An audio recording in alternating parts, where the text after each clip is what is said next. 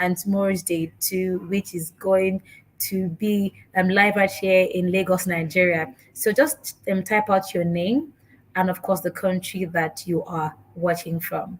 So I'll be looking out at the chat section and just, checking out, watching out for you, because I would love to meet you. Again, I love to meet people. It's usually exciting when I get to host Pan-African events.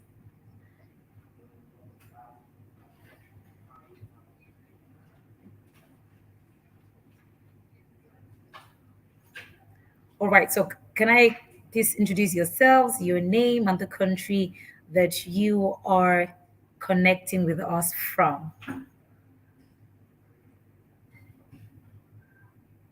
Okay, some destinations won't be able to get comments. All right, but if you can just type your name, just let me know if you're in Nigeria. Let us know where you're coming from. It would just be really nice to connect with people, all around Africa. But without further ado, I'd like to bring up our convener for this beautiful morning. I mean, it's just a delight to always work with her. Trust me, I'm honored. I mean, I worked with her, previously in her ministry work, and also with, TAAS, and, being live with African Government Stakeholders Engagement Forum is indeed a honor. Ladies and gentlemen, if you know that your hands are not too busy, even though we know that we're not going to hear you, but from whatever country you are connecting with us from, please make some noise. Celebrate the president of African Government Stakeholders Engagement Forum, Just eBay. Please celebrate. Please put your hands together as she joins us live, and she's going to take her remark. Thank you. Ma'am, can you hear me?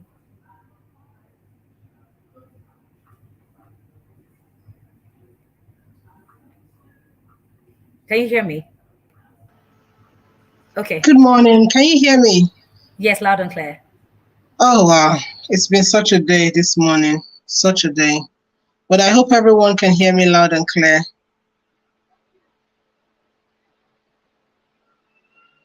Hello? I want to believe so. Okay. I want to believe so. Yes. What about Yes. you, Jadis? Okay, and Yes, you I can can. hear, you can see me correctly? Yes. Clearly and correctly. Fantastic. Okay. I think we'll just go right into it. We had such a rather rough start this morning, but I'll just go right ahead. I'm happy that today is happening. And I want to say a very good morning, distinguished guests. I want to take this opportunity to recognize the heads of states, the giants of industries, members of the press, and other distinguished ladies and gentlemen representing the elite of the African agroeconomic space, both present physically and participating online. It's a privilege to welcome all of you to the African Government Stakeholders Engagement Forum AGSEF Conference 2023. As I begin, I want to paint a picture in your mind of what is possible, especially if we look at the current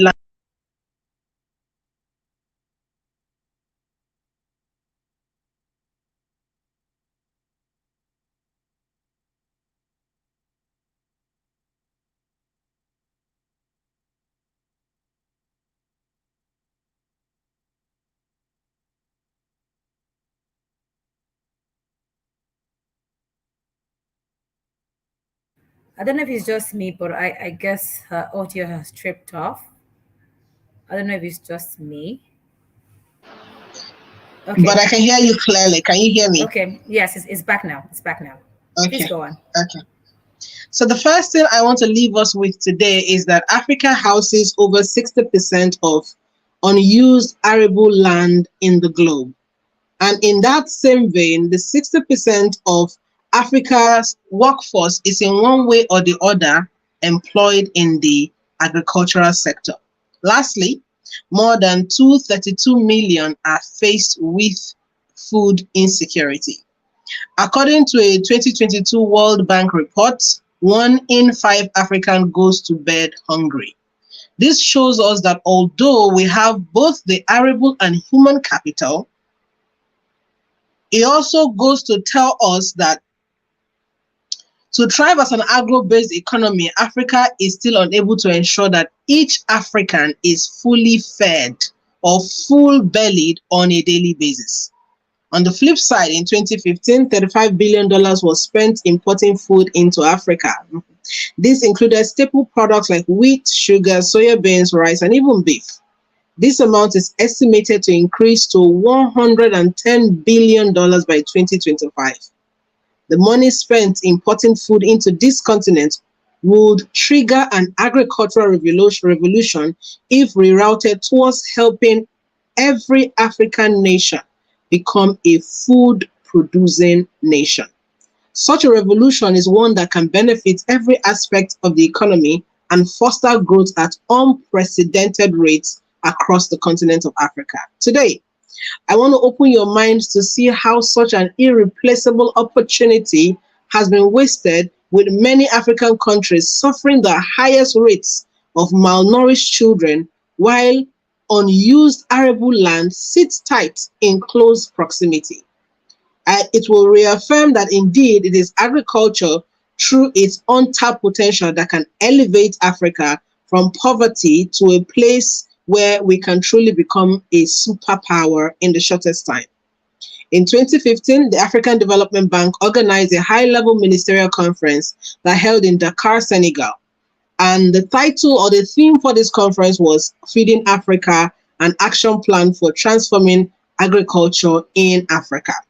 After that meeting, the AFDB promulgated the Agricultural Transformation Agenda, ATA. The goal of this agenda was to put behind the commitments made by African leaders within the auspices of the African Union in 2014 to accelerate agricultural growth in Africa by 2025. This agricultural transformation agenda sought to ensure that Africa could be transformed by 2025 through a large-scale exporter of food products to enable a turnaround in the continent's economic future. It supports the realization of key sustainable goals through transforming the African continent into a giant of agriculture, and also by leveraging a large-scale exportation of agro-allied products. The agenda forms the basis of our examination today of Africa's potential to be the supplier of food to the rest of the world. The opportunity, the resources, the manpower, and the favorable weather we are divinely equipped with must now be combined with appropriate structures and policy to ensure that indeed Africa can feed Africa and feed the world. Although, as a continent, we have been hitherto nonchalant towards our agricultural sector, a paradigm shift must take place so that we can begin to view agriculture as a trump card to quickly lift Africa into a place of prominence in the global arena. There are four key pillars of agricultural transformation agenda that specifies that there are four goals. Number one, to contribute to the end of poverty. Number two, to end hunger and malnutrition. Number three, to make Africa a net food exporter. Number four, to move Africa to the top of export-oriented value chains where it has a comparative advantage. This discussion will focus on the first two prongs of the ATA, which looks exactly on how Africa can feed ourselves before we begin to think about feeding the world. In addressing these two goals, the two goals are ending poverty and ending hunger and malnutrition. We must first ask ourselves what is necessary, what is urgent, and what is important. And this is because it must be the first call to ensure that even when we focus on agriculture, we will focus on it in a way that it can catalyze and end poverty for Africa as a whole. It's interesting to note that the 60% of Africa's workforce who are employed in the agricultural sector are still many times unable to feed their own families. The irony is not lost on us to believe. So, in beginning to address the role of agriculture in feeding Africa, the farmers who are the first key in regenerating agriculture as a solution to the woes of Africa must first be aided before they can aid this greater good of feeding Africa. Every government owes it to the farmer to ensure that they have access to the markets to sell their produce. in order to ensure that they have enough income to support their own families. This means that there are to be programs to ensure that when produce is available, there's access to buying markets, to ensure that the cycle of demand and supply is not truncated. Africa has the lowest number of GAP certifications required to export produce and food products to European countries. These farmers, they need support. These farmers, they need access to the right kind of seed to ensure a bountiful harvest that can feed themselves, their family, and still sell for profit. So one of the important roles that the African government should play is ensuring that every farmer is registered in a cooperative society as a touch point through which the needs of the farmers can be heard, and the supply capacity building resources like seeds, farming implements, access to technology that would aid mechanized farming. That would also improve farming techniques used in subsistence farming and ensure that every farmer is accounted for and can be tracked by the relevant ministry, that is, the ministries of agriculture across the different countries in Africa. The focus on the farmer is important because this is the foundational step to ensure that Operation Feed Africa, Feed the World is not hindered before it can really thrive. The African Development Bank has made it clear that governments should prepare structures committed to at the Malabo 2014 African Union meeting for the heads of state. And these structures, it means that these farmers will have access to seeds, transportation in order that they can get their products to the market, and then they can also get access to information on treating farming as a business, not just as a tool for survival. It is also noted that farmers should be taught the basics of running a business in order to ensure that profit is accruing to their account every time the season of harvest comes. Additionally, governments are responsible for ensuring that enabling policies are in place to aid farmers access finance to expand their farming on the African continent. In this, Nigeria has led the way through its NISAL initiative, Nigeria Incentive-Based Risk Sharing System for Agricultural Lending. Is a $500 million non-bank financial institution wholly owned by the Central Bank of Nigeria, created to redefine, dimension, measure, reprice, and share agribusiness-related credit risk in Nigeria. The Central Bank of Nigeria partnered with several banking institutions to ensure that small-scale farmers had access to credit facilities to ensure that they could increase the profitability of the farming outlet.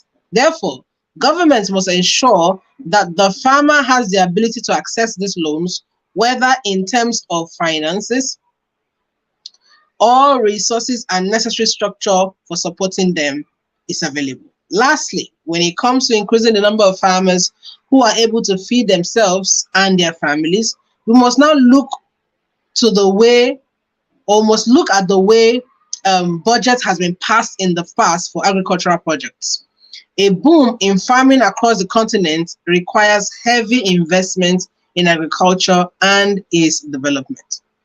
Before the second stage of exportation, internal revenue is required as a tool to take the continent forward in its goal to generate sufficient food to feed itself. It's important to note that one of the requirements of the ATA promulgated by the African Development Bank is that every African country should commit at least 10% of its annual budget to agriculture. In these three ways, the goal is to reduce and eradicate poverty through agriculture. And of course, we can immediately, as African continents, African governments set this in motion. I would also add that it is now even more pressing that this is implemented with an upward review. Consequently, it is my recommendation that every African country commits at least 17% of its annual budget to achieve the goal of ensuring that Africa becomes the food basket of the world. The second goal promulgated by the ATA is to use a focus on the agricultural sector to end hunger and malnutrition on the African continent. You heard me mention earlier that this must first begin with the families of those who are directly involved in the agricultural sector. But we must now cast our mind to how this affects every African, whether they are or not involved in the agricultural or the agro-allied industry. This also requires steps to be taken by the government to ensure that where produce is available in one area of the country, a network of supply chain is implemented in partnership with the private sector to ensure that every part of the country can benefit from the goods and produce grown locally, regardless of the distance from the farmlands who produce it. This indeed requires large-scale investment in transportation to adequately convey perishable food and their byproducts within a limited time frame and ensure that they reach the market in time. This also requires that African governments prioritize farming when planning to ensure that multi-stakeholder projects across board are prioritized because they are direct benefit to feeding Africa, ending hunger on the continent, and this indeed is a prerequisite for becoming the net exporter of food. This equally requires governments, the private sector, and small medium enterprises to work in tripartite agreements with the goal of ensuring that when the farmer produces, there's a value chain through which the primary commodity can be transformed into upstream products, which can easily be transported across the nation. This ensures that every part of the produce is being used to increase profitability in the agricultural sector investment and will serve as a catalyst to end hunger and malnutrition in the African context. Additionally, African governments in doing so should partner with transportation businesses to invest in food trucks, cold room facilities, storage rooms, amongst other things in strategic regional clusters where food can be stored and transported without loss of harvest due to a lack of electricity or poor transportation, or worse still, inability to access these markets or offload the goods that are received from the farmers. The next step in ensuring that there is an end to hunger and malnutrition on the African continent is to support young graduates who lack employment to invest in agriculture as a source of livelihood.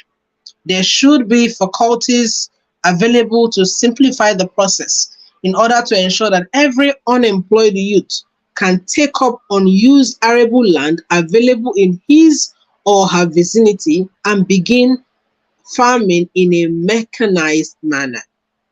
The final step to address in ending hunger and malnutrition is addressing inflation and the effect on the cost of goods and services. When the food is being produced locally rather than imported, it becomes easier to beat down the rising rates of inflation. Locally grown produce is more accessible and affordable for those with limited resources. Coupled with the use of geo-mapping to ensure that there is a database of products being grown in different regions of every country, it becomes an easier task for the relevant ministries involved to direct the necessary produce to the areas where they may be needed, and by this mitigate hunger and malnutrition in that space. In addition, there must be an understanding that ending hunger and malnutrition is of direct benefit to all of Africa. This is partly because the burden on the healthcare system due to malnutrition is huge, and it's a huge drain on the continent's resources. The burden is greatly reduced by investment in agriculture through building interstate and regional roadways, geo-mapping and credit facilitation to enable more farmers take on unused arable land and increase their output. In turn, this ensures that the burden on the other parts of the economy is reduced, as the revenue from agriculture will inevitably increase through this investment. It is true that the investment necessary to achieve these goals are Herculean at first, but to ensure that the long-term benefit to Africa will more than compensate for the short-term inconvenience. When the African populace no longer struggles in ending hunger, we are now positioned to turn towards the global stage and begin transforming Africa into a net food exporter and the food destination of the world. I believe that we have a lot of work ahead of us, both at the private sector level and at the government level. But we can take it one step at a time by addressing the concerns raised today and in our individual places, identifying what we can begin to do with the different conversations that would happen at the AGSEF Conference 2023.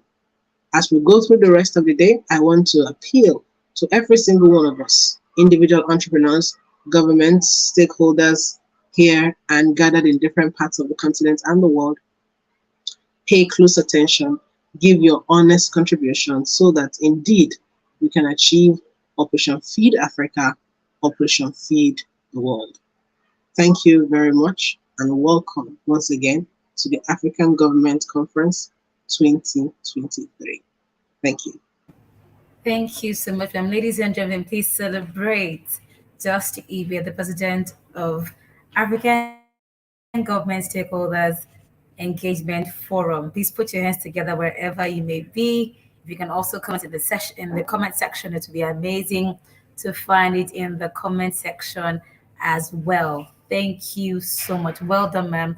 And of course, I'd like to call on the co-convener for today's event, Edith Ngage. I hope I got that correctly. Is Edith live? Is Edith on the call? Okay, all right. That's going to be all right. So we're going to play that now. One of the partners behind Can we AGSEF. start from the beginning, please? Thank you. Okay. Welcome to AGSEF 2023. My name is Edith Njage, and I currently serve as Chief Steward of Ariel for Africa, one of the partners behind AGSEF, which is the African Government Stakeholders Engagement Forum.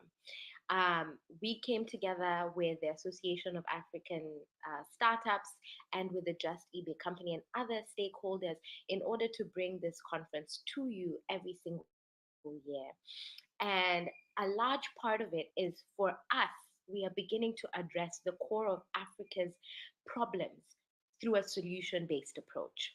So every year, we put together a pool of speakers from East Africa, West Africa, North, South, and the diaspora, as well as Central Africa. And we come together to discuss Africa's key challenges, not from a problem perspective, but from a solution focus. And our reason for doing this is we believe that there are solutions to these key challenges that Africa faces.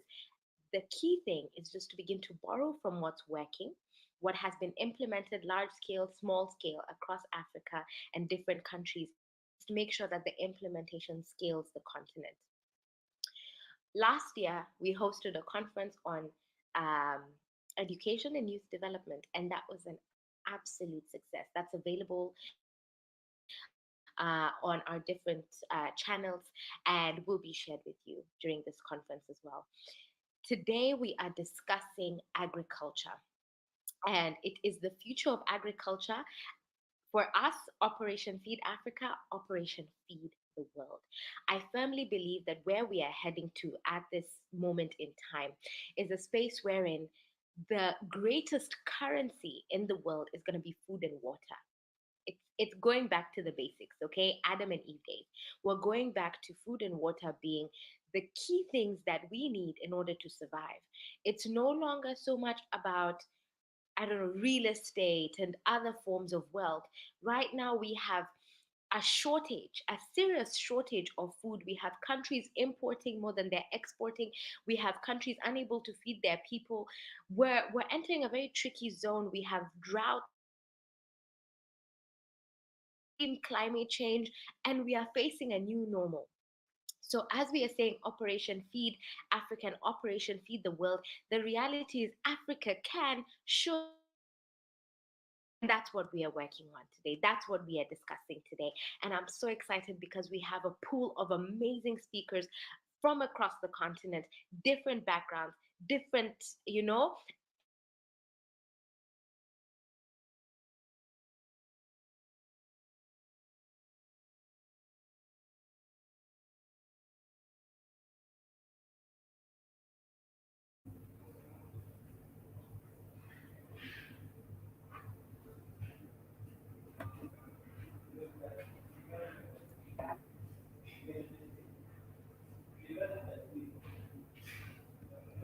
Okay, I want to be sure if everyone can hear the video. Can we all hear the video, please? Let's know. And can I get comments in the chat section, please? Thank you. Or is the video frozen?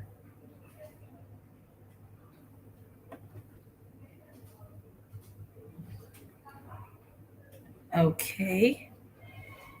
Okay. All right. Fantastic. So we'll move quickly to the thematic areas. Hello, ma'am. Madam Just. Okay. All right. I think that. Okay. Fantastic. So we'll just move quickly to the thematic areas shortly, and we'll start with digitization. And I believe that Ajola Jalao is on the call. Is Ajola on the call, please? You can put her on the spot or him on the spotlight. So it's time for us to move to the panel discussions right ahead. I believe that, just from what, you know, Madam Jost has said, we need to, first of all, because I mean, you cannot have, or you cannot give rather, what you do not have.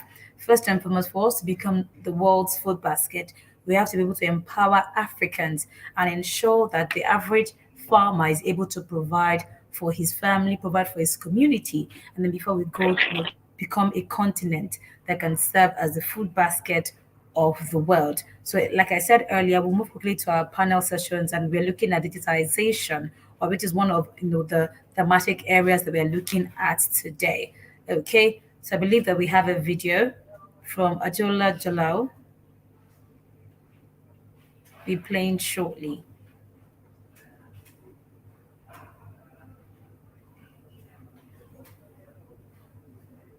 Okay, maybe we'll get that again.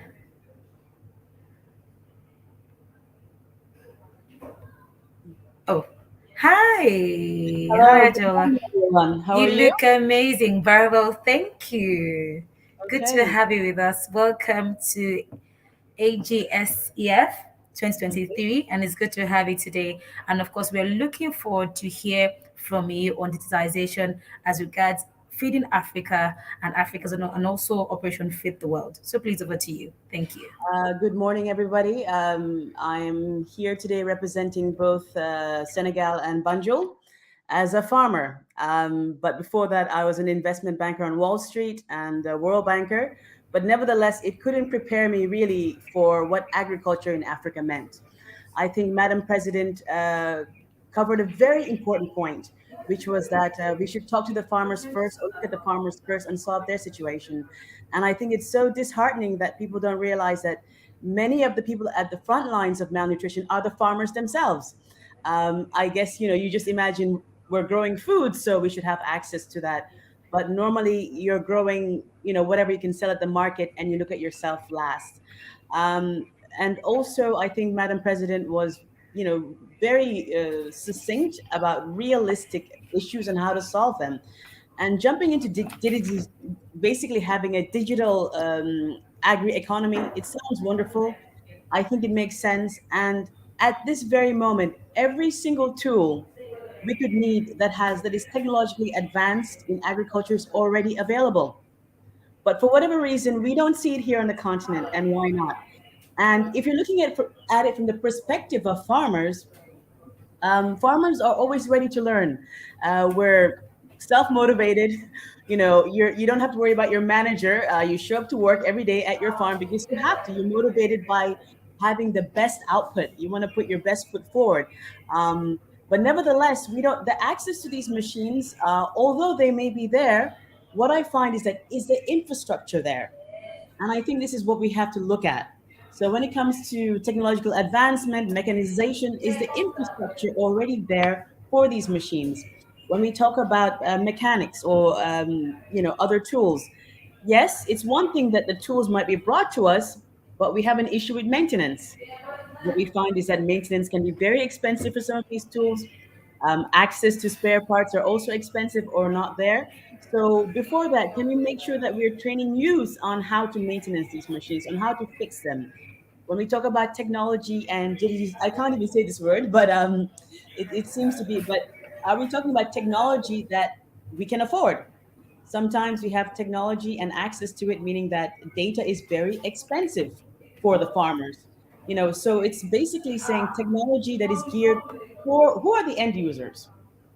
So if you're creating something for the farmers, you should think about it from the user's perspective and saying, how does it benefit them?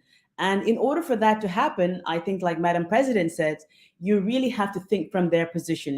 Governments and agencies and the private sector need to be where the farmers are. And what I found very interesting as a farmer or with my colleagues, most of the time we know the solutions to our problems, but there is a bit of a rift between who can we connect with, who can we relay this to, and how they can basically turn this into a solution for us that makes sense. So if it's an application you're creating for farmers, does it consume a lot of data? How does it make sense for us? How does it work? You need to explain it to me as a farmer. The bottom line, how is it going to benefit me financially and overall? But I think really, as we talk about anything, we have to ask ourselves, is the infrastructure there? And this is a realization that we had as Grow Her. We built an amazing infrastructure. I mean, I'm coming from a very private sector background. So before you do something, you got to make sure you're really well set. And we thought we had it in the bag because, we have a great infrastructure on our farms. Now we realize that agriculture and farming is not a one farm thing. As soon as the produce, before it has to leave the farm, there needs to be an infrastructure of roads, good roads. When it comes to electricity, it has to be affordable. It has to be continuous, meaning that can we, even for a short time, keep our produce in a place that it can cool off? Because again, the realities of our environment. Yes, we have soil, we have tons of solar energy, but I feel that many of the times we talk about mechanization, but we're not realistic. How do we take that tool and say, guess what? Look, this tool might have been invented in another country, in another part of the world. How do we adjust it to the very real environmental situation, the climate? Whether it comes to rain, to rust. So these are some of the very realistic and doable factors that we should consider even before we jump into the other one. Because although we're talking about mechanization and everything else, that's correct. But I found that every time we can bring in new machines or new tech, why is it that it's not sustainable? Why isn't it sustainable? So because we don't have the tools to sustain it ourselves. So this is also very important when it comes to training youths, training just about anybody, because the agribusiness bandwidth is humongous. You don't have to be a farmer, but guess what? Farmers need technicians, and sometimes it's very difficult for us. So I'm all for mechanization. The digital agriculture makes more sense. It's faster, getting in touch with our consumers. But at the end of the day, I want it to be sustainable. I want it to be affordable, and for it to make sense for those that will be using it, which is the farmers, the African farmers. All right. Thank you so much, Shallow. Please put your hands together for her, please. Thank you so much. I mean, just like you rightly said, it's really, really important that even as much as we want to empower these farmers or these young people, they need to have access. I mean, it's one thing for you to show me the technical part of it to help me to understand the digital side of agriculture. But then what if I can't even afford the phone or even afford to get data on my phone? So all of these things are very, very important. Thank you again, Ajola. I hope I'm correct. Thank you. All right. Thank you so much. So we'll bring up our next speaker. Thank you so much. All right. No, before she goes, I think I want to ask a couple questions. Okay. Ajola, thank you so much for your contribution thus far. You mentioned some things I find very interesting, and that's because in one of the interviews I had with one of the other panelists, he did mention the same thing, that we have some of these machines imported into the country, but the problem is manpower for maintenance. Exactly. So I like to think about solutions. How do we drive solutions for issues like this? Is it possible for people like you who already have some level of connections with the international world, coming from where you're coming from, Wall Street, investment banking, to enter into specific partnerships that bring in skilled technicians to train local technicians within the continent? So it becomes almost like a training school or an institution where we are skilling up our workers, or even skilling our workers with this particular intention in mind, because these problems are not going to go away if we wish it. Somebody would have to step in there and get the job done. And so as I speak to you, I'm speaking to everyone who is going to be a part of this conversation to see we have a skill problem. Can we identify countries who are very skilled in terms of this machines and its repairs, and bring them into the country, bring in 1,000 people and say, in the next 1 year, let the only thing you do with these guys be to skill them up. Then after that, we begin to place them as interns or as staffs in different farms across the continent. This in itself is a solution that a farmer can begin to look into. And Ajalo, perhaps that's just something you can also start looking at in terms of how we can solve these mechanization problems. Yes, Madam President. So 2 years ago, I had this conversation. This is actually with German representation because they're very good strong at technical things and following through. Now, what we found to be a block was the political will, because unfortunately, this conference and everything it represents, it's about changing the image that the world has had of Africa, that even Africans have had of Africa, which is that there is this hesitancy to invest wholeheartedly. Yeah. Wholeheartedly, because when I speak to various companies from Germany or other, there's always this hesitancy of investment risk. And I say that, look, you don't have a choice. The place where it's at is Africa. It's now or later. But nevertheless, it's to change the mentality, and we need the political will, meaning that our governments need to create basically an environment which is really business enabling. And also I think this comes on about issues about democracy, issues about saying that there's a rule of law, and these are all other factors that give confidence, let's just say, overall. So I think, when we say engaging on the political side, some of these agreements can happen between my farmer, my organization, and a company, because on the higher tier, our governments haven't signed certain trade agreements. It's really about trade these days. Nobody's interested in aid. It's not going anywhere. But there are trade agreements that have been called for. And sometimes it's as simple as making sure our representatives, our ministers, show up to these meetings. Simply put, show up and sign the document, and this enables trade.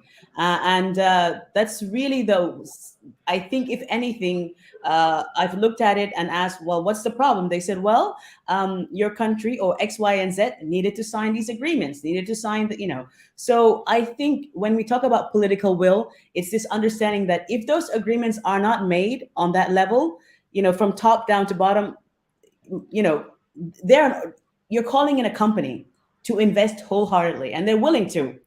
Because I always say that, look, at the end of the day, growth is in Africa, whether it's our population, whether it's our infrastructure. Quite simply put, there aren't any more roads that need to be built in Europe or in America or any other part of the world or anything else. So for the most part, there's a saturation of business, and anywhere else, it's really here. But we need the help of those that are representing us to say, look, we need you to sign these agreements. We need you to show up on behalf. And I think if the private sector, anyone can remind them, because I guess they have a lot to do. And I'm a firm believer that government can't do everything, and they shouldn't do everything. We can all do our part. But really, sometimes it comes up to just them showing up and signing agreements that will benefit us, because that's leaving a lot of trade financing on the table. So this is the issue. But we don't give up. So that's basically Thank you, Ajalo, for truly highlighting this. I know that the AFDB president in 2015, I believe, brought them into a room. Yes. And wanted to get them to commit to say, let 10% of your budget be towards agriculture. Exactly. But you see, one of the things I see about conversations or high-level delegations like this or like that is that ratification on paper is just paper. Exactly. Until there's an implementation partner. So right. here's where I'm calling for, and this is me speaking to governments across the continent. I'm calling for a heightened level of synergy between the public and the private sector. Mhm. Because quite frankly, like you said, the government is not expected to do everything. There's meant to be a synergy between the government and the private sector so that we can with ease Right. implement the things that are signed or ratified in terms of agreements like you mentioned like this. My hope is that we will continue to for lack of a better word, bring in leaders who are definitely passionate about agriculture. Because it's one thing to have these problems, it's another thing for the government of the day to be passionate about it. Right. A lot of African nations, well, like my country, they love oil. Everybody's about oil and oil and oil, which is great. Yes. But it's no longer news that if we don't pay attention to agriculture, we just may hit serious famine. That's exactly true. You see, so I hope, and I truly, truly hope from my heart that the governments should now begin to pay attention to agriculture. Earlier on, when I was speaking, I had mentioned that one of the things that governments can begin to do is because there's a large statistics that says that 60% of unused arable land is in Africa. Right. And we also have one of the highest rates of unemployment globally. Right. So that's to say that if our undergraduates or our young graduates are skilled in terms of what they need to know to start agricultural businesses, we can assign them to plots of land. Say it Uh, is unused. It is that's free. You want to say something, right? Yes, I did. You're right about that, Madam President. But I think that sometimes where we lose the youth or anybody else in the conversation for agriculture, 60% of arable land. That's true. We have water. We have all the resources. The motivation in order to get the youth to be vested. What do farmers want? Profitability. And I think even if the skill, our youth are well trained, they want to learn, they understand what's going on in the world. They have the most democratic tool in their hands, which is a telephone. Whether it's an iPhone or a Samsung or Android, you have the most democratic tool that gives you access in real time what's happening. But at the end of the day, unless green jobs become profitable, meaning that I can earn a sustained and dignified income, I can build a house. Okay, fine. Maybe not build a house, but there's another question here. It said, what do farmers want? The same thing as everybody else, meaning that I want to have ownership of a home. Can I have a mortgage? Can I, take care of my family? My children can go to school, take care of my mother. So up until that is really looked at and it becomes a profitable endeavor, you can't call anybody to it. I can't have a vested future-minded thinking if I can't build a future on this agribusiness or agriculture. You can give me the land, sure, and then what? So I need to be vested and basically link that. Look, this is part of my future. This is a career in which at every stage I'm building myself. I'm building my family. I'm building a legacy. I'm building a career because there is room for growth in agriculture. But unless there's already profit, unless there's a dignified job, meaning a dignified income, sorry. It's a dignified work already, but it's an income. So I think really this conversation about what are our farmers earning? What is the average across the regions to understand this and what do they do? And that's why I liked your opening remarks because they were very realistic about making sure that those that are on the front lines are okay, that they're more than fine, they're okay. And then guess what? Now they can begin to engage on innovation. They can begin to engage in other things. But you can't have agriculture without people. It doesn't matter how digital you are, how technologically advanced you are. It's just one of those industries that it's with people. Now, when you call the people to agriculture, you want them to stay. And for me and anybody else, if I know that I can take care of myself and my family there, I'm going to stay. I'm going to take care of it. I'm going to make sure it grows. I'm going to make sure whether there's a outside turmoil or what's going on, I'm going to take care of that. And I think whether it's just the farmers, whether it's companies coming to Africa for work, I'm always saying that, look, you have to look at the situation and understand that when you have employees, you have to look at their entire wellness. It's no longer about just providing for a salary because the infrastructure is not there. So really, This needs to be considered. And if agriculture start and green jobs, really, there's tons of green jobs, tons of green jobs. But if you're going to call any graduate or anyone who wants to study, it's like, well, why am I on this path? Why am I doing this? Because I can have this dignified life. I can provide for myself. So really, when green jobs become profitable, I think, yes, we have the youth, we have the people, but get them vested, and that's where the will makes all the difference. Thank you so much, Ajalo. So I know you probably weren't prepared for this question I'm about to ask, but I have to ask it anyway. You're Go a ahead. young girl Yes, in agriculture who left what some people consider a dream life that's right. to come back home to Africa. Tell us, Yes. what's the story? Tell Okay. us the story. The story. So the thing is, I always wanted to do agriculture or something like that. I grew up going to my father's farm, although he was a civil servant. My mother also loved things with nature, but it's what I loved. But nevertheless, I had an opportunity to travel abroad and go to school abroad, and that was really a chance. And I think most of the time, when you have a chance like this and people look back, they tell you, look, in Africa, you need doctors, you need lawyers, you need anything else. But I never once saw a farmer that I wanted to be like. Never once did I see a role model for a farmer that says, "Oh, that's me. They're living a good life. That this is something I would like to become." And I remember that already on the second day of university, I was sitting in the quadrangle, which is the big green, and I was there with some of my friends or the people I just met, and I said to them, "Look, you know what? I need to be at the Scottish Agricultural College. This is not for me." But I didn't have the confidence. Maybe my parents would have supported me, but I didn't have the confidence to basically take that other path because I didn't see it. It is not a curriculum. When children are in school and they're having a career day, you rarely see anybody saying that I want to be a farmer. You can be a fireman or anything else. And I think for me, it was always part of who I am. I was drawn to ag projects, whether it's at the IFC World Bank. Anytime we were talking about investment, I remember being on the fixed income desk at Bear Stearns, dealing with other deals. And I'd be discussing to the guys there, like, what the riskiest investment is agriculture. And that's true. So, but I think finally it all came together when I lost my partner and when I lost my husband. And I thought, wow, okay. I realized that everything's okay. He was fine, everything was fine, and then this happened.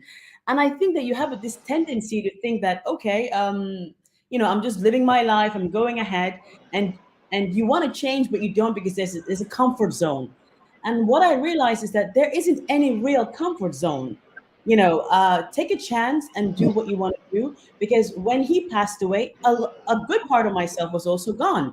I had identified, it's normal. You identify yourself with your partner, with your husband, with your family. And I think that we have this tendency to believe that, we're just here and at some time, but already life is a risk. Every single day we're here. And I said, you know what? I've got to give myself this chance. And I think that was the emotional and psychological catalyst. And I think for me, at the end of the day, I also realized if you're selling a car, once you sell the car, it's gone. It's done. That same person that bought maybe a Mercedes Benz AMG or G Wagon will not come back and buy another G Wagon. But guess what? The guy with the G Wagon, the woman with the G Wagon, they have to eat every single day. It doesn't matter who you are. It doesn't matter what is your political affiliation. It doesn't matter. You have to eat every single day. And I said, there's nothing less risky than that. That is a guaranteed recurring sales. I've never seen anything like that. So now finding myself as a widow, having to support myself, thinking agriculture is an industry where it's really flexible. Taking care of a family, being able, you're still working for yourself. But the way I did it is that I wanted to create jobs for other people, because at the end of the day, I was lucky enough to be somewhere else. But guess what? No matter where you are and you're coming from Africa, you're always going to be from Africa. There's no way that you're living comfortably abroad anywhere else without facing whatever's happening on the continent. And that goes out to the members in the diaspora. You are not disconnected, or there is no rift between yourself and what's happening on the continent. Because at the end of the day, Absolutely. when you're working, your salary, there's a percentage that has to go back to the continent. Why? Because the infrastructure we need is not there, the jobs we need is not there, the skills aren't there, the education. So all of these things, it really makes sense to finally fix the problem at home, finally and once and for all. So if you look at the amount of money that's moved by the diaspora alone, it's just as shocking as the amount of money we spend on imports. So these are all these other things. So for me, coming back was twofold. It was like, one, this psychological need that I wanted to do something finally that I maybe was scared of, but I believe, look, just go ahead, create a living for myself and my family, but also other people. So for me, this is really the catalyst, and I couldn't imagine doing it anywhere else.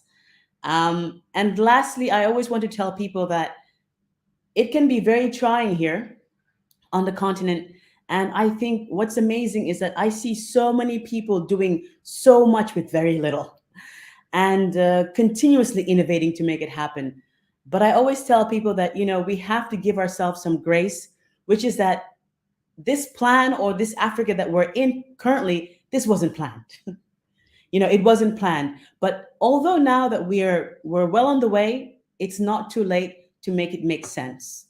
And I think that when it comes to agricultural industrialization, when it comes to any kind of urbanization, at the end of the day, we have an opportunity to get it right because we've had an opportunity to watch other people do it. We know what industrialization can look like. We know what disregard for the environment looks like. We've seen it in other countries. So we don't have to do the same. And the fact that we're coming along now, guess what? We have a chance to learn from somebody else. We don't have to make the same mistakes. But really, this is my story. And that's it. All right, ladies and gentlemen, please put your hands together and celebrate Jola Jalo, please. Celebrate, celebrate, celebrate.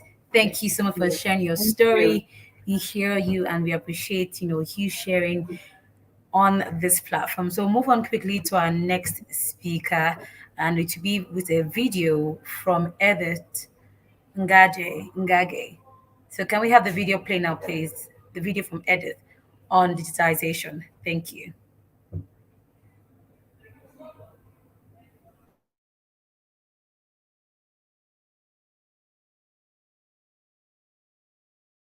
Okay, so now we're jumping into the digitization panel. When we talk about digitizing different parts of agriculture, we're essentially talking about how do we make agriculture more efficient? How does it become, how do we start talking about CRM systems for clients? How do we digitize the parts of agriculture that otherwise have been very tedious, be it on the business side of operations or in the actual agriculture itself? And these amazing, amazing speakers are going to be breaking it down for us on how this digitization is more cost effective, is more climate safe, will allow us to produce at scale, and will actually increase our final output. And this needs to be part of the conversation that's happening, because right now there's a lot of tedious work that goes into agriculture that's not necessarily necessary, if that's English. Not necessarily necessary. And because of that, we have a limit to how much we can do as the African continent in this space. And we have a limit to what we can achieve as Africans in this space. So we need to have more done. And the way to get to that is through digitizing a lot of our processes and systems in the agri space. Okay, stay tuned, enjoy, be interactive. Sharp. Okay. All right. So that was really quick and short. Now I would like to bring up Madam President, Just eBay, for her speech on digitization. Over to you, ma'am.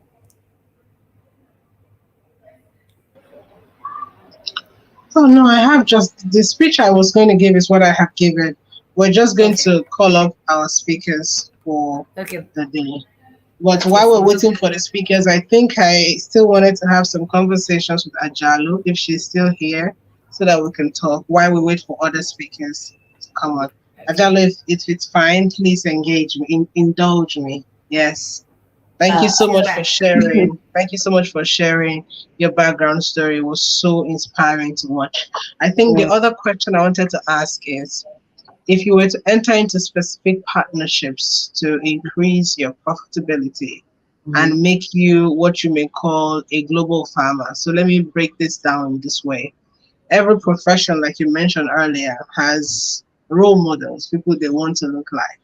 Mhm. Okay. Say if you're a cosmetic surgeon, you're looking at how to be like all them Hollywood doctors. Mhm. So if you were to paint an ideal picture of what a successful global farmer from Mhm. Africa should look like, show us what that looks like. Well, I think even before the global portion is established, I think that if you are a singular farmer or farming on a large scale and you have a big vision, meaning for management and business, it's really important to basically engage an outgrower scheme. This is important because one thing that people have to realize is that it's about consistency. So before you can become a global supplier in anything, is that are you consistently supplying quality? So saying that, you know what, fine, on our farm, this is how things work. We've implemented quality controls. We make sure that, we have the same green pepper all the time. But how do we make sure that we have a consistent supply? So let's engage outgrower schemes and get them involved because there are other farmers. Agriculture is big enough for all of us. Getting them involved and then teaching them how to grow the best green pepper, that looks exactly like ours, that has the same guidelines. Because at the end of the day, the global market has a consumption need, right? That needs to be fulfilled at every single time. So for me, this is the first thing I would do. The second would be also storage capacity when we talk about global, because at some point you have to move from wherever I am to anywhere else. Am I moving directly from the Gambia and Dakar by port? Am I moving by air freight? The question is, what is the most sustainable route? And then checking the diagnostics. Hello? Hello? Oh, I We can't. can hear you. Please go Yes. on. We can hear you. Okay. So the most sustainable. Oh, you can't hear me, or I think we Okay, can't. I I can think hear you. I thought It's a bit Madam President wants to say something. No. okay. What is the most sustainable route for this before you can think on a global platform? So once you've set yourself up like this, it's really easy to have a continuity. And I think if you want to be a global player, there needs to be a continuity in your business, in the quality you produce and consistency. I am asked over and over again, do you grow everything? And I always say, absolutely not. I'm not interested in growing everything. I'm interested in growing things that one, the market continuously needs, meaning all throughout the year, and also that has a high profitability rate, and it's less susceptible to damage. So these are the things I'm thinking about when I think about business and farming. But really, it's about building the network first in Africa, meaning that it's not just my farm that's operating, that we're building a brand and that you have an outgrower scheme that follows the same guidelines because it makes sense for them too. Meaning that you don't have to handhold your outgrowers. They get it. They say, you know what, when we grow green peppers like Grow Her tells us, everything gets picked up. We know that we're getting paid. We know that this is being sold. And most importantly, it's also when we talk about global, a big market that we don't look at is just trade within ourselves, within African countries. Trade within African countries. And the question I is, agree. what are we actually selling? I always say that I'm not interested in growing blueberries in the Gambia or in Senegal. It doesn't make sense for me. Where's my comparative advantage? And now you're in a world where people are interested in having different tastes. We're becoming more vegetarian, thinking about plant proteins. We have an amazing resource for this. The normal species we had, that when it comes to plant species and what we used to eat and grow, there's a big shift now to say, look, can we discover new plant species? Can we try other ancient grains? And we've had this advantage all along. How do we bring that to the world? How do we introduce that to people in other parts of the world? I remember sitting here and I really like plantains. I love them. And I couldn't believe that when I ordered at the restaurant, they didn't have any. They said there's a shortage. And I said, how is that possible? Like there's a shortage of plantains. I said, how is that possible? But that's the reality. So this is a huge market we're missing. So when you say global, for me, I'm like, yes, as a global player, imagine that you're already saturated in the African market, meaning that I have plantains I'm producing to the point where now I can export. And when we talk about export quality and local consumption, it has to be the same. It doesn't make sense to me why I should now put all my energy into export quality and locally, what am I consuming? What am I selling? I think this is a mentality to understand that we also in Africa have an ambition to want something good for ourselves, to want something better. I want the best looking one. Because what I found when I work with partners who are at hotels and other places, they say, AJ, we want very much to buy locally. I'm like, of course. But it's in their interest because when their guests come, their first opportunity at getting to know a country, every time it's food, it's at the plate. That is your first real interaction when you visit. And look, the people coming, it's either euros, dollars, whatever currency they're bringing in. That's already export. That's already foreign currency in one way or the Yeah. other. So for the hotels and all the restaurants, it's about the best foot forward. So this is why it's important that we have the infrastructure where we're already growing export quality that's being sold locally. So I don't want to have a differentiation. I want to be at export quality every single time because it's just cheaper for me and it makes more sense. And I think that when we look at the recommendations, the guidelines, and the documentation that's necessary in order to export, I think that we need to have a sit down and we need to renegotiate these terms realistically. I Uh, love that. some of this documentation can be $100,000 and upwards. That Thank you hundred so much. somewhere else. Okay, very well. I can go on, but it's so that's very well. I wanted to, oh, there are lots of questions in my heart. I love how you're giving me exactly what I want to hear. Very And it well. just makes me feel so, yeah. So the next question I wanted to ask is, Mhm. how has the internet in any way helped your business? How has digitization helped your business in any way? Okay. So for me, I always felt that uh, farmers rarely leave their farms, except for me. I leave the farm. I'm lucky enough to be on stage and to even have this platform to speak. But farmers rarely leave, and there's a disconnect sometimes, even for farmers to move from their farm. Sometimes government has great policies. They've put together wonderful packages for farmers, but guess what? The farmers don't know about it. They don't even know how to access it. They just can't. If you imagine the cost it takes from a farmer to move physically from their farm and go to the ministries, someone like myself, I can do it, but the majority of my colleagues can't. That's already number one. So for us, just the internet and the information that we're able to share with our members, it's unbelievable. When it comes to dealing with organic methods of pesticide, or saying that, guess what, the government has a new policy, or they're basically it's a matching fund, or this has really been a catalyst. But I think the biggest part for us so far, no, there's several things. One is having a borehole that's connected to my iPhone. So wherever I am in the world, I can just sit and find out the situation with my borehole, which is a huge investment, very expensive, but it's necessary. If you can't have water, it's not possible to do anything. So for me, this was one of the biggest things about, a digital agriculture, that, wow, I can monitor my borehole, see what's happening with it, when it needs maintenance, all these other things. It's very important at any part in the world, and it allows me to do other things. But I think also, if anything, the mentality of agriculture, meaning that talking to the people that we need to talk to, which is young people, basically getting them to say, you know what, we're on board with this. We wholeheartedly choose and want to do it. And I think, if anything, this interface, being able to speak with them, be able to speak with, connect with other people that are in the same field, but I think really there's so many applications that are coming out, but they have to be more user friendly. So I think for me, the borehole, basically being able to connect things with my phone, you can do irrigation systems and timed irrigation systems. This really makes a huge difference because it's just too busy. Life is just simply too busy these days. So I think for us, really, digital makes sense. It's also cheaper. It's simply cheaper. So for me, overall, this is what I've seen, and there's just so much more that can be done.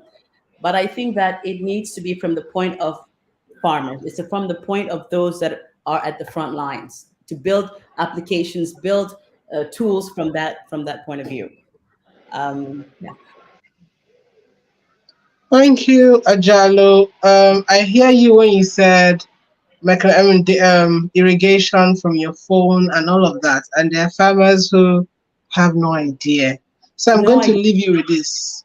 I Okay. want to task you with Okay. at least helping 10 farmers within your locality to Okay. achieve Fantastic. what you have achieved with digital. At least 10.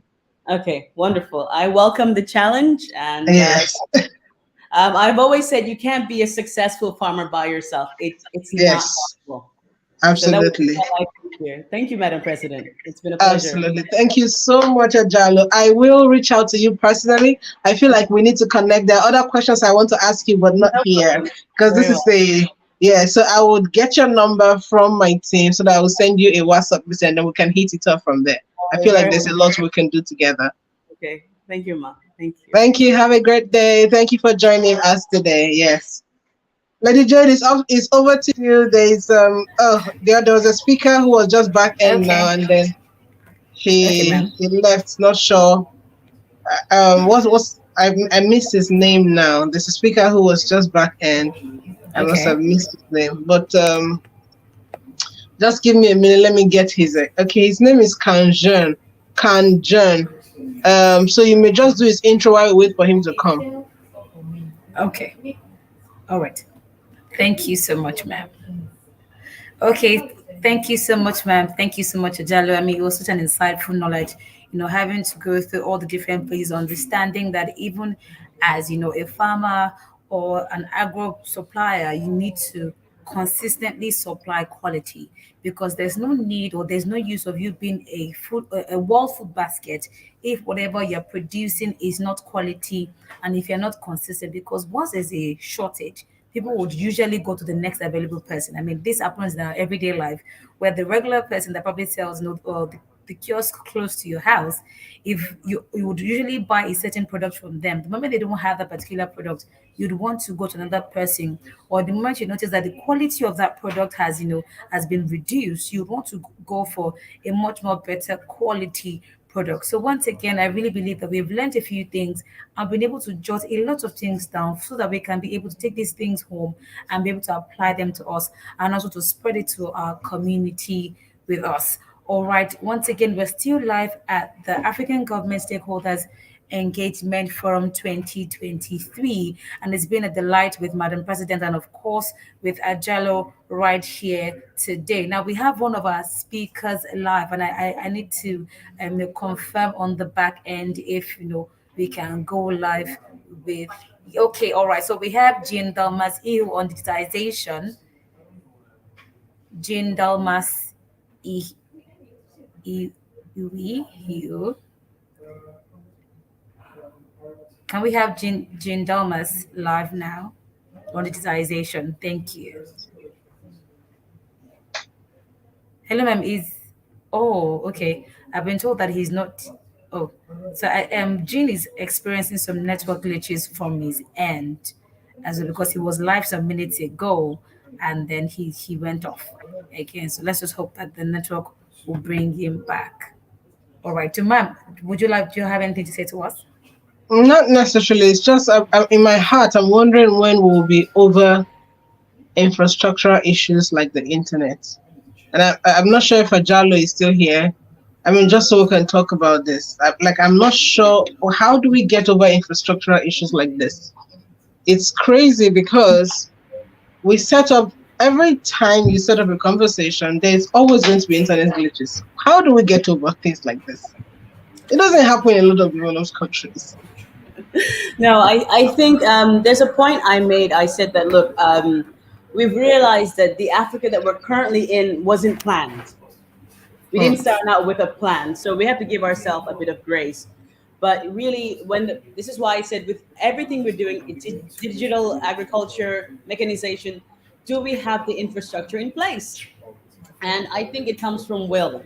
It really comes from there has to be a political will and a wholehearted investment to say, look, we're doing it. But I think it takes time. I see that work is coming on, but I think when it comes to the will to say, look, this needs to be done, to say that we have a tangible time frame for leaders that said, look, by the end of these 2 years, I expect this entire country to be connected. And I think that also dealing with our international partners, whether it's the World Bank, the IFC financing, and they do finance this project, we need more financing for this. I think before we talk about other issues, it's really important to set this infrastructure up and to go directly into fiber optics. So So when I good. so when I said that, look, we're doing our level up at this time, and it's a good thing because we have a chance to already learn from others. We're already in the updated version. We can directly implement the updated version. There's no need to set up the old wiring. We can go directly to fiber optics. So I think what I see now is that this idea that, look, let's give ourselves or have the ambition of self to say, let's have the best now. Why should we wait to crawl and then have the movement say, okay, Yeah. fiber optic is the way to go? Let's just make sure that within every month, is there a target for how many kilometers of fiber optics are laid? That's it. So when this not only, and I think what I loved about the point you made was that you connected healthcare and agriculture. And this is something that people always forget because, when I don't normally look like this when I'm doing my field work, but when I'm with my colleagues and I'm out there, I remember the most heartening thing I saw was that, we were writing names, registering members for Grow Her. And someone I considered, I thought, I don't know how old she was at the time, but as we took her name and her birthday, I realized that she was a 24-year-old girl. And I was shocked because she didn't look 24. She looked way older than that, completely beaten down, completely. And she was trying to feed a baby. And I just broke down because I said, she's farming, she's gardening, she's working, but she is not well fed. She's not well nourished. Now, can you imagine what is this infant getting from their mother? Are there nutrients truly in that breast milk? She's barely making it. So for me, this is like the disheartening thing when we talk about infrastructure and healthcare, even telemedicine. So saying that is the political will, all right, every 2 months, I want to make sure the Ministry of Technology and so, you have XYZ kilometers done. So this is where the will comes into play. And I think that really for the private sector to understand that it's in their best interest to also push for this. Again, government can't do everything. It's not supposed to. It's basically supposed to have the keys, open the doors and say, go ahead. But it's really important for the private sector to understand that for their growth, it's in their best interest that infrastructure in Africa is properly established. It is one and the same as you find in the West. There's absolutely no difference. Because when it comes to implementing their businesses here, they also suffer from the same thing. When they start in year one, they realize everything's going well, but before year two, electricity is too expensive. What happened? You can't run some manufacturing services on solar only. You need a mixture. So I think really I'm going to task this on the private sector side because usually through their experience and how they work with accountability, it's really to say, look, for the governments to say, guys, we need this to happen in order for us to invest, in order for us to finance, in order for us to support. And that's all I can say about it. Thank you so much, Ajalo. Please stay on the call so that they can add other panelists and then we can continue the conversation. Okay, very well. Lady Jade, go ahead. There's Ntale and Jean at the back end. Please introduce them so that they can join the panel conversation and then you can go ahead with your moderation. Okay, ma'am. Thank you so much. Thank you, Jalo, for being so helpful. I mean, it's just really delightful hearing you speak and just, provide amazing solutions. And, your story has been really, really rich and beautiful to listen to. All right. So can we have Jane now on the call? Because it would be lovely No, to hear please from you. add Ntale Matse. Utale, John's okay. network again has Oh, my goodness. Hi, Ntale Matse. Ntale, you're live. Hi, everyone. It's Hi, you have a Tlale. lovely smile. What did you Thank say? you. Tlale Matseke. Okay, nice to have you on the Awesome. call. So over to you. Thank you. We're expecting you, and we have waited this long. And of course, we want to hear your side on digitization in terms of agriculture in Africa, having to feed Africans and of course feed the world. Over to you. Thank you. Fantastic, fantastic. Good day, everyone. And what a pleasure it is to join this really important conversation. When I got the briefing notes regarding my contribution today, it had to do with the fact that we've got to look at how we can boost, production internally when we're talking about our continent, and find a way for us to reduce our import bill. And one of the things that really comes to mind is just the fact that if you don't boost your productivity, you can't supply.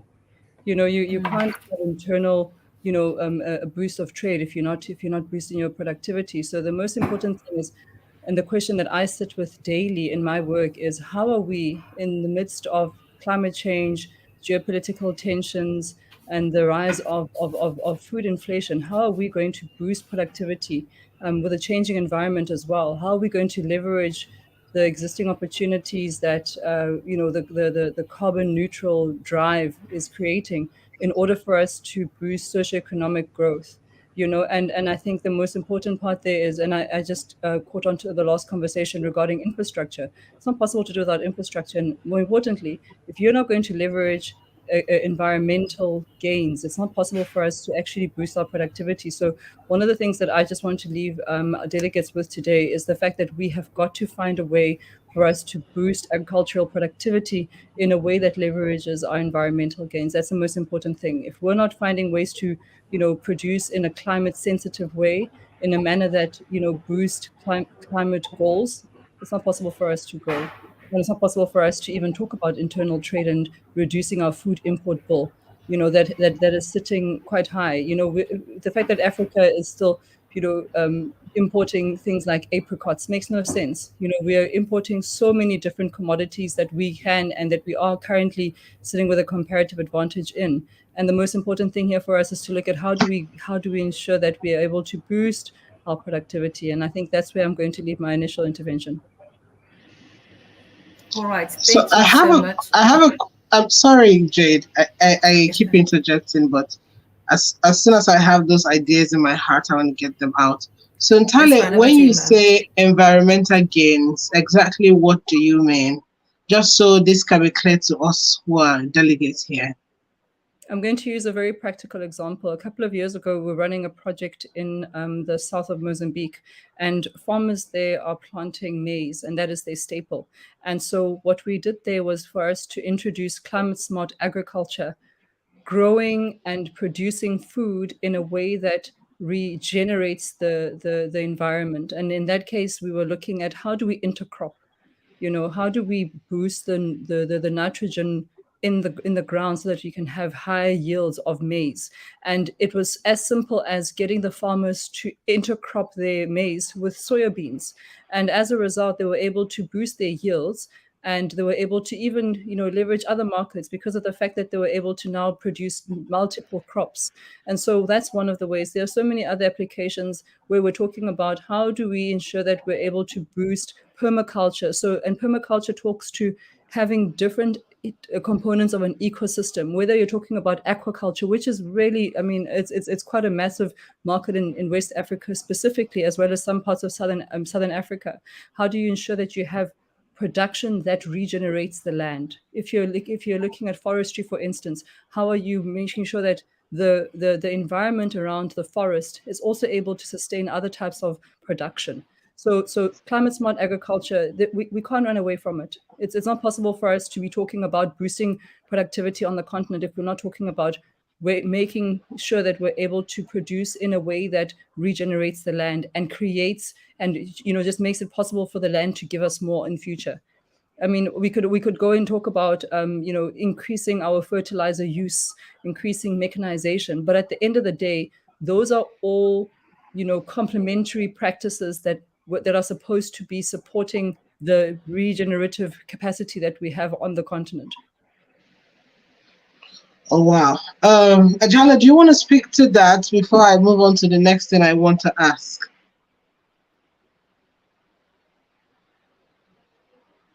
You're Jalo, your mic is muted. muted. Ntale, Okay.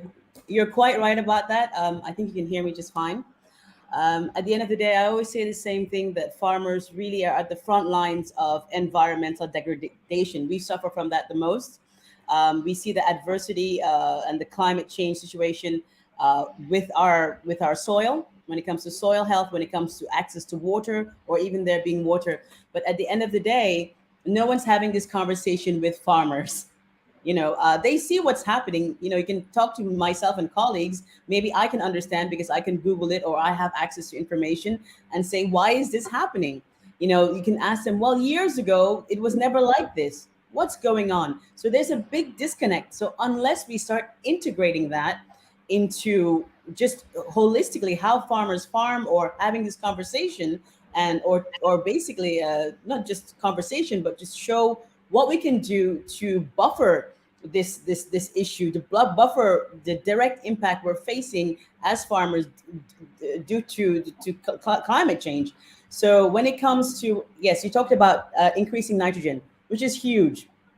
And I think the other thing that I remember telling colleagues and sharing with our members was that, again, you can introduce increased nitrogen by putting in moringa trees. Moringa was everywhere, but we talk about moringa and its power of well-being, but the fact that moringa also increases nitrogen into the soil. So again, there's tons of information, but for me, I'm always speaking from the perspective of farmers. There's this disconnect where, wow, if only they had access to this information in a way that it makes sense to me. When you so I think this is really that there's this disconnect. We have this conversation here when we should also have it at a level with those that are at the front lines. I keep saying they're the front lines of malnutrition, they're the front lines of climate degradation, so really. And also when it comes to saying how to implement this change, how to implement tactics that to buffer what we're going through, it's going to come from that side. But really using our environment, or working with our environment. When we come talk about technological advancements, are we using machines that are friendly to our environment? Can they be sustainable here? So these are some of the things that I'm always discussing. I'm like, this is a wonderful tool, but it's not going to make sense where we are long term in our physical environment. So thank you for that. Thank you. Thank you so much, Tale. Thank you so much, Ajalo. The next question I wanted to ask, because this is a stakeholders engagement forum, and the idea is to identify problems and proffer possible solutions so that we can hand that to people. The next question I want to ask is, you both have mentioned one of the things that affects our yields the most, and that's consistent depletion of the soil. Do we have any platform or any resource that has a list of crops that can be paired together for ease of access to farmers? Because this conversation is here. We need to cascade it here. So do we have any list, any resource, any platform, any academy that has a potential exhaustive list across the continent? And by across the continent, I mean that majority of the crops you eat in South Africa, in Senegal, are not far-fetched from what I eat in Nigeria. So even if we don't have 100% similarities, we don't have too many percentage differentiation. So do we have any platform that has those lists, potential paired crops together, that can not just increase yield, but boost the nutrients in the soil? Tali, you first. I think that you're asking such a pertinent question, and I think this is one of the reasons why it's so important for farmers to take advantage of organization. And by that I mean joining associations where this has already been done. I'm talking from a South African perspective in this case, but I've had the pleasure of working for a regional farmers organization where we were working with 12 countries and farmers organizations at a national level. Every one of our countries has a national farmers organization that represents the interests of farmers. And it's important for farmers to find their ways to join these organizations, because they would collectively be finding ways to represent farmers, but also to support the bargaining power of farmers, to boost their capacity in terms of negotiation skills, in terms of training, in terms of accessing finance and the like. And so that's one of the ways in which farmers can gain that access to information. And as my colleague is saying, it's important for us to find ways for that information to cascade down to the farmers. But having this forum today is only the first step in doing that. How do we ensure that the farmers are of the or understand that there are these platforms where they can gain this information that give them access to all of these opportunities that we're discussing today? Luckily, we live in a time where digitalization is making it possible for us to bridge that information asymmetry. But at the end of the day, farmers organizations, we really can't get away from it. Just last week, I was in Dar es Salaam for the Food System Summit, and the farmers organizations are there, and we're talking about pertinent issues, topical issues regarding how do we ensure that we bridge the divide where we're talking about different ways of reaching farmers, different ways of reaching young people to access the sector. How do we ensure that digitalization is not leaving farmers behind while they're farming? How do we support them in their endeavors? So I think I'll hand over to my colleague now.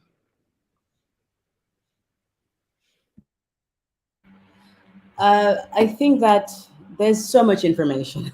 There's already so much information. There's studies upon studies, and most of it is free. If you're lucky enough or able to, manage your way through. But like I said earlier, for the majority of my colleagues, they're in areas where internet penetration doesn't exist, or it's very costly for them to have these downloads, or some of the information, it might be in English, might be in French, might be in another language that they don't necessarily speak or can, or it's being presented in a way that they cannot take it in. I think for me, this is some of the things maybe I'm able to, read it and pick it up at a certain level because I've been lucky enough to have a kind of education and exposure. But some of it is time consuming. But again, there's tons of information. I think governments have tried. There are other things, but is it centralized? Is it intuitive? Is it in an intuitive manner at the end of the day? Because I think, again, it's the same riff we're talking about. Those that have the solution to the problems are the farmers themselves. Now, how do we get them to, as I said before, the farmer being able to go to the Ministry of Agriculture physically is already a task, because transportation is expensive, or they don't have time to leave their farm, or all these other things. These are luxuries for farmers at the end of the day. Going online, if I have there are tools that I can use because that's a luxury for the majority of farmers, and these have to become staples. So this is really about how do we get this connection where it's smooth and it makes sense from the farmer side to those that are implementing the policies, those that have the financing and the resources. Because I think there's an oversaturation. The information is there, but it's not coming to the people that need it the most. Thank you very much. Thank you very much. Okay, so the next question I'm going to ask Ntale is, can you tell us 5 or just 4 easy steps a farmer who is listening to this can increase their ability or their potential to export food? 4 easy steps. Okay. First and foremost, farmers need to find ways to increase their productivity. You can't export if you're not producing above, surplus. There's no way. So the first thing is, how do you ensure that you're able to boost your productivity? If you're farming a crop which requires mechanization, then obviously that's a different situation. We have to look at how do we access machinery? How do you access implements?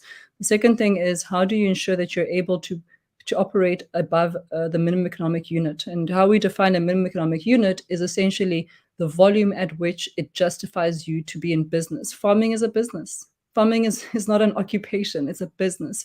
And the difficulty on the continent that we're faced with is that our farmers are operating in informal manners. And so the key thing is, how do you access value chains? That's the second thing. So once you're able to produce reliably, and you're able to increase your productivity, you're now able to start looking at markets.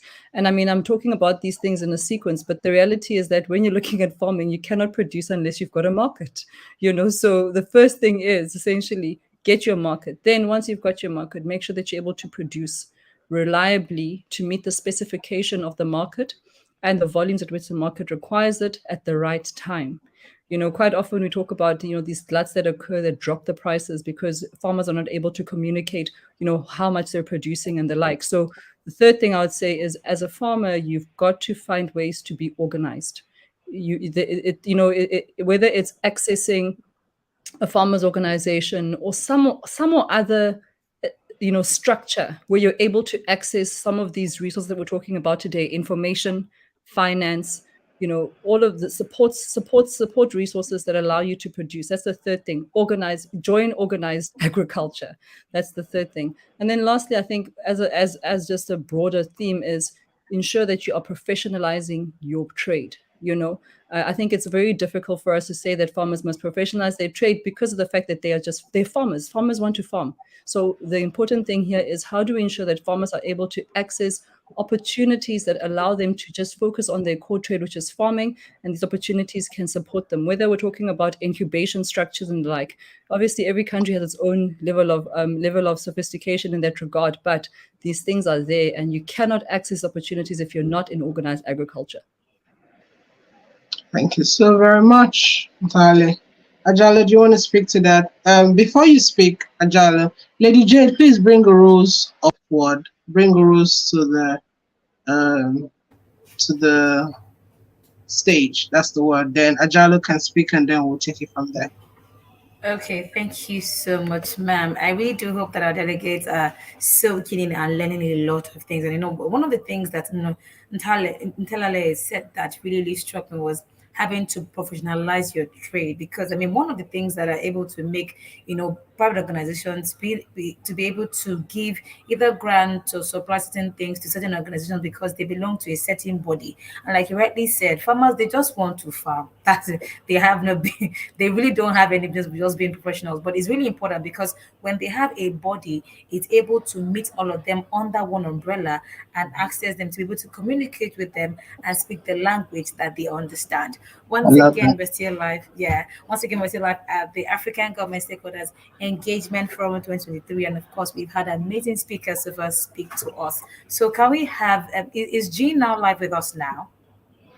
No, Rose Chimi is on. Rose is live. She's under food processing, so you could Okay, so just move bring her quickly. up. Rose, So, yes. so just move quickly to food processing, right?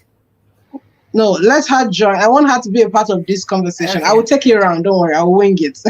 No, not a problem. Okay, so can we have Rose Chimilila on the call, please? Hi, Rose Chimilila. How you doing today? Good to have you on the call, and of course, you're welcome to African Government Stakeholders Engagement Forum. I'm sure that you've heard, Njalo and Tilale have amazing conversations so far. So your mic is muted. It would be nice to mute your mic so I can hear your lovely voice and, of course, see your beautiful face as well. Hi, Rose. We're waiting for you. We have longed to see your face and hear your lovely voice. So we're literally waiting for you to say something to us. Maybe the network. It was just While something we're we waiting just. for her, I think Ajalo Okay. can go ahead with her own part of Okay. the conversation. Thank you, Ajalo. I think, as my colleague said, it's very true that farmers need to professionalize their business. I think the basis of the company I created was that creating professionals in agriculture as a career. And this really, we talked about subsistence agriculture and agrobusiness. And the story of agriculture, or the majority of people that are doing in agriculture, if you ask them, how did you start or how did you find your way? You said, well, my parents are doing it or my mother does it. I help them after school, or if I'm even lucky to go to school or they don't go to school, it's something they just do. It's what's being done, they just do. So it was never a choice where someone says, you know what, I'm making a choice. I'd like to be a lawyer. I would like to be a translator. I would like to do any other thing, where you start to make conscientious choices in your study. We don't talk about science. We don't talk about mathematics. These are all integral staples of agriculture, and agriculture as a business, already the mentality. So the question is, are you forming farmers? Are we forming business-minded agricultural employees, or people that this is a career? That's number one. But nevertheless, you have the people that are already there. How do you get them to basic change their mentality, or just accept and embrace the business side of it? And what you find is that linking it to profitability, to understanding, what's the cost of their inputs. Um, Really, farmers consume and buy inputs, but if you ask them, really, what's the cost of your inputs versus now what your price point should be, what are the commodities prices in the market, they wouldn't know what to tell you. So there's a limitation of information. But I also find that when it comes to financing, you have banks that would love to work with farmers, but for whatever reason they can meet in the middle, because there's some formalization that's necessary for banks. I need you to have a business plan. When you come to the farmer and say, okay, well, we need a business plan, it's just understanding, well, I'm farming, I'm growing stuff, I'm selling. What do you understand? Why do I need another business plan? But there's an intricacy of saying that this is a business plan. I've been doing it for so and so. Really, to understand that, look, this is a bank. They don't deal well with certain kinds of risk. Banks normally are used to short term risk. Agriculture is a long term game, but long Mm. term game. But how do we meet in the middle? And I think really it is also up to the farmers to be like, you can't be scared of papers and documents and filling out forms and being risk averse to say, guess what? In order to get to the next level, there needs to be some assumption of financing, of responsibility, fiscal responsibility, and I think that the other part of that, we need insurance. So because I think majority of the businesses, there's always a buffer and insurance, but for agriculture, that's missing. The policy is there, but putting it into place. And we do need banks and financing organizations and operations to be risk averse about agriculture. They need to be open about agriculture at this point in time. So farmers need to be professional. You need a business plan. You need to understand. But the first thing is to explain to the farmer why. How does it make sense for me? And I think really this is what I've seen in with my own colleagues in my own regions in Gambia and in Senegal, really explaining to the farmers that this is why it makes sense for you. And then you have the aha moment, like, oh, okay, because I can plan financially, I can now make future decisions. I can invest. But lastly, there's something that we're not talking about when we talk about professionalism and even going to banks. It's ownership. I can't be future minded if I don't own something, future minded about my investment. A lot of projects that we've done with the World Bank and other things, the dev impact is always so important. There's a development impact of 300 women in some region in Gambia. We had this development impact. FAO invested millions in a garden in a farm. And then some years later, when you come back, what do you see? Has that continued? Has that been sustained? No. If you want to quantify the amount of money that's been spent, it's unbelievable. Why? Because at the end of the day, how many of those people that were part of that project actually have ownership? The majority of those women don't own the land. They were maybe allotted the land by the chieftain, by the village, or whatever it is, that area. And most of the time, it's not the best land, but they worked it for decades. And now Africa also we have another issue, which is housing. It's a very real thing, and it's necessary. We need housing. Now, what's happening is that what is supposed to be agricultural land is going to go towards housing. Now, if I'm working this land, I don't own it. Do you really believe that I'm willing to take the steps necessary and bend, basically break my back for investment, or even take on risks when I know I don't own it? So it's very important to understand, how do we collateralize when it comes to agriculture? It should no longer be that at the bank, bring me a piece of paper for the land. We really have to be flexible these days, because that's a reality when we talk about financing for agriculture, about ownership. But if people do own something, they take care of it, they plan for it, they'll invest in it. So, and guess what? I think this is the catalyst, or that when you say farmers don't move towards the information, they're not voicing up, they're not the organizations, they're part of it, they sign their name, they're members, but do they show up? Are they willing to pay dues? So what's really happening there? But if they're well motivated, meaning that they say, look, this is going to something I own, I'm building it, there's no chance of me losing it.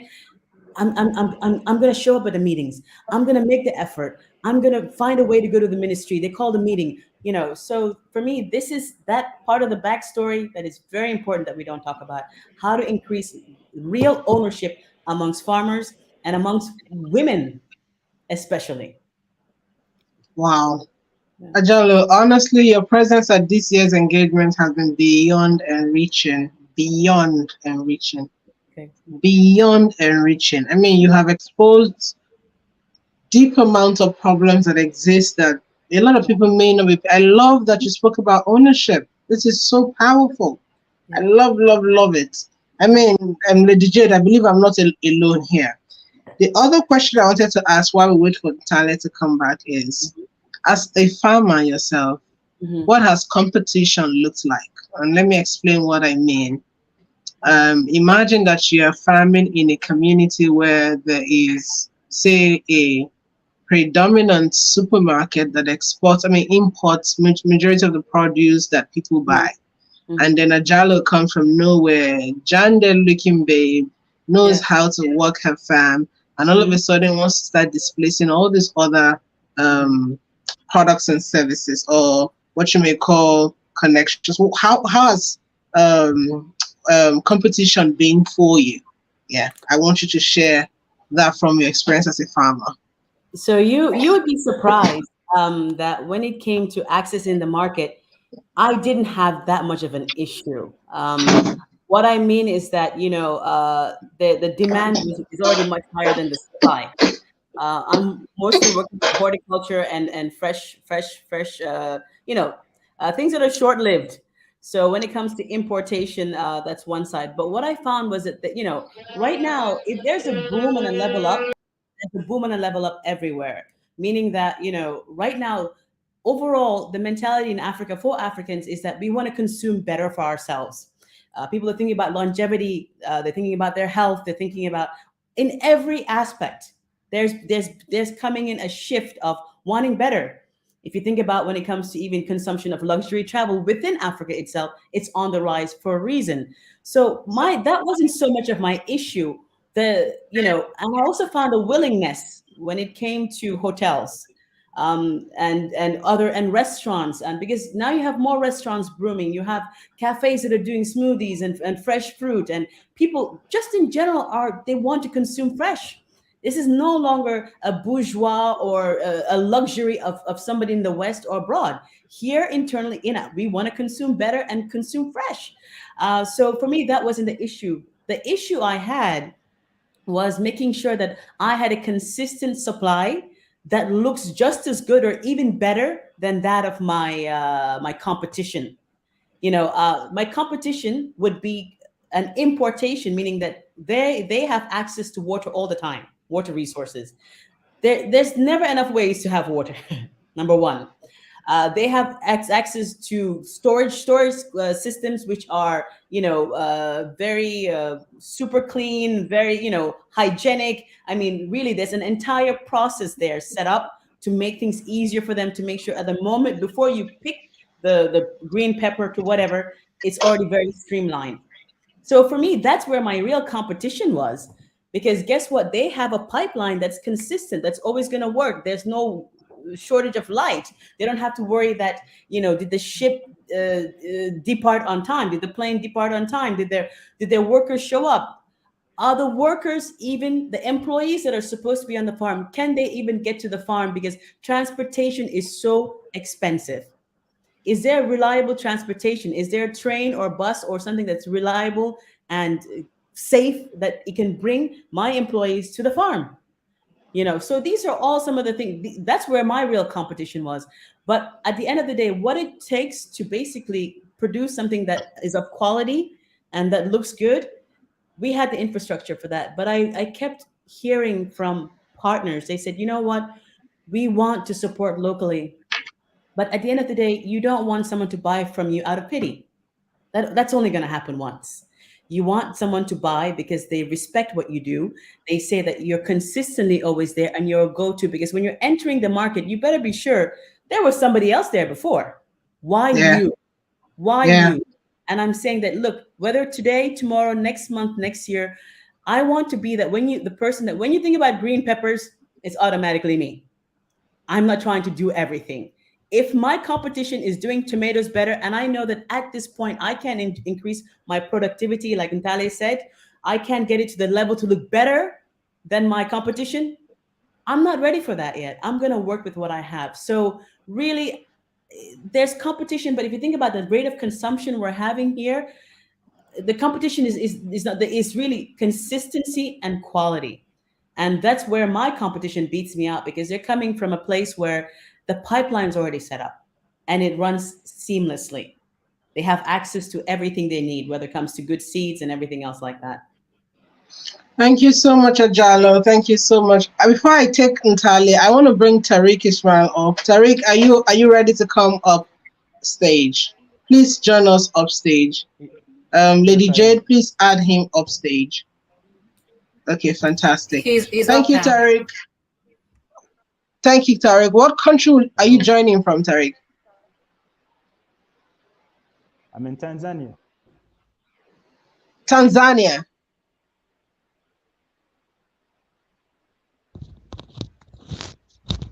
Hello. I'm not sure I heard you very loud and clear. Did you say Tanzania?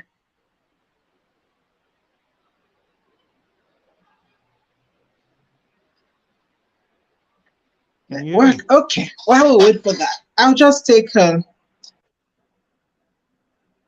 Ntale's question. Ntale, could you share with us some bureaucracies that you have observed with exporting, at least from your local country, and then speak about other countries that you have done any kind of project whatsoever? Because it's easy to say we want to cut off imports, but there are real bottlenecks. Do you want to share what those bottlenecks are and what you think local entrepreneurs can begin to do about those bottlenecks? Be it partnerships, whatever you suggest, we want to listen. Tariq, please let me know if you can hear us loud and clear. Go ahead, Ntali.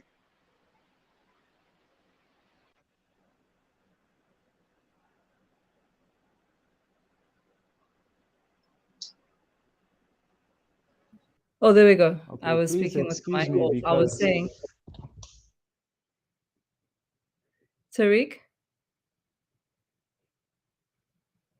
are you audible? Lady Jade, I don't know if you can hear Tariq, but I can't hear him.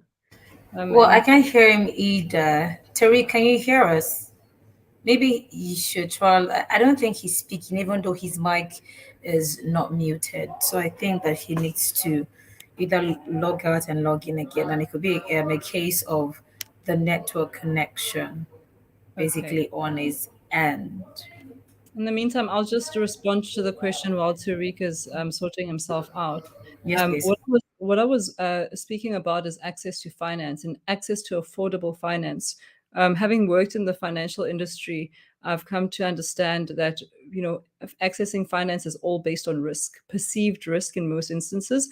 But the important thing is that the risk, contributes to the price at which the finance is being deployed.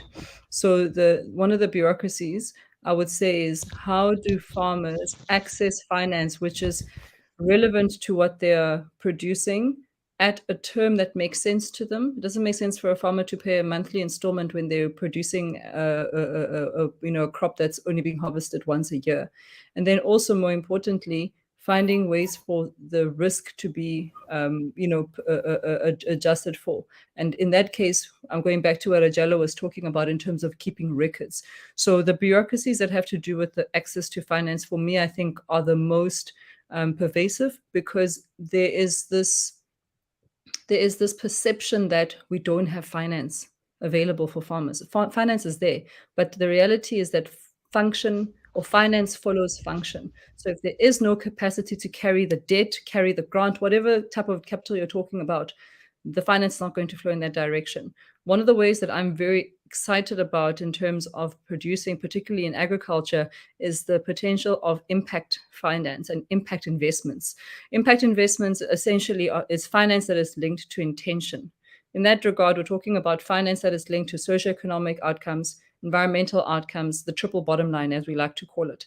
And it's always so interesting to hear this, but what you're hearing from these impact investors, and impact investors could be your angel investors, it could be the family offices. We're talking about wealthy individuals, wealthy families that are looking to make their fortunes impactful. All of those different stakeholders, NGOs, the like, are looking for projects, and they keep saying that they can't find projects that have the capacity to carry the finance that they're trying to deploy into. And that's all about impact measures. How do you define your impact measures? What are impact measures in the first place? How do you tell a farmer what are your impact measures? You know what I mean? And the reality is that it goes back to what Ejalo was saying. How are you recording what you're producing? If you're saying that I produce 4 tons of ground nuts in a season, that's the first, let's call a line of defense. The second one is how much of the production that you Okay, is it just me or Tilale's network is taking her off, or she looks frozen? utilize in order for you to Okay. contribute to disposable income. And all of these are different types of impact measures. And I think going back to the question about how do we target these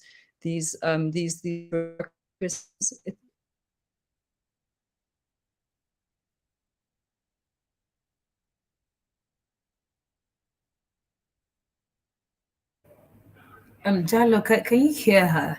I want to be sure it's not just me. Okay, you're muted, Jalo. Yes, I can't hear her. I think she's maybe it's the network. Network.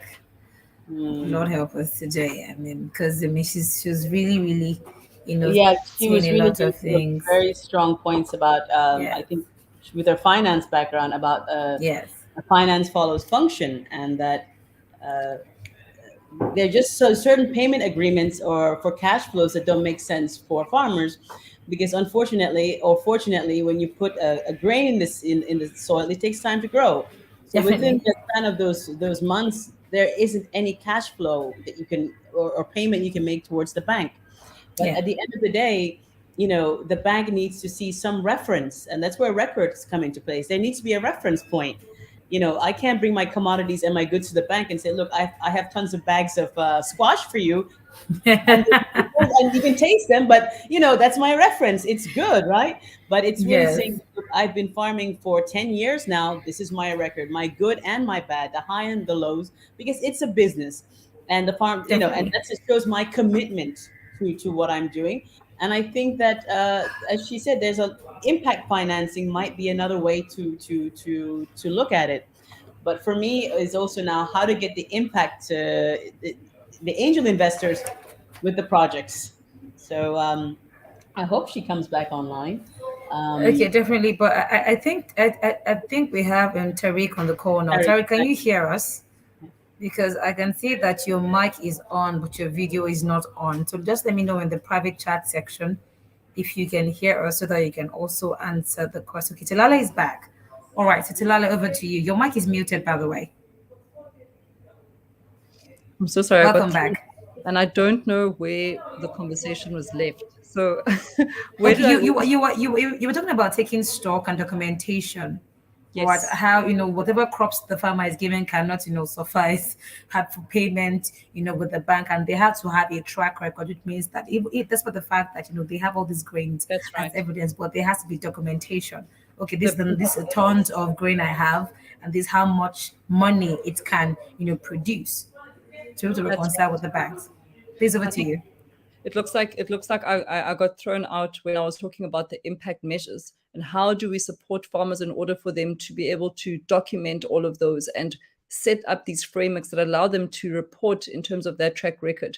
It's not sufficient to say that you're just producing 4 tons of ground nuts. I think that's the example that I was utilizing. But how much of your yield is actually being marketed? How much of it is being sold for a profit? Not at subsistence level. How much of it is actually then generating an income that you can now put your children into school? The most important thing for farmers is to educate their children.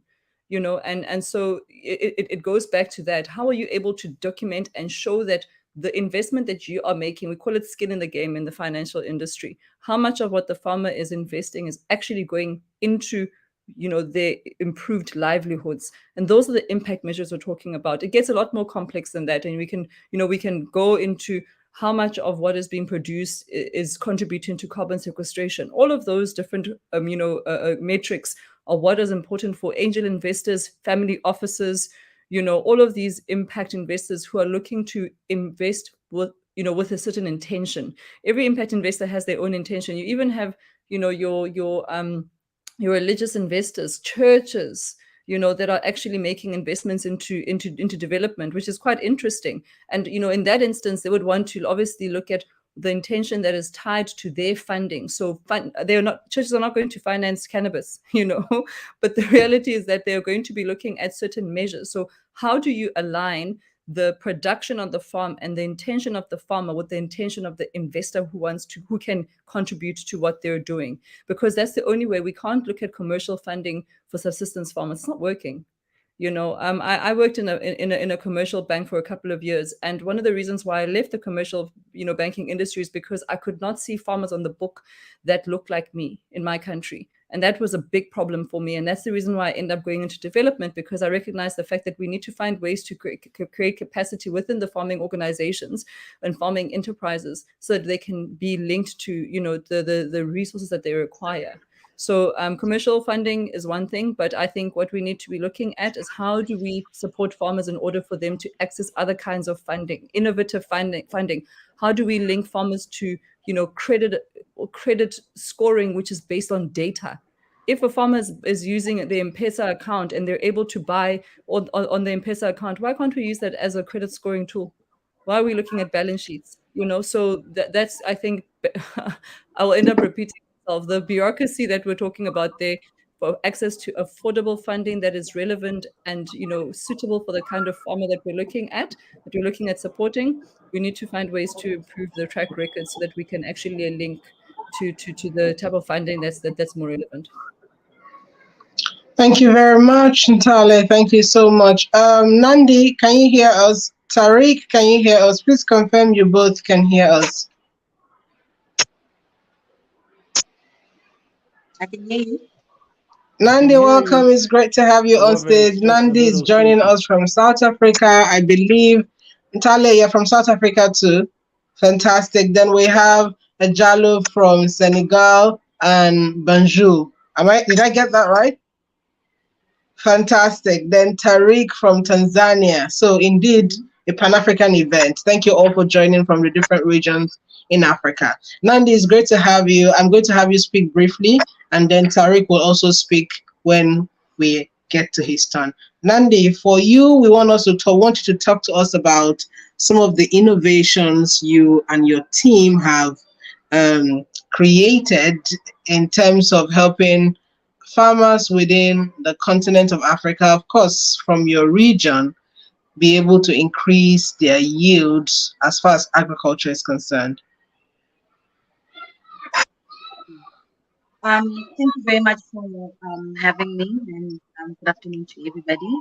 I'll first start by addressing your question, and then I just want to commend Charlie on some of the points that she put forward, because as a farmer, I attest to everything that she said. But just to answer your question, so I'm an organic farmer, so I'm very intentional about the farming practices that I employ, as well as the training that we give to other farmers. So first and foremost, what we do is, as a team, before we conduct any training, we do a needs analysis, and we do to actually see where the farmers are in terms of their production, where's the location, what sort of are they dealing with. Then we're able to then customize and the training. Nandi, sorry, is it just me? I can hardly hear her. Can everybody else hear her? Yes, her volume is pretty low. Okay, so that means it's me. Go ahead, Nandi. I'll figure mine out. Okay, can everybody hear me now? It's better now. It's better now. Okay. All right. So post-COVID, we've relied a lot on e-commerce. and digitization as well as digital tools to be able to transfer the knowledge and the impact that we want to see for the farmers. So apart from the technical side that we do, when you go with the farmers, what are the key issues that they're doing? We'll also do a market, see whether or not there is actually to provide for the produce or the commodities that they're seeking to bring to the market before we even start engaging. Because what we found is that, farmers will use data that they've either found from other farmers or, that's not really reliable, that speaks to what's actually happening on the ground. And they put seed to soil for something where there's no market for. Is there a problem? Can you hear me? Yes, please go on. Should I continue? Landy, please go on. Oh, okay, yes. So those are the first things that we do before we start engaging with farmers.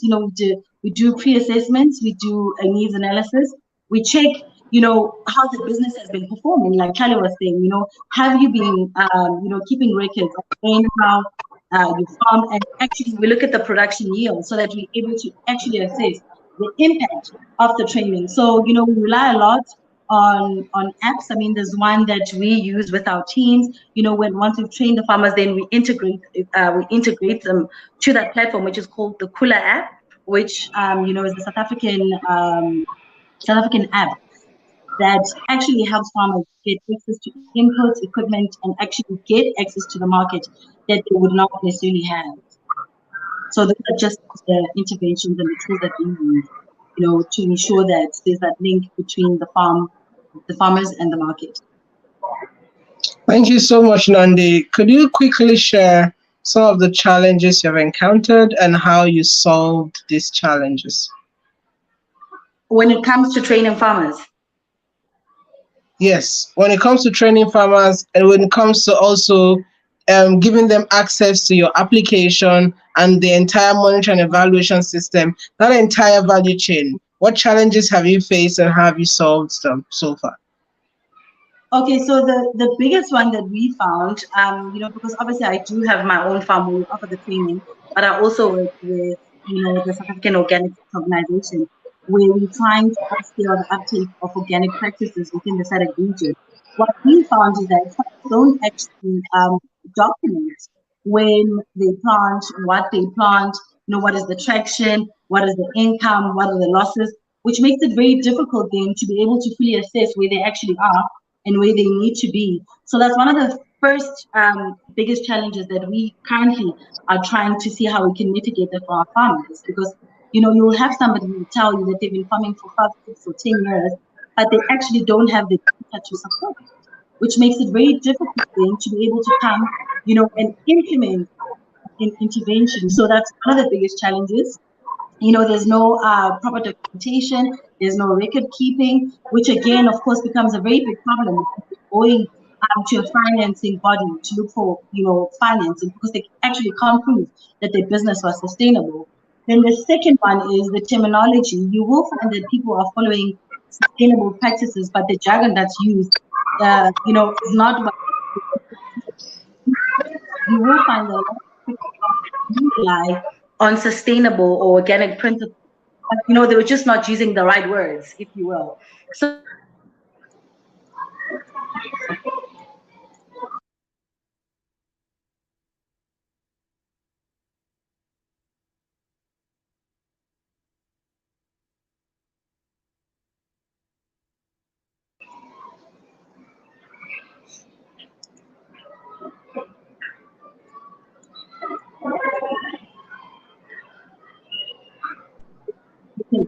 the level of communication that can happen. Then thirdly, we find that farmers are not really, using technology and the innovation that is out there that can help them be more effective production. So there's that gap between, the understanding of which technology actually works for, your locality. So those are the top 3 biggest issues that we're finding. And of course, the fourth one, financing, which I intentionally did not put as the first one. But, like Charlie was saying,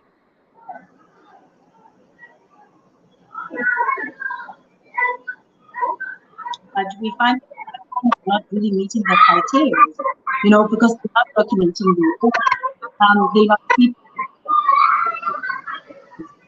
It's not exactly what Anita would be looking for. So those are the top 4 challenges that we are currently finding on the ground when we are seeking to develop pharmaceutical skills transfer. Thank you very much, Nandi. Thank you very much. Tariq, can you hear me clearly? Mr. Tariq, can you hear me? Yes, I can hear you clearly. I can hear you. Hello? Yes, I can hear you, but I can't see you yet.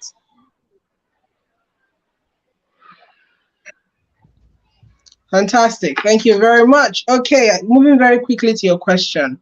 I want you to speak about water scarcity. I know that is one of the issues farmers face across the different countries in the continent. What would you suggest are ways to mitigate this problem? What do we do as a people, considering the importance of water to every and any kind of enterprise? So one of the things that I think that can be done to mitigate the issue of water scarcity is large-scale hydrogeological surveys done throughout each and every country. Because what I have found, for example, in one of the regions that I'm farming at in Tanzania, it doesn't receive a lot of rainfall and you don't see a lot of water above ground. Is it However, just me? I if can you hardly hear him. do the Can you all hear hydrogeological him? survey,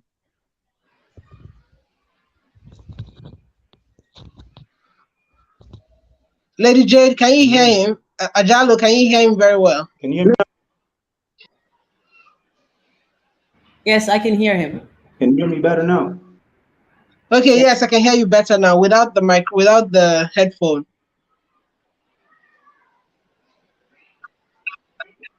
Okay.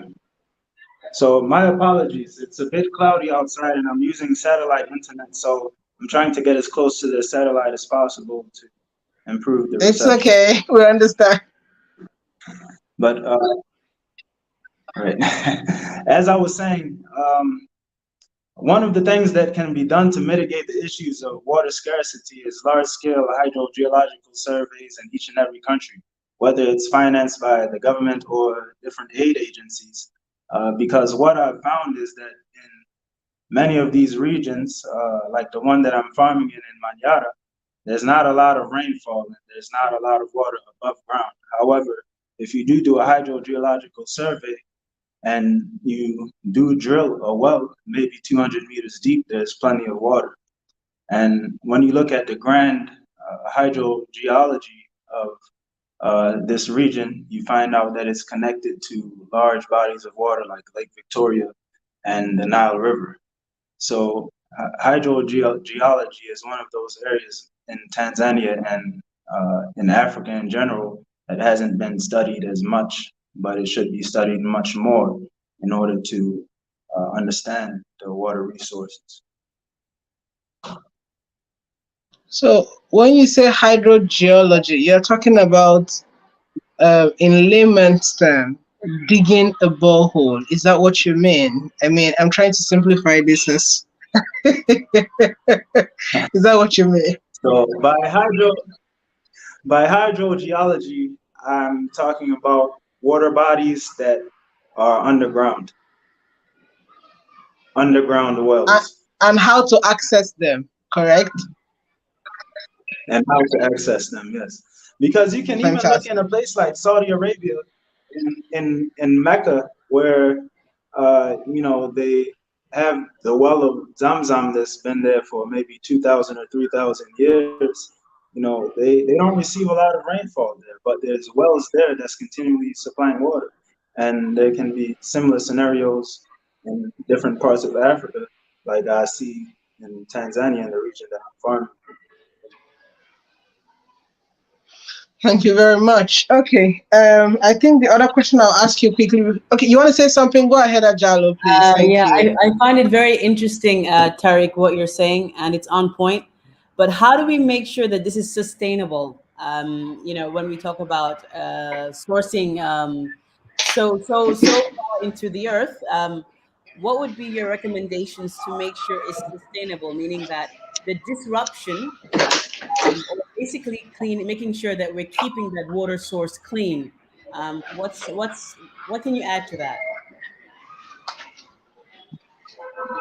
I would say to make sure that the people who are using the water are using the proper amount of fertilizers that they need to use for the crop, for example, so there's no eutrophication, or in other words, nitrogen runoff into those water sources that can pollute the water sources. And also looking at different environmental controls such as waste management so that there's no biological harm or biological contamination running into the water source.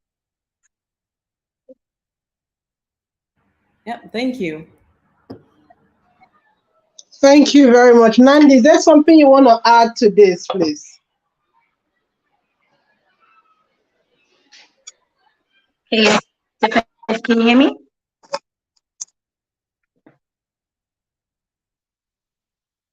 Jello, can you hear me? Yes, I can hear you. Okay, yes.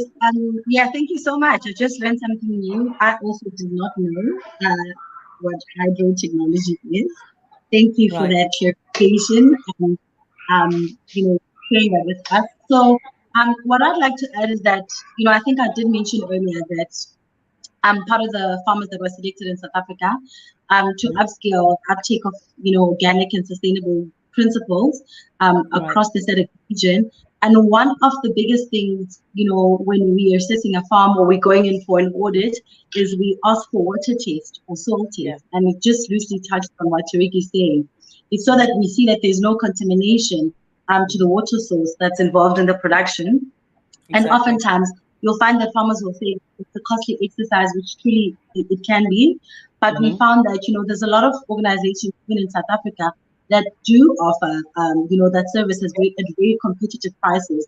But it actually does help a farmer, give you actually, it gives you direction as to what you can actually plant within that area. What are the levels of the pH in your water, and you can be able to plant according to that, and also being cognizant of your market. So water is quite a key issue. I mean, we do know, and there has been some regions that have experienced drought.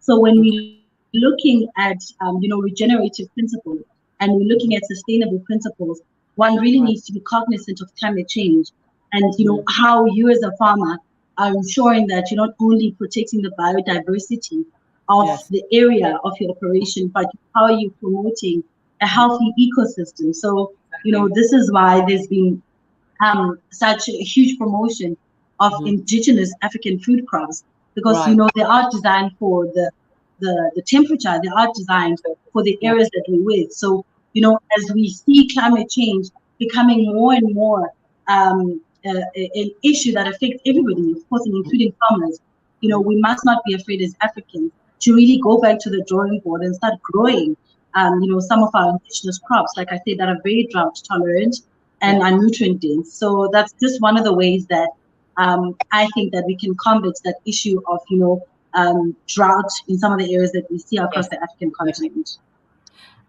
Nandi, I'm glad you mentioned that. I think earlier when I was speaking with Madam President, I talked about, when we talk about export, I'm not really interested, I always say, in growing blueberries. I'd rather be growing things that I have a comparative advantage in naturally, and meaning it doesn't make sense to me.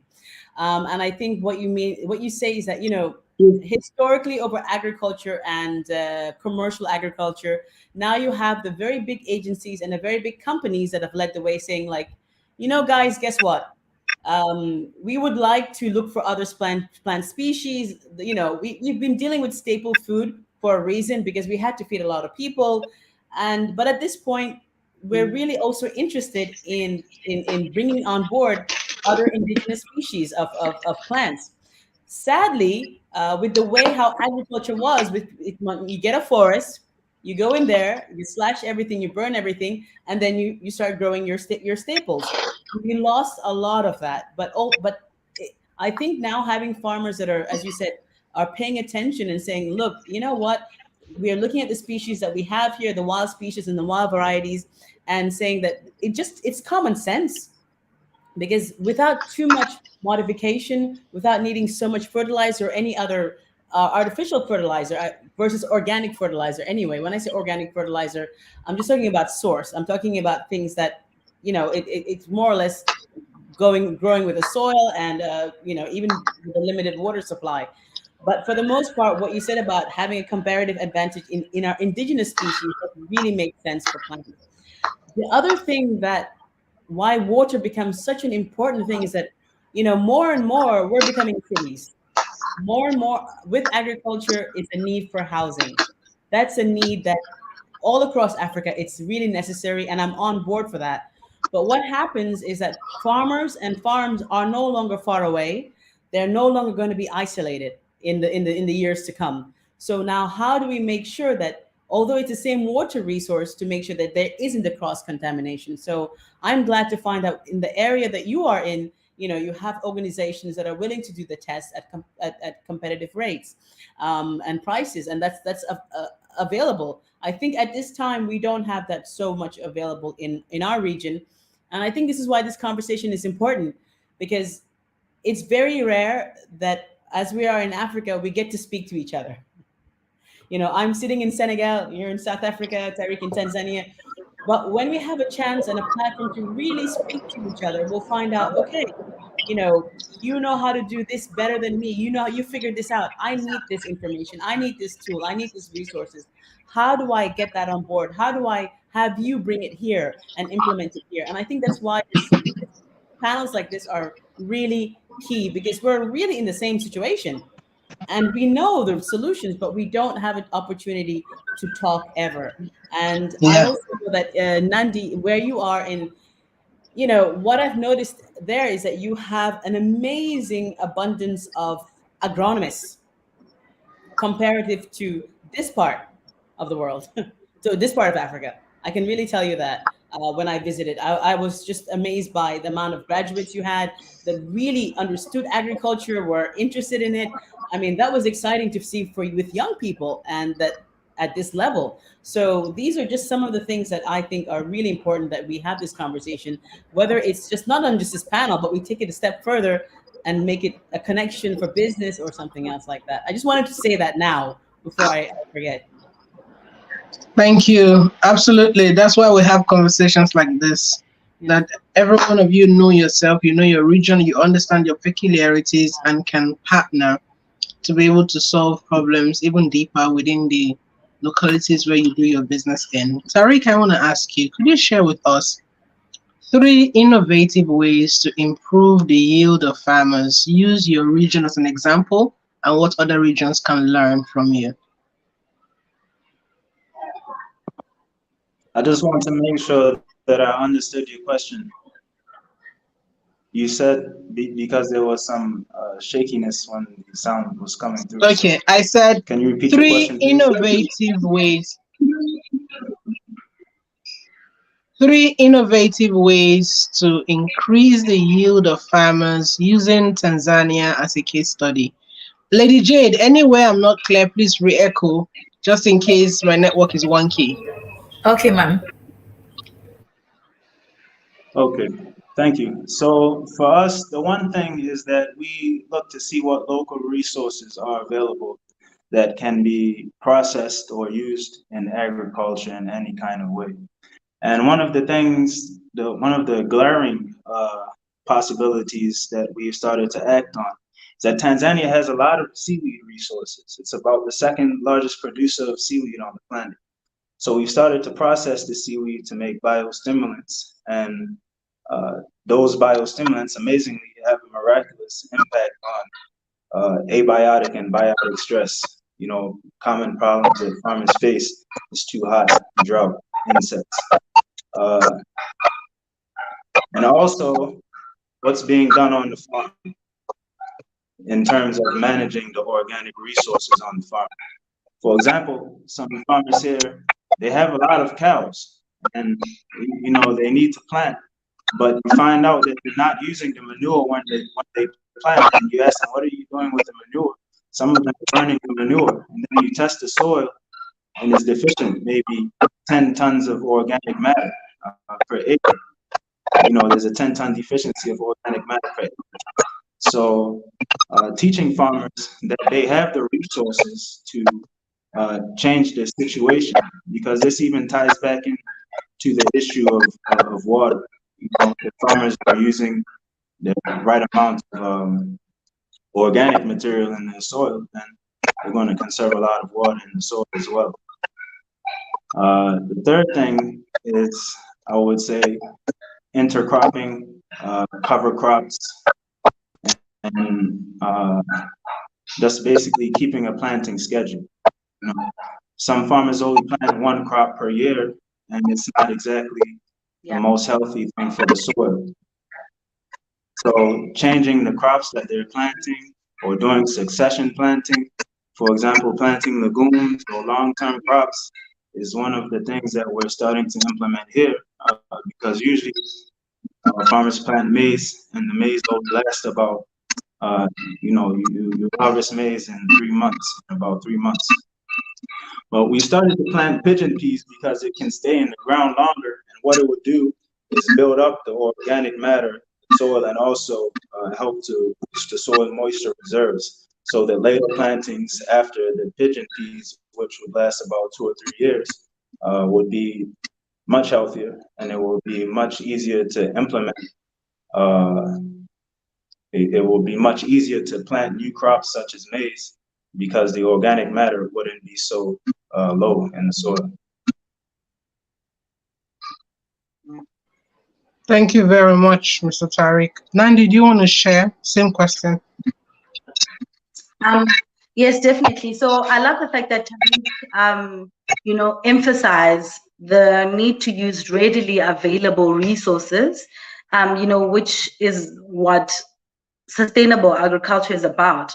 You know, it's farming in unison with nature and not using any foreign additives or inputs, you know, to try and amend the soil. So I love the fact that you used that example of animal manure. So we are actually also finding that on the ground, that you do have farmers that have a mixed production where, you know, they're doing livestock and doing crops as well, but they're not really utilizing the resource that they're getting from their animals. Or you find that those that are using it, for instance, if you've got chicken farmers, they will take the actual chicken manure directly from the chicken coops and add it to the soil. But obviously when you do that, because it's very hot, then, you know, it starts to destroy the living organisms in the soil that you need, you know, that add to what Tariq was talking about, to that organic matter in the soil. So one of the key things that, you know, I'm really passionate about is teaching farmers to use what they readily have available for them. So, you know, Tariq spoke about crop diversity. So, you know, you can't really rely on monocropping. We've seen that, on monoculture rather. We've seen what it's done to our African soils, and that's just really relying on one crop and growing one crop, like we'll see on a large scale, only maize, where in fact you can actually intercrop it with some beans, you know, or legumes that can add nitrogen to your soil. You know, you can also intercrop with some sunflowers that can actually bring in those pollinators that we're starting to see die off. So these are very simple but very innovative and very effective tools that farmers can use. You know, Tariq touched a bit about cover crops, which is essentially, you know, adding a crop within what you're already growing to cover your ground, so that it helps you to minimize, you know, using water. So it helps you maintain your water levels, it helps you retain water rather in the soil, as opposed to you having to continuously having to water. And again, we did touch on earlier about, you know, water scarcity that we experience across the African continent. So using those strategies that are really not foreign to African farmers is very key. Secondly, you know, we do need to focus on precision farming. There are technologies, there are innovations that are out there that are very easy to use, that can give, you know, that precision and that efficiency that farmers need. So you know when and how to water. You know, you can predict the challenges and the diseases that you can have before they become an issue for you. But again, when you're farming in unison with nature, then you're able to, you know, plant things that can actually help you mitigate that. You know, there was an outbreak of aphids. Any farmer who's planted any brassicas, you know, things that are within the spinach family or cauliflower and things like that, will know aphids. So, there's simple things that you can do to be able to deal with that. For instance, you can intercrop with something that's very simple like marigold to, attract those predators, which are ladybugs that will obviously feast on the aphids. That's a simple way and simple innovation that has been implemented by African farmers. So we need to start, reincorporating that. And before I got cut off, Ajelo was speaking about the importance of going back to our indigenous seeds, which, because of obviously colonialism and, a lot of exploitation, especially on Africa, we've seen us move away from some of the use of our indigenous seeds. But that's something that I'm very passionate about. And that's what I focus on my business, where I do grow indigenous food crops. And there is a market for that. And sometimes it's very difficult to grow something that people don't know, which is why you have to go back and do a proper market analysis. And if you're looking to expand your production line or introduce something that's new, you need to test the market and find, actually, is there a need for what I'm growing? But, going back to our indigenous seeds can really help and mitigate some of the, if you will, lack of innovation that we're seeing. But apart from the take, there's really simple, easy to use methods that people can just start implementing where they are with what they have.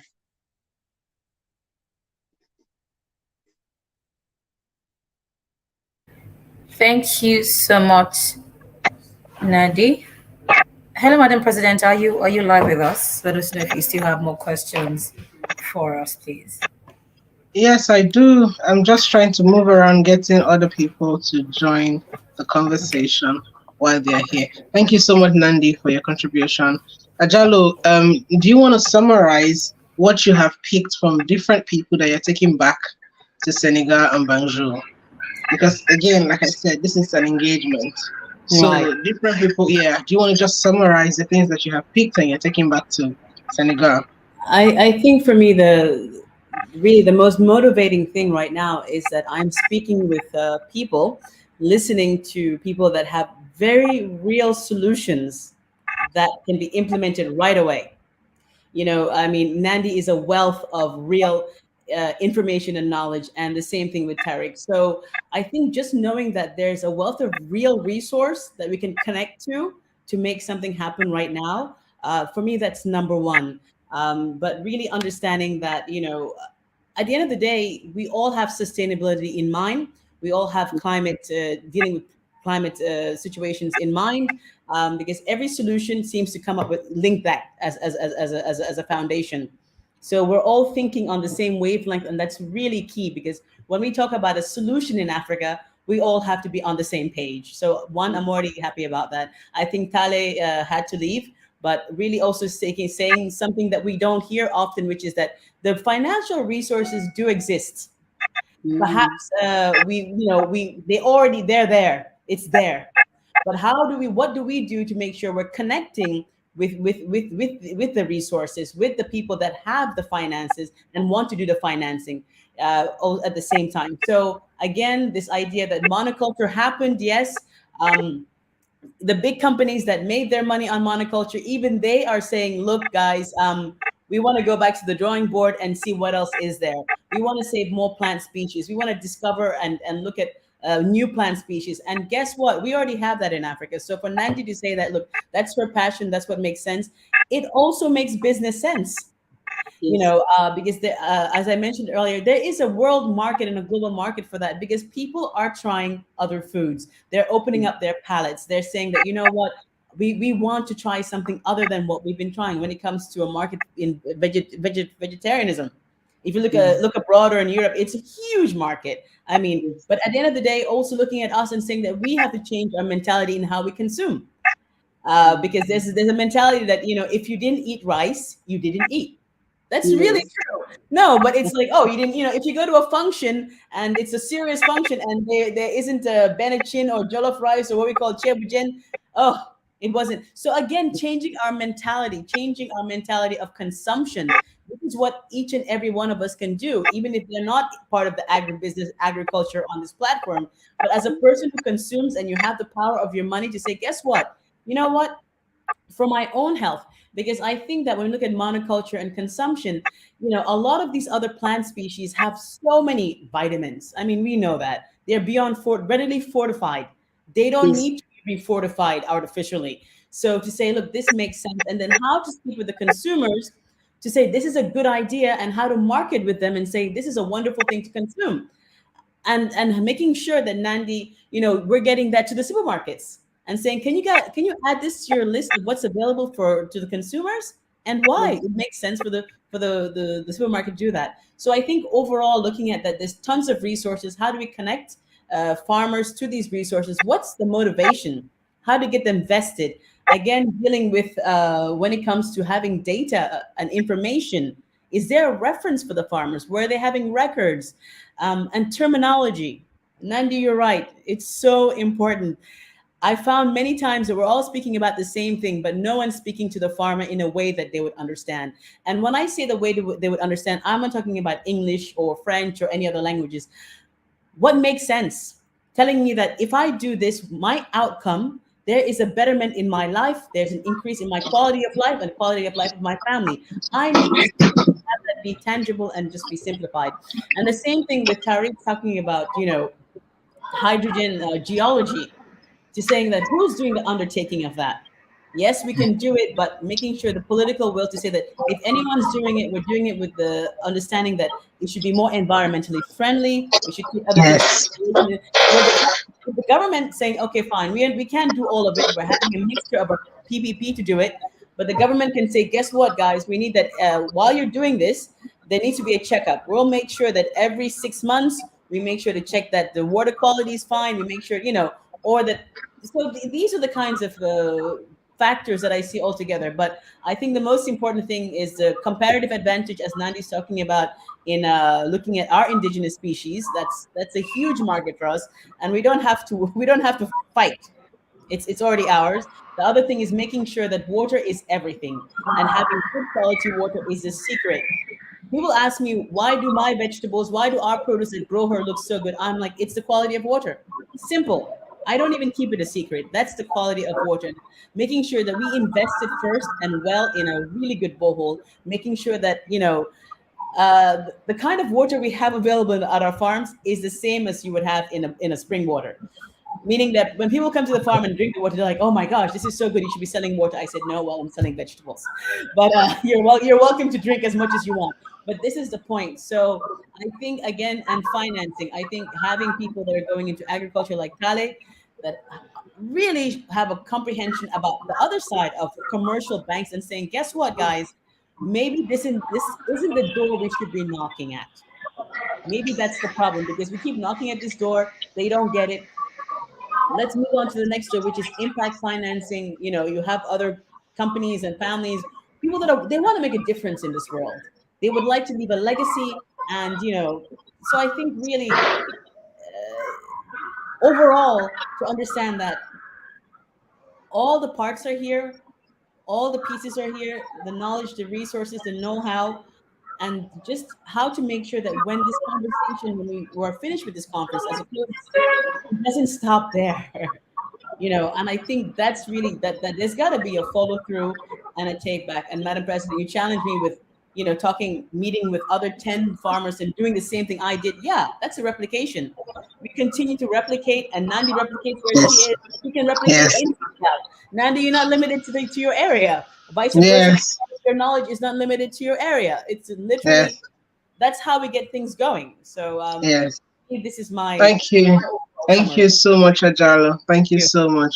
There was something you said I just want to quickly reiterate. Languaging. Yes. It's not enough to speak English or whatever local dialect. Is to show the farmers how this moves the needle further as far as their goals are concerned. Right. I watched a video on the internet a few days ago, and it was an app that was launched. I can't remember the name of the app now, in northern Nigeria. Mhm. And the founders of the app were doing feedbacks, like testimonials from all the farmers that they have used within the north, south, northeast, and then north central region. And because you could tell by the different names of the states that there were different regions within a particular cluster. And every time the farmer spoke, just in a way to share his testimony. He was speaking his local dialect, but he Yes. was speaking. They were all speaking specific to their yields before and after. They were Right. speaking specific to their pest control before and after. They were speaking specifically to availability of water and after. They were speaking specifically to access to market before and after. So you could tell clearly that whoever sold that application to those farmers spoke the language of the farmers. It made adoption very easy for the farmers and onward implementation. So as agri entrepreneurs, it's important that yes, these solutions exist, but it must be languaged correctly. Yes. Just like Ajalo said earlier, she said farmers are like everybody, they want the same thing, a better life. Yeah, that's it. That's it. A better life. That's A it. better life means different things to different people. And so I just wanted to reiterate that whatever solutions we're creating, whether it's in form of education, whether it's in form of platforms, whether it's in form of interventions, whether it's in form of even technical trainings, it's important to language it correctly. If you come high up when we're in stakeholder engagement like this, is great. But once we come all the way down, because without their implementation, we can't move further. It will just be continuous conversation in rooms. But to move further, we must language it in a way that they understand and then they're able to participate. I'm just going to throw one more question and then I'll take this round, starting with Nandi. The theme for this year's conference is Operation Feed Africa, Operation Feed the World, which is the future of agriculture.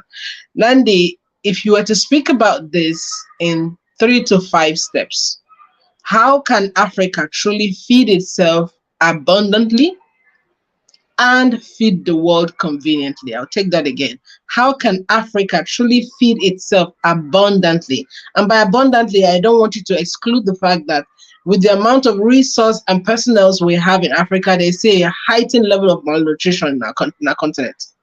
That's why I'm speaking to how can we truly abundantly feed Africa and conveniently feed the world. Nandi will go first, Tariq will go second, then Ajalo will go third.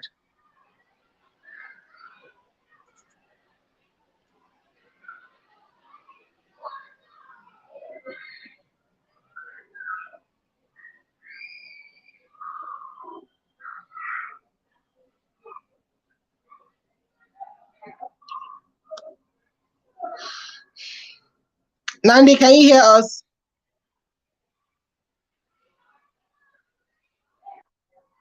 Okay, Tariq, do you want to go? Tariq, please take yours while we wait for Nandi to come back.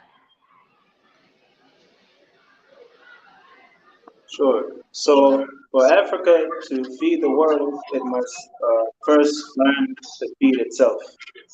You know, there's so much possibility in Africa when it comes to agriculture. Most of the farmers, though, are smallholder farmers and they're not very advanced in their methods. So one of the things that I've noticed, especially during my experiences in Zimbabwe, is that many Zimbabweans were employed on commercial farms and industries. So they were learning commercial farming and they were getting paid. And then they were able to take those skills that they learned on commercial farms and apply it on their own farms. So when they do have a good agricultural season, a good rain season, agriculture is very good because they know how to farm very well.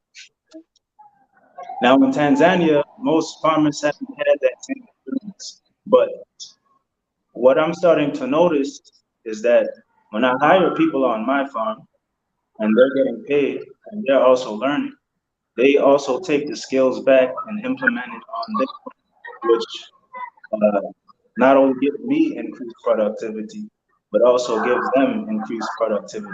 So creating systems where the farmers can learn and they also benefit in a way that they can go back and implement those skills themselves would be something that would allow increased food production, which would in turn make it possible for Africa to feed itself and more so feed the world. Thank you very much, Tariq. Nandi, you can go ahead. So I lost connection as you were giving me your parting words as to what it is to wanted me to speak on. So if you just repeat that for me, please.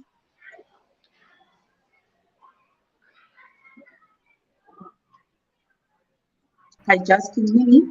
I think Madam President was asking about to just if you could give three lines or three recommendations towards this theme of Africa feeding itself and then feeding the world. I think feeding the world conveniently. So if you had 3 points that you would that would be your the 3 points that you would leave us with. Yes. It's impossible to feed the world or feed Africa if you're not self-reliant. If you at the home level aren't able to feed yourself. So, that's one of the things that I'm very passionate about. We need to do more our own food, specifically indigenous food. And once, we've empowered communities to be food sovereign, with not only home, but they can control and manage the food systems, then we'll be able to replicate the reason national our ancestors are doing it, they're achieving it successfully, they know how to study the other countries, but people need to deconstruct it and, do what change. We need to collaborate because I know something that somebody else doesn't know, and something that can definitely benefit me. So, we need to be self-reliant, we need to collaborate, we need to know that we are the solutions to Africa's challenges. No one is coming to save us. So the time is now. We still do have time, to apply what we have, to apply the skills to actually build the Africa that we want. It is very possible, but the time to start is now at the home level. So those are my more than 3 sentences to cut off. Thank you so much, Nandi. Okay, Madam President, you're back, ma'am. Yes, please. Thank you so much, Nandi. Ajalo, please go ahead. For me, really, I'm going to say number one, we need to make sure we have scaled up our infrastructure. Make sure we have working, I'm talking about fiber optic connectivity, internet. We're talking about good roads.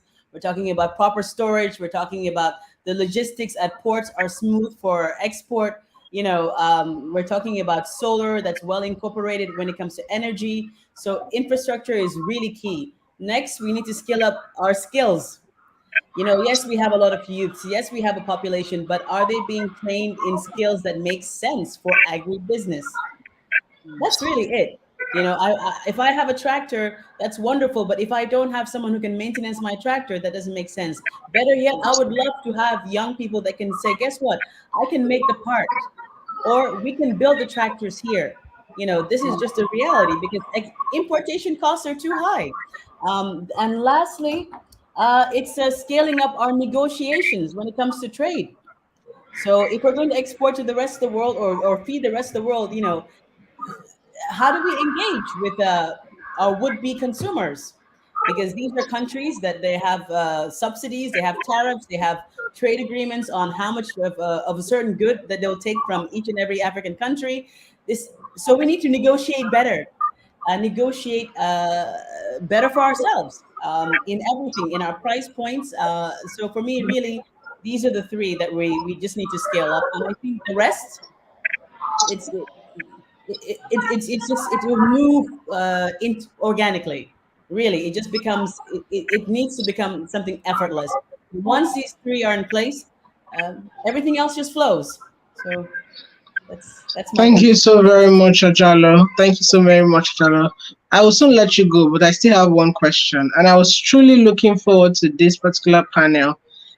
So before I let you guys go, I just want to pick your minds about this popular notion. In order for you to get the best value from agriculture, you have to process it.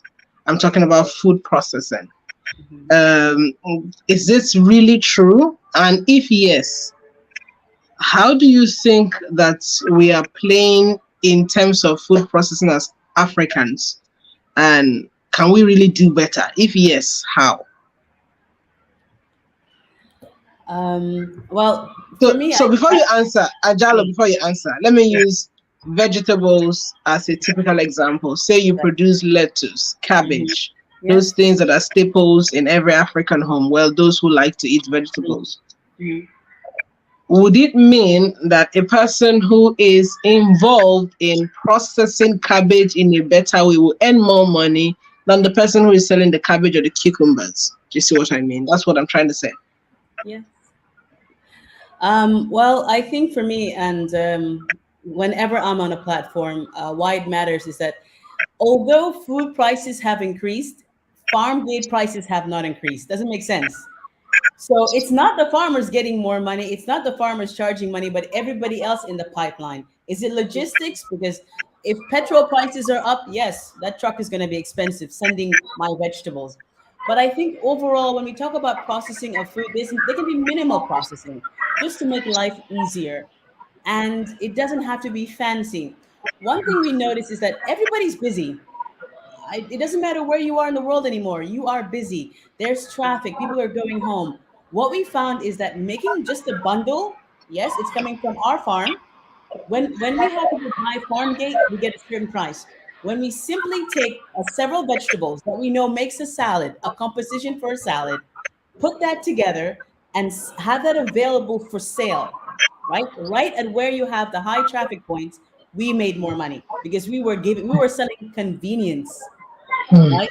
So here you go, you have something that's convenient and ready to use because people are just generally more busy. I don't have the time or the feeling to say I want to do that. So are we making sure that we're packaging it in a way that is appetizing, it's friendly, it's pre-cleaned, it's easy to use? It's human nature. But I think at the end of the day, convenience is key because you'd rather be doing something else with your time, spending with your family, or just sleeping. So I think when we talk about processing, yes, when we talk about longevity of something, fine. Minimal processing because honestly, we're living in a time where people want to have as many nutrients as possible.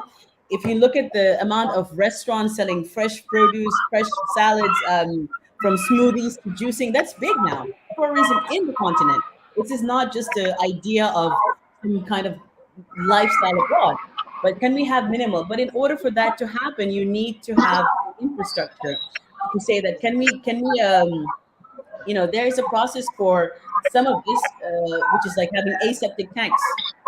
Is that available? Or you do need for flash production, which doesn't kill off all the nutrients, but will kill off the bacteria to make sure that even though these smoothies and juices and other things have a fairly okay shelf life. So it's very true, but that's going to be difficult to do. I sound like a broken record without the proper infrastructure. And I'm going to say this, that we had this situation for the Gambia where we wanted to do mango pulp. And we're so close to the UK, right? We're somehow closer to Europe. That should be an advantage for us. But in all earnest, we found that if we were to move the mango pulp from South Africa, the Cape of Good Hope, it would be faster and more efficient for us. Why? So the question is, okay, if it's faster and more efficient from South Africa, is there something we should learn about their technique or the methodology or the process by which they're doing their logistics? What makes more sense? But nevertheless, you need these things in place. But because guess what? People want to be able to have mango juice. We have a lot of mangoes. So why not be able to sell mango to the UK? But you want it minimally processed, right? It's kind of fresh, but it cannot have a long travel time. So this is really again about infrastructure, making the logistics make sense and it works. Thank you so much. Thank you. Nandi, you go after that. After that, Tariq, then we would have Meekness. Meekness, thank you so much for joining us. Please let me know if you can hear us loud and clear. Go ahead, Nandi. So I love what you said, Achelo. So you know what, people do want convenience. They want accessibility. Unfortunately, society has become, focused on instant gratification. I want what I want, and I want it now, and which is understandable. People are busy. So there is a lot of, post-harvest losses that happen between the process and often the person with the farmer. We're not seeing an income generation. We're not seeing, the impact to the farmer as far as the impact is concerned.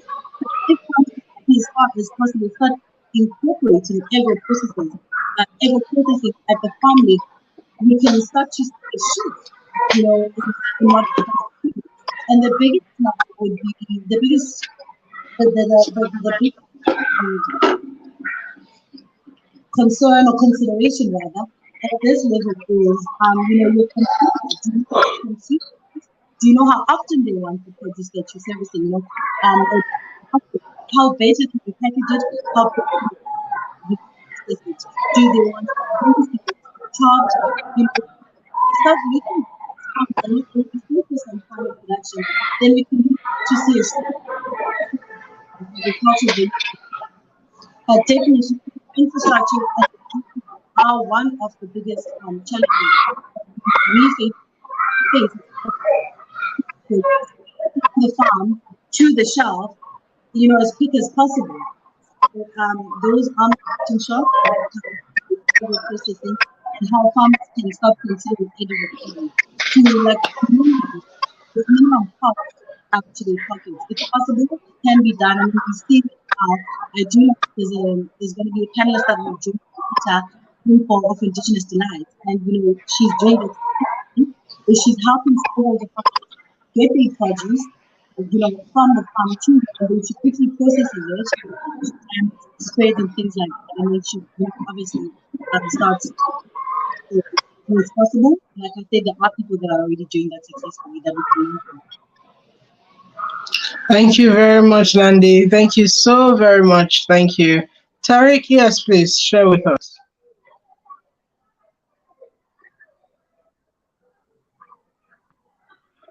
So the marketing infrastructure needs to be developed for agro processing, meaning a lot of people buy raw commodities within the African markets, and they cook those commodities at home to their liking. So in order for the agro processing to make sense, at the end of the day, the market has to be there. One of the strategies that can be undertaken is processing of waste. There's a lot of waste in the market because food wasn't stored properly or wasn't sold quickly enough. But the waste can then be converted into something that's valuable for agriculture. So something that ties back into the system or creating new systems for new processed products. Thank you very much, Tariq. Thank you very much. What is the commonest challenge you have experienced as an entrepreneur in this sector, Tariq? What is the commonest challenge you have experienced, and how have you dealt with it?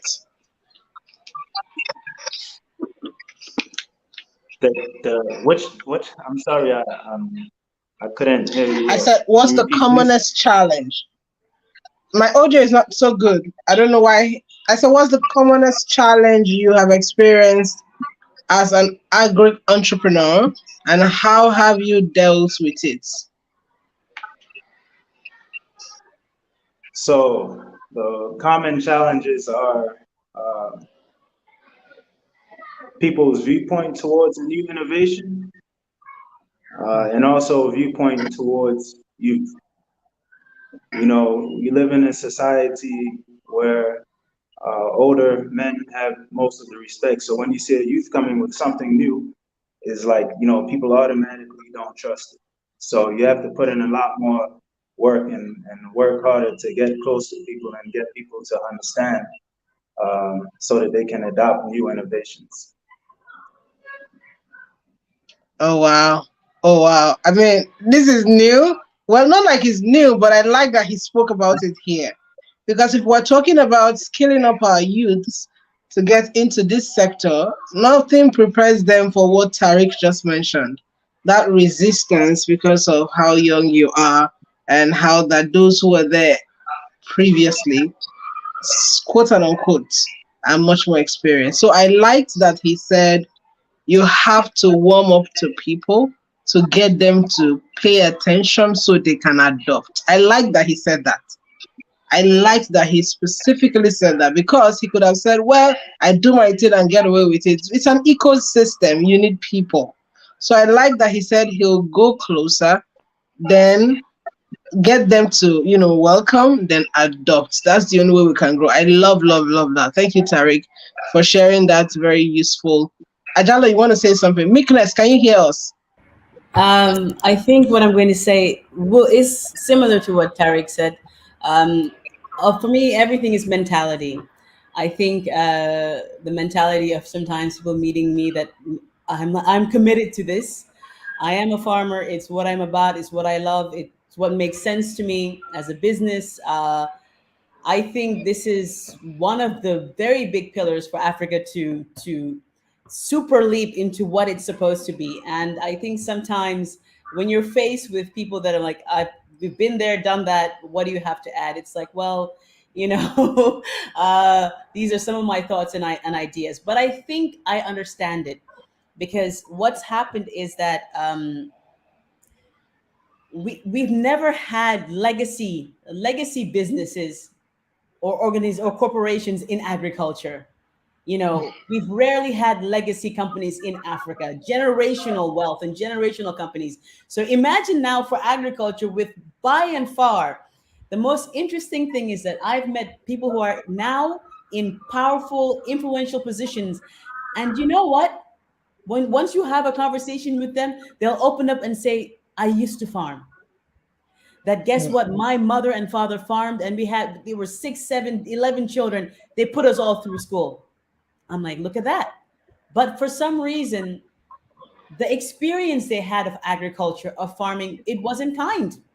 They saw their parents, their family members do back-breaking work, and they never quite saw a break. So psychologically and emotionally, you attach agriculture and everything. It's not a very positive.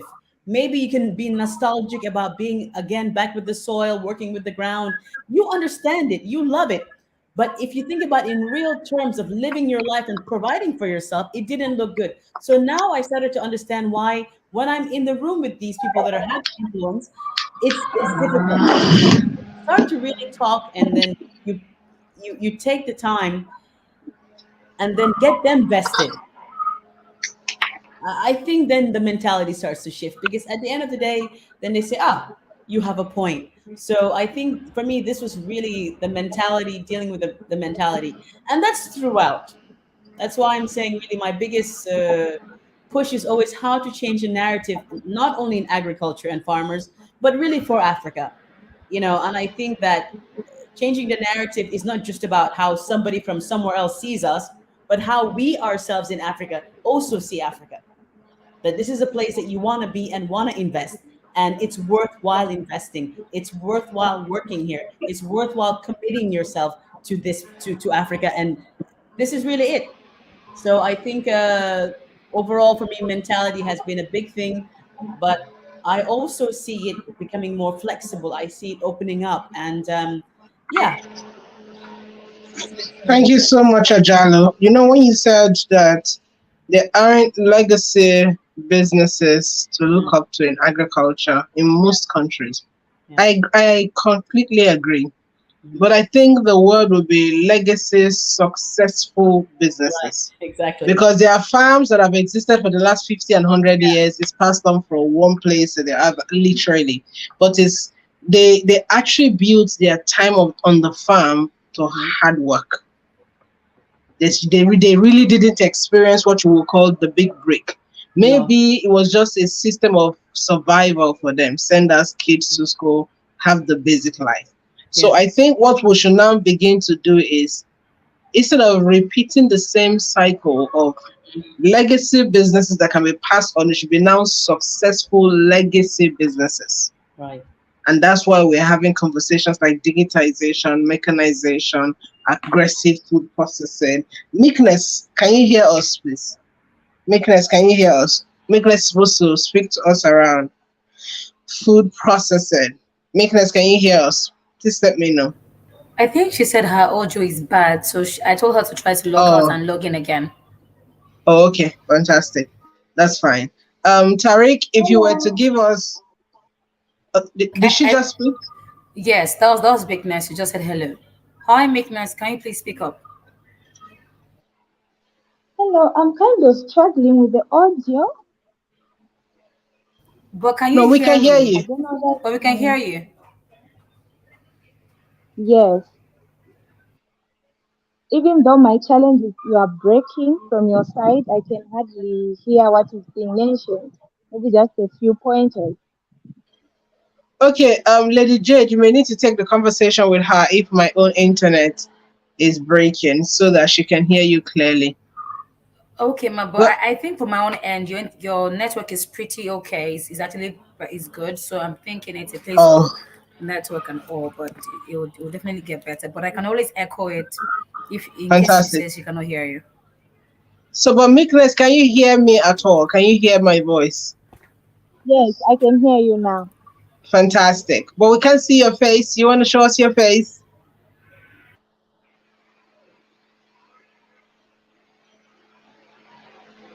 Okay, no problem. I will switch on screen. Fantastic. While we're waiting for Meekness, Tariq, if you were to give us closing words on the future of agriculture, closing words now, the future of agriculture and what you see yourself contributing in the long run, what will that remark look like? Let me take the question again. If you were to give us a Well, closing the future remark or of a parting, agriculture is young and it's African. go ahead.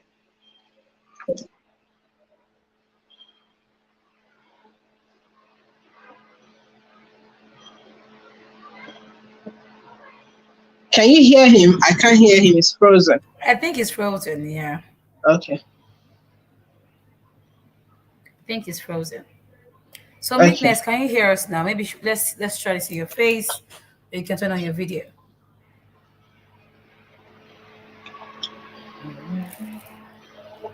Okay, I think Tarek, are you back now?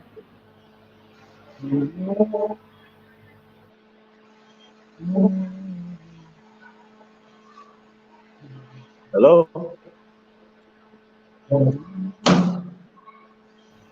Okay, Tarek, you can go on. Hello? Yes, Yeah, I can please hear go you. on. Did you hear me the first Tarek, time please go or on. should I repeat? No, we didn't hear you at all. You have to Okay, start all over again. I was saying that the future of agriculture is young and it's African. Uh, I'm not just saying that because it's a fancy term, but you look at the land resources, you look at the population, you look at the situation going on with food security around the world right now. The future of agriculture lies in the hands of young Africans like us. We can't depend on someone to come in and save us at this time because it's us who's going to save the world. This is truly my belief. And you see, I'm leading the way with innovation. I want other young Africans to know, we're so creative. Don't be afraid to take your creative idea and develop it and take ownership of it. And I literally mean take ownership of it with patents and intellectual property and bring your idea and your solution to the forefront because it can be that idea that one day saves the world. Thank you very much, Tariq. Thank you very much for your contribution to this year's African Government Stakeholders Engagement Forum. We truly, truly have been seriously educated by your experiences, by your contributions. Thank you. And I'm sure that should we Thank you. have the need for further kind of partnership at AGSEF, you would be more than glad to do this with us. Is that a yes? Thank you. Fantastic. I love that he said the future of Africa is young. The future of agriculture is young and African. I love that. That was my biggest takeaway from today's conversation. Young and African. Thank you so much, Tariq. God bless you for coming this year. Ajalo, we want the same from you. If you were to speak about the future of agriculture, what would that look like for you? And what role would you be actively playing in it?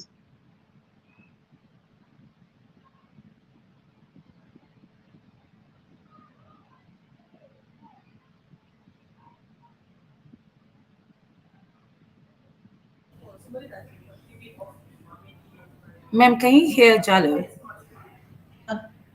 I did not. Okay, it was off. Agriculture is people powered.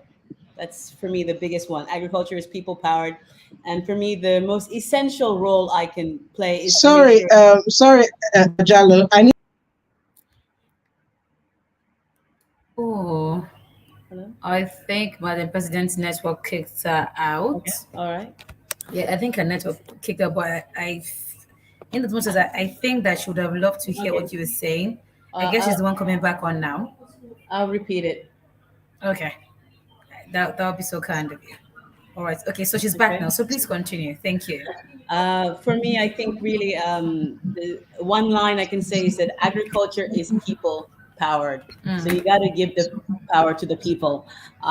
That's really it. And the other thing is that if I were to play a role that I think is important, would be to negotiate better for us at the level of trade, at the level of partners, is to just to be in that room and negotiate better because I know what it feels like not to have the right seats. I know what farmers go through really. So negotiating from that perspective, negotiating on long term for better services, better employment. So really negotiating better, making sure those contracts work for us too. Thank you very much, Ajalu. Just to say this as a parting word, have you ever thought about going into politics, Ajalu? No, I didn't, but it seems to be coming up. And I just wanted to say it because okay, it's well, been, I've been it's, trying to keep it in, but clearly I can't hold it in anymore. it It's to seems let to you be know that, yeah, okay. politics is something you should pay attention to. Well, I hopefully I'll Because get your support, Madam President. Then. absolutely, absolutely. My job is to identify Okay. um, specific stakeholders within the continent and then rally a troop to build Africa. That's what I represent. That's So fine. the minute I know that this person represents a very core part of what we want to do as moving Africa forward, I'm Okay. 100% behind you. So Very, yes, very well. politics, whether at local level, whether at global level, because your voice is compelling and we need it to make changes. Yeah. So I think as long as the political will becomes a will that pushes the people forward, pushes the continent forward, um, just a better life, just a better life for each and every single person because it's really hard. I think sometimes we underrate how difficult it is. But I said before, the most amazing thing is every single day I see people do so much more with so little that it's unbelievable. So I think, quite frankly, we need the political will there for agriculture. That's it. That's it. We will get it done. We will get it done. Believe me. There's an Africa I see, and that Africa is the Africa that knows no bounds. That Africa is the Africa that all of these limitations will fizzle away. That's Whoever right. is in charge or in the helm of affairs today, they will not be there forever. At most, when they're 100, they'll die. Right? And Well, and I don't. yeah, Right? There has to be a crop of young people like you and I who are yeah, going to rise up. And that's why that's right. conversations like this, where we identify each other and say, Yeah, okay, I know this person, I know that person. And yes, the minute there is a cleanup in the system, political will no longer be a barrier. I think, So we just need to keep doing what we're doing, raising awareness where we right. can. Because it's not Yeah, going to be nice for just a few of us, a handful of us, to no, have this desire to want to yes, make Africa better. It must be a consistent rallying, a consistent awareness with yes, our individual platforms. AGSEF represents one of those platforms. I have many other platforms where we do this, but beyond AGSEF, all of us must yes, push this agenda of a better Africa. Because that's like right. you earlier said when you started, Ajalo, you said Europe and the rest of the world, they have no choice than to pay attention to Africa. Europe you necessarily do not have roads they still want to build. No, They necessarily do not have, they literally don't have those needs. So the no, only place to go to is Africa. But that that's it. would mean that Africa must be prepared so that we don't become exploited again and again and again. Exactly, exactly, We need voices in the room to exactly. That is, renegotiate our place. that's Yes. it. That's it. Yes. Yeah. So Ajalo, please take this from us at AGSEF. Go Okay. and start contesting for the political office, even if it's at your local community level. Get started. Okay, very well. All right then. Yes. All right. Thank Yes. you, Madam So two President. assignments. We're giving you two assignments. Yes, 10 yes. people get Uh-huh. involved in politics, right? I Okay, love that. got it. Thank Okay. you so Thank much, you so much. Ajalo. Thank you. Thank you Thank so you. much. Thank It's been you. so beautiful to meet you today and truly Really, have really this nice. conversation. I Thank will you. reach you personally. Okay, Thank you. very well. Thank you, Ma. Okay, thank you. Thank you. Bye-bye. Okay, welcome, Meekness. Can you hear us? Yes, I can hear you, though it's breaking, but at least I'm able to hear one or few things. Oh wow. Okay. So what will happen is when I speak, the compare will echo it just in case my voice is not clear enough. Welcome to AGSEF 2023. It is great to have you. I think one of the first questions we want to ask is tell us about you. Tell us your story. Okay, that is fine. Tariq, thank you so very much. God bless you. Thank you for joining us at AGSEF 2023. So Meekness, tell us about you. Tell us about your story. How did you get into agriculture? Just tell us about that. We want to know.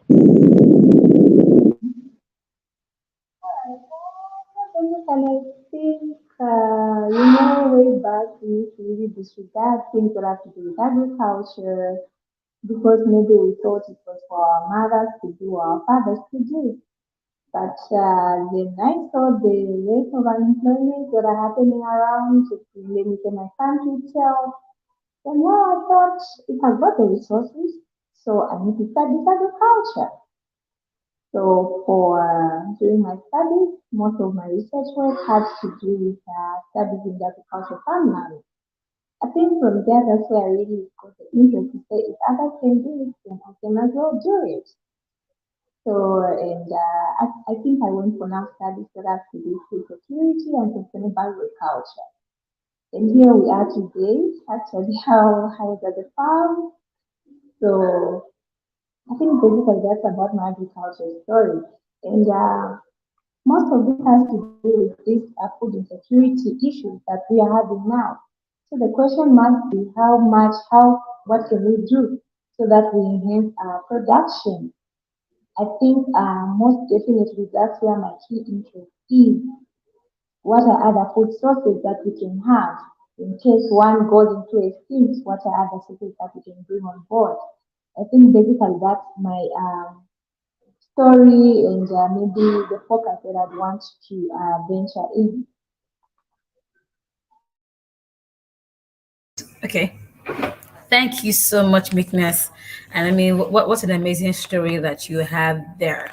Now, moving on quickly, because I know that Madam President has some questions that she would love to engage you in, and just to understand, some nitty gritty about the agricultural space in your locality. Now, can you let us know where exactly that you're connecting with us from?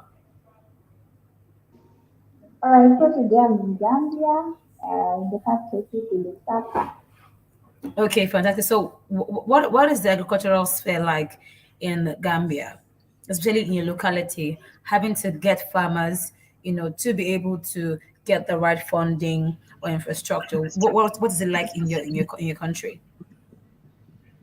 Well, I think for the past years, it hasn't been so much good, especially with the fact that I think most of the issues that we are having here is actually funds. People have got really ideas, especially in the farmers that I've had interactions with. They have the ideas, but they don't have the money to implement these ideas that they are having.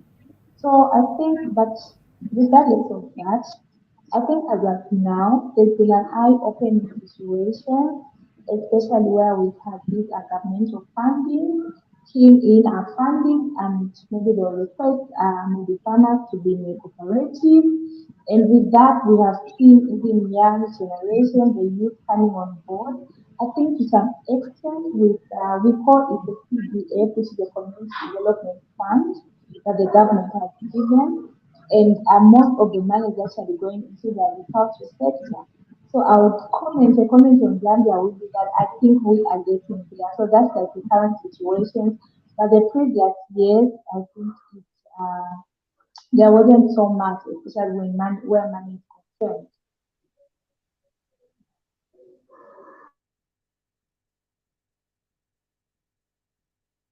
Okay, I so I'd cannot asked hear about the. you. Can you hear me now? Can you hear Yes, me I now? can.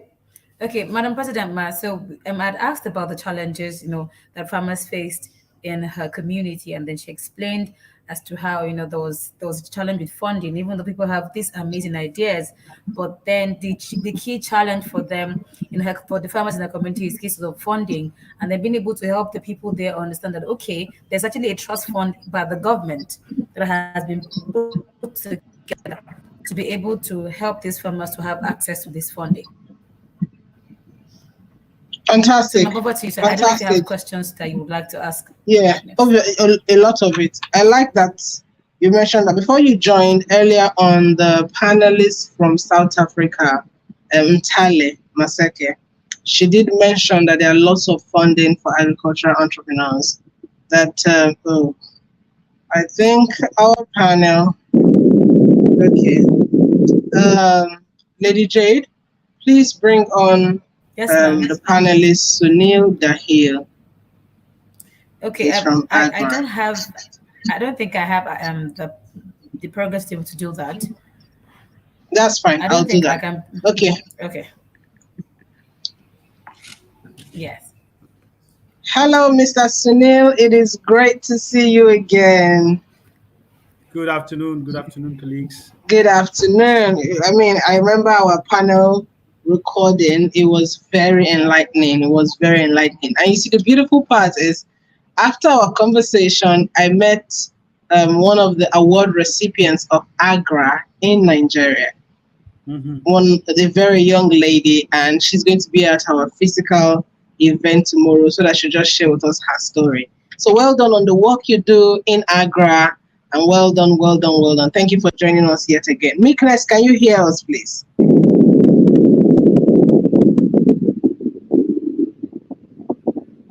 Okay, while we're waiting for Meekness to be able to get her network back, Mr. Sunil, please give us an overview of the work you have done so far in Agra. When I say overview, of course, I know it's going to take almost like a week or a year for you to finish talking about everything, but give us an overview with respect to the theme for this year's event, the future of agriculture, Operation Feed Africa, Operation Feed the World.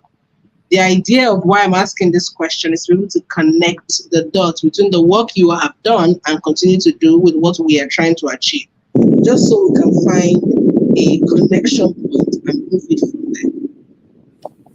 Thank you. Thank you very much for the opportunity. I hope I'm audible and visible to all. Yes, you are audible.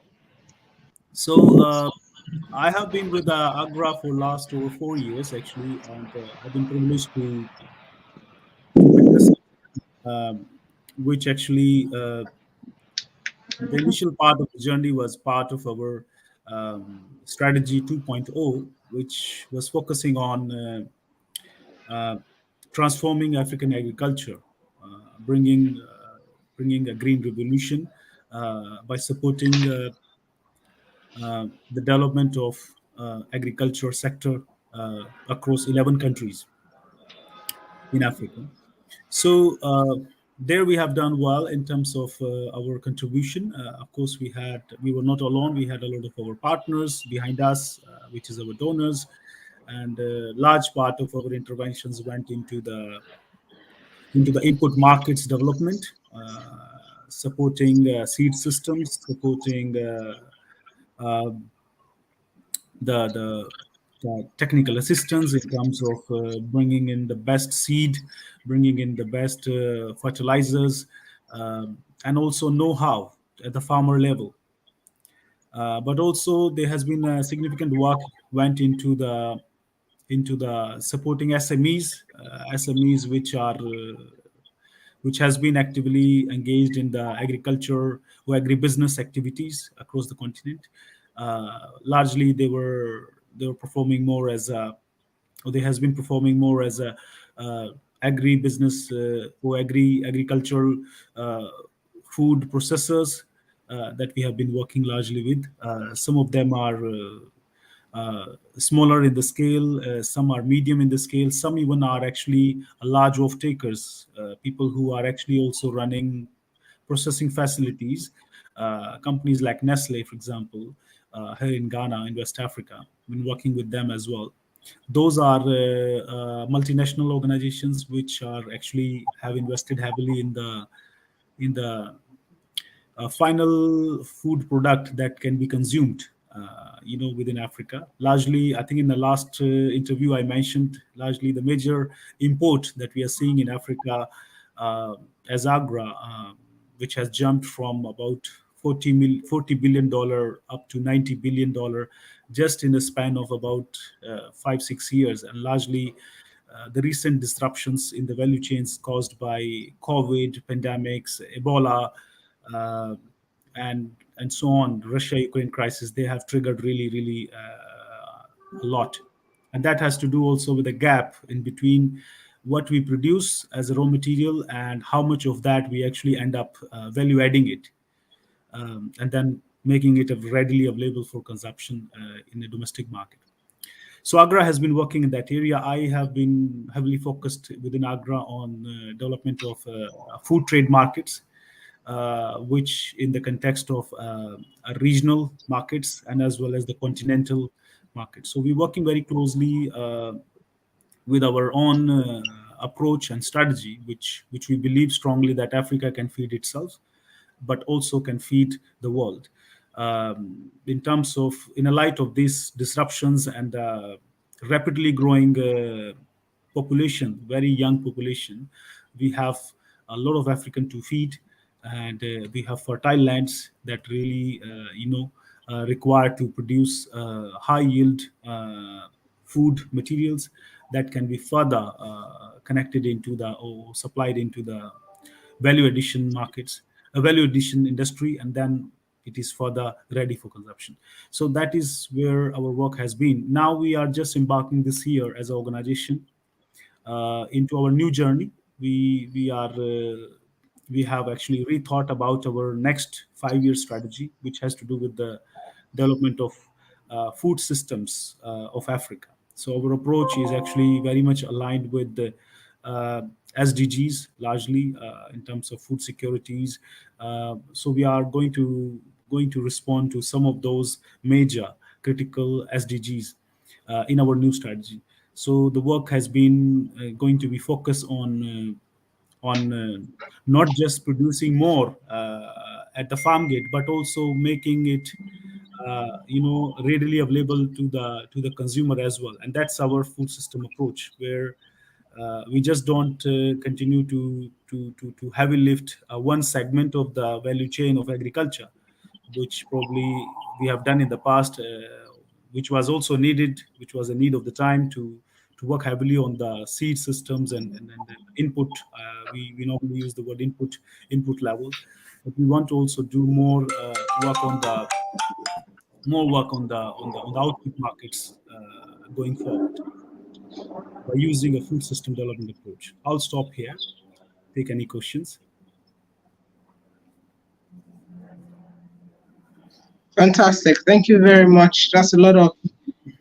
I wanted to ask, do you do anything specifically with the local farmers? Because I hear you mentioned a lot of the multinationals, a lot of those guys who are in the food processing area of agriculture. But do you do things with local farmers within the context of the continent? And that's because I believe that there's a lot that can be done if we have a network, right? A network of access to these local farmers that truly also want to participate in food processing but do not know they don't have the technical know-how, they don't have access to funding, access to these resources. I believe we can achieve more by clustering them. So tell me, do you do anything with these local farmers in terms of the kind of work you do with the multinationals?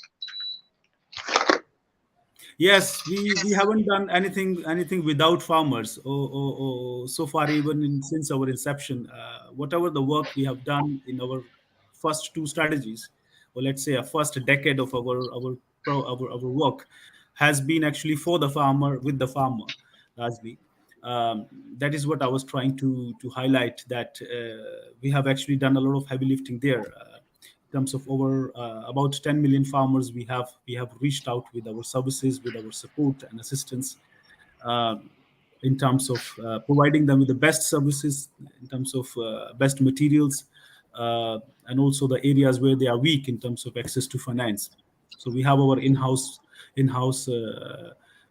facilities that actually provide support to those uh, farmer communities. Now, uh, yes, we have also invested heavily in the delivery model, which is we call it a VBA model, which is a village-based advisor model.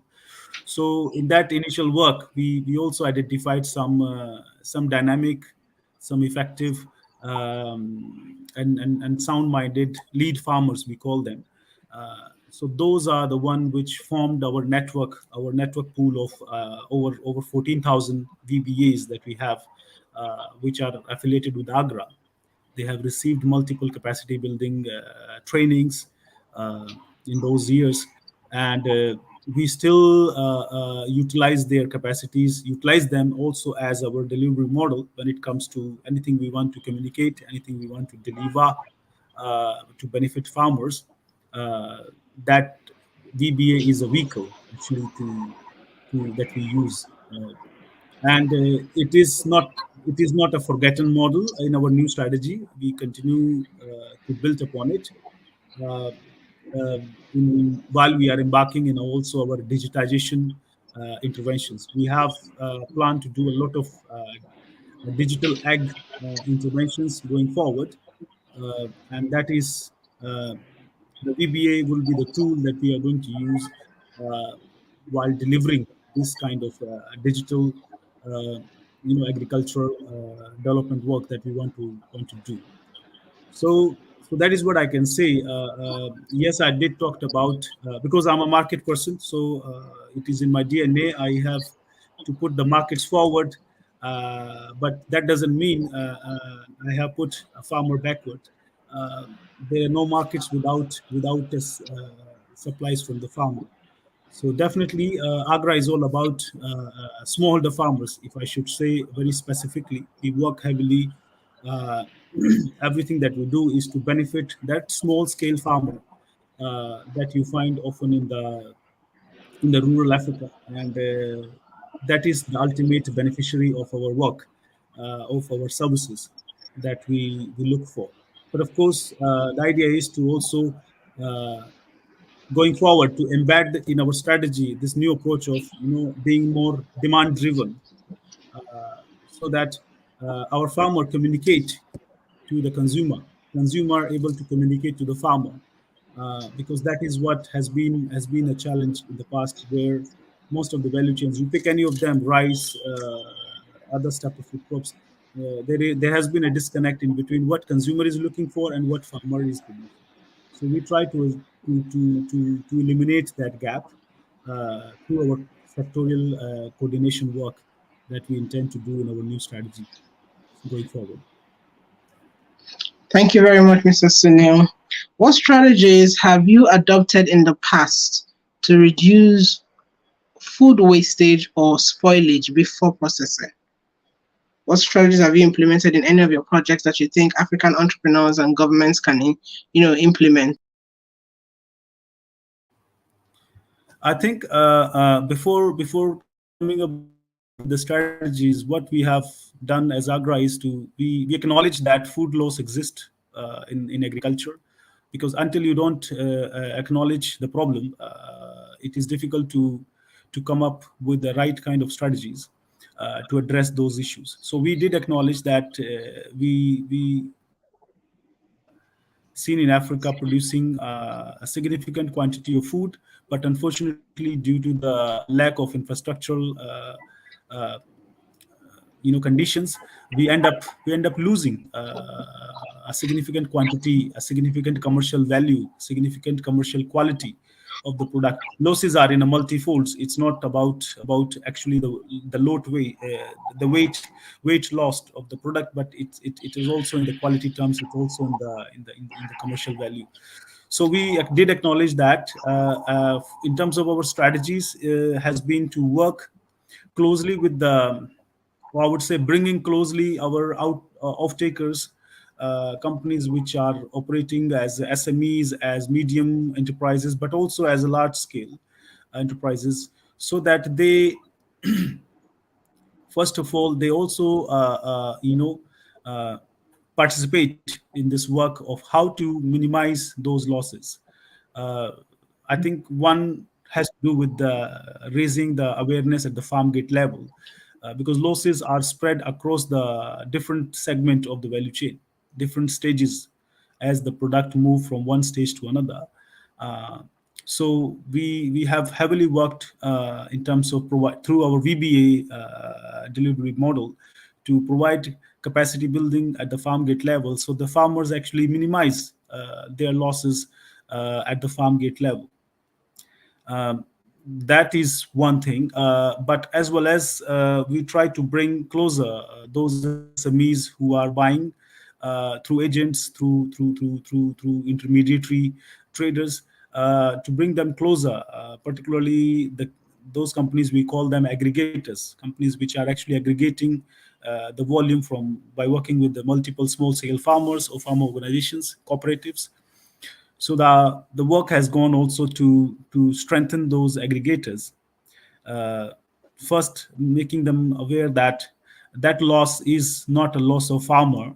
That is also a loss of aggregator. It's a value that whole value chain is losing, and it it if we could put some efforts to minimize or reduce or even eliminate those losses, it will be a big saving. It will be a big profit share to be shared among the value chain actors.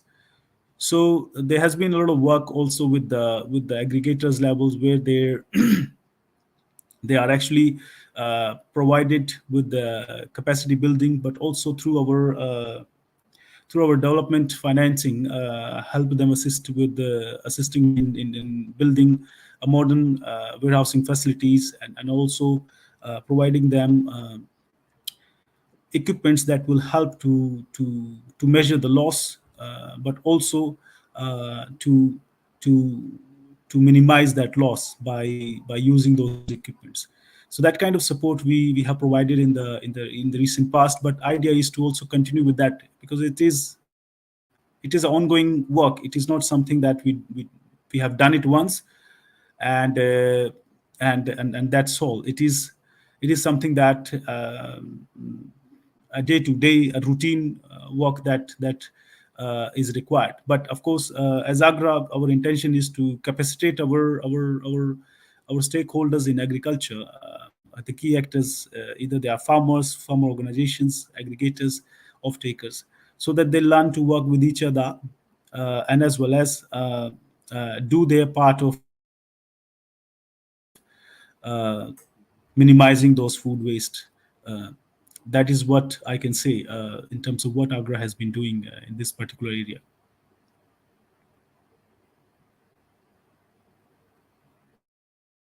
All right, thank you so much, sir. I believe that you're back on the call. I guess your network um, is loading up. What about now? Okay.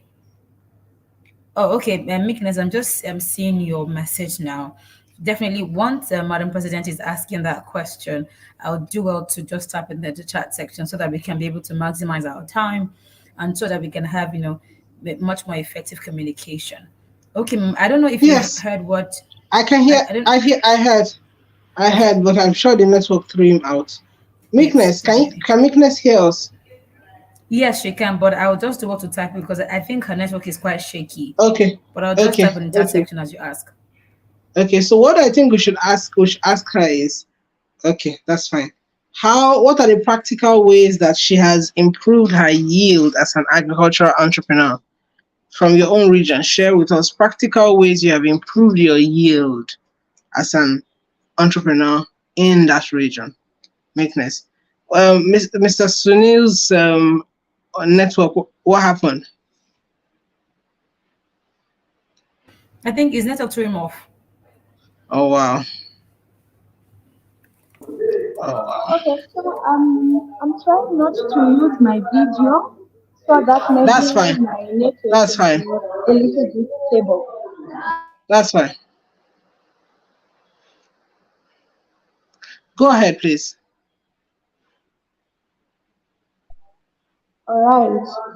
So some of the things that I've done to increase my yield, especially, let me talk about the farm.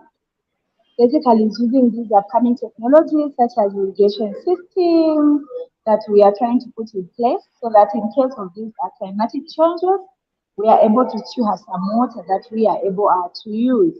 So I think that's one of the methods that we've used.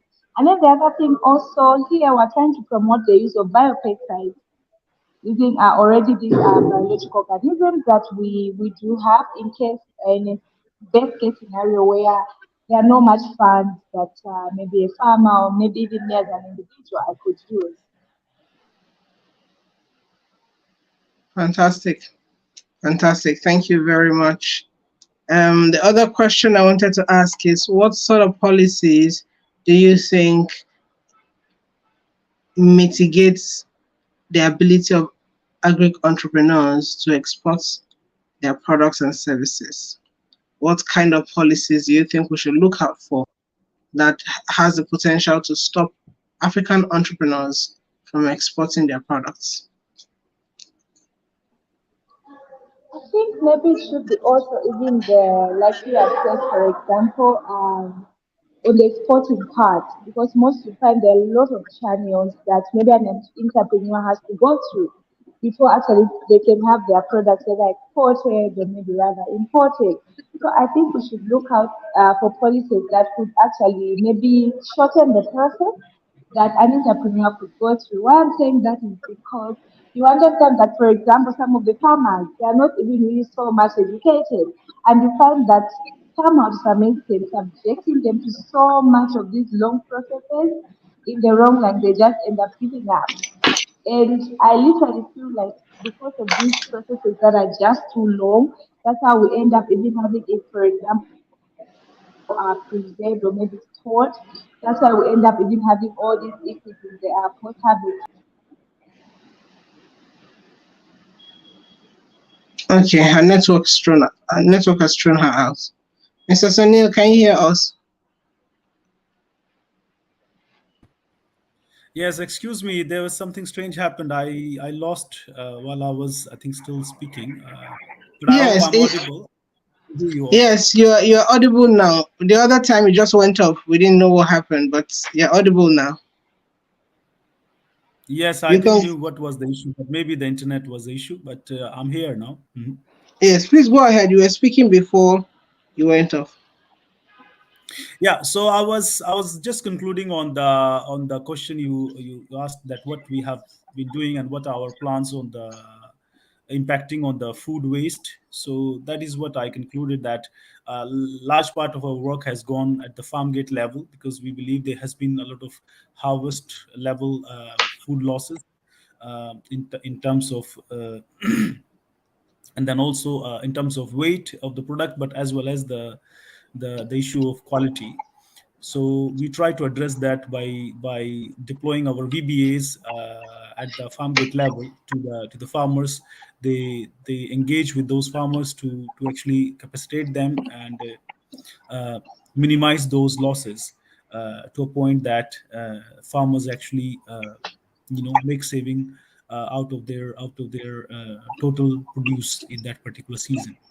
There has been work also on the aggregation level, because once that product is produced, it goes to the aggregators who aggregate and then put in a significant volume size that will go to the further distribution and value addition and further local consumption.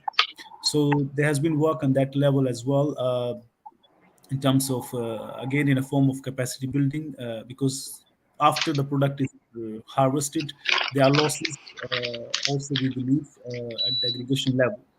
So we have invested also significant resources and time in capacitating those aggregators with the know-how, technical know-how, how to fix those waste losses, food waste losses, but also providing them with equipments, tools, and to some extent we have our development finance or development funding available, which support sincere businesses to actually invest into their physical uh, infrastructure, the warehousing facilities and all. Uh, Thank we you very continue much. we continue to work in this area because, as I was trying to say when I cut off, it is not something one-time fix. It is something you Yes, fix it once, but it still comes up again, yes, yes. particularly in this environment. So it is an ongoing area of our work at Agra. Thank you very much, Mr. Sunil. Also, I wanted to find out what sorts of systems or processes should a person who is planning on exporting their processed item out of this country, what should they put in place to be able to qualify for that?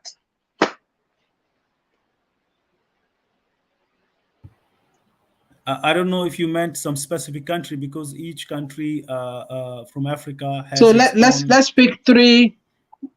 let's pick three different countries that you have probably worked with. Just compare what the specifications will be like for these three different countries. Yeah, I can take example of Ghana, for example. You want to export a goods from out of Ghana. Uh, if you want to export for international markets, non-African countries, of course, there is a certain licensing that is required. Your company has to be export registered, which has export license to export the particular product. And certainly, there are products which have faced some export bans. So definitely, they are which a company has to be mindful about. But largely, a lot of the measures, a lot of the requirements, they actually dictated by the export destination. So if you are exporting into American markets, there is a Food Safety Modernization Act (FSMA) uh, that is regulated by AFI, which is industry body. So you require to have a minimum food certification, food quality and food safety certification in place, which has to do with the HACCP, BRC certificates that are actually going uh, to demonstrate that your product is safe to enter into the American markets and it's safer for consumption for American consumer. So largely the importing nations also dictate in terms of what are the requirement. Of course, there are technical requirements also specific to a product.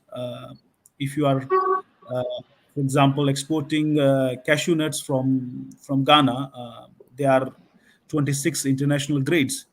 Your product has to come with a proper label so that it explains a buyer uh, or a distributor um, Mm. that this particular product name of this product or grade of this product is this, and that also determines the value of the product. Again, the moisture content, which is another major requirement in food items, they have a pre-established, pre-agreed, and even mentioned in the commercial contracts of trade that we will not take beyond 3% or 4% of moisture content in the product, because moisture is excess moisture is a mother of a problem for any food commodities at any level. So that is something also comes as one of the requirement or norm. Now, trading among the, let's say here in West Africa, in the ECOWAS region, ECOWAS state members countries, they have their own ECOWAS focused a criteria that determines if there are some tariffs applicable in terms of tax, in terms of any duties, uh, or there are none because it is actually uh, certified that this particular product is coming from Ghana, it is not coming from China or elsewhere. So that product can has a buyer in Niger, for example, and that is basically falls under the the ECOWAS trade promotion, interstate trade promotion scheme, largely known as ETLS scheme, which is ECOWAS trade liberalization scheme. So there are some consideration and exemptions for that kind of interstate trade activities. Of course, it is not entirely a free trade. You have to have obtained some basic certificates, a legal certificate, which is certificate of origin, for example, certificate, phytosanitary certificate. Those are the technical documents you need to obtain before you actually decide to move your goods from one country to another in this region. I'll stop here to Thank take you. any. Thank you very much, Mr. Sunil. Um, Mufo is here. Mufo from South Africa is here. Mufo, can you hear us? Mufo Mugodere, can you hear us? Hi everyone, I can hear you. Am I audible? Can you guys hear me? Very audible. You are very audible. Thank you so much for joining us today. Mr. Sunil has just given us some of the criterias with variation to different countries that anyone who wants to export processed food needs to pay attention to. And I like that. Okay, I like that. That's fine, Jade. I like that he gave examples stating how water is not very beneficial to a lot of processing if you want to export those products. Just reading your profile, Mrs. I hope I got your name right. Umfo Mogodre. Do you want to pronounce it for me? It's Mpo. It means gift in Sepedi and Setswana. Oh, wow. And my surname is Mohodiri. So it's a bit long. Yes. I like So the that name is even better, Mpo. Mokodere. That's like I like it. Yes. Okay, Umpo. Thank you very much. You're an expert in marula nuts and all those wild lemons and all those wild fruits. Tell us about the potential, not just in South Africa, but the potential of these products, in other parts of Africa and how. Okay, let me start with this before I move to the B part of that question.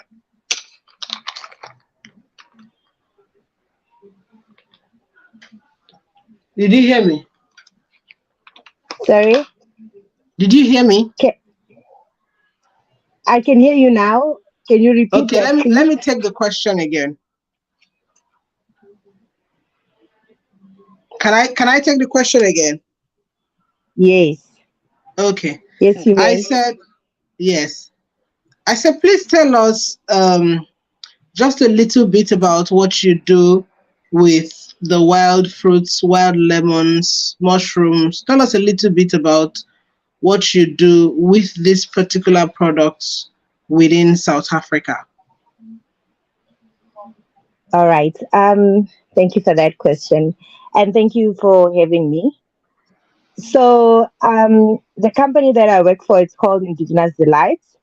The whole aim of Indigenous Delight is to preserve indigenous fruits. So we make food products out of indigenous fruits and vegetables.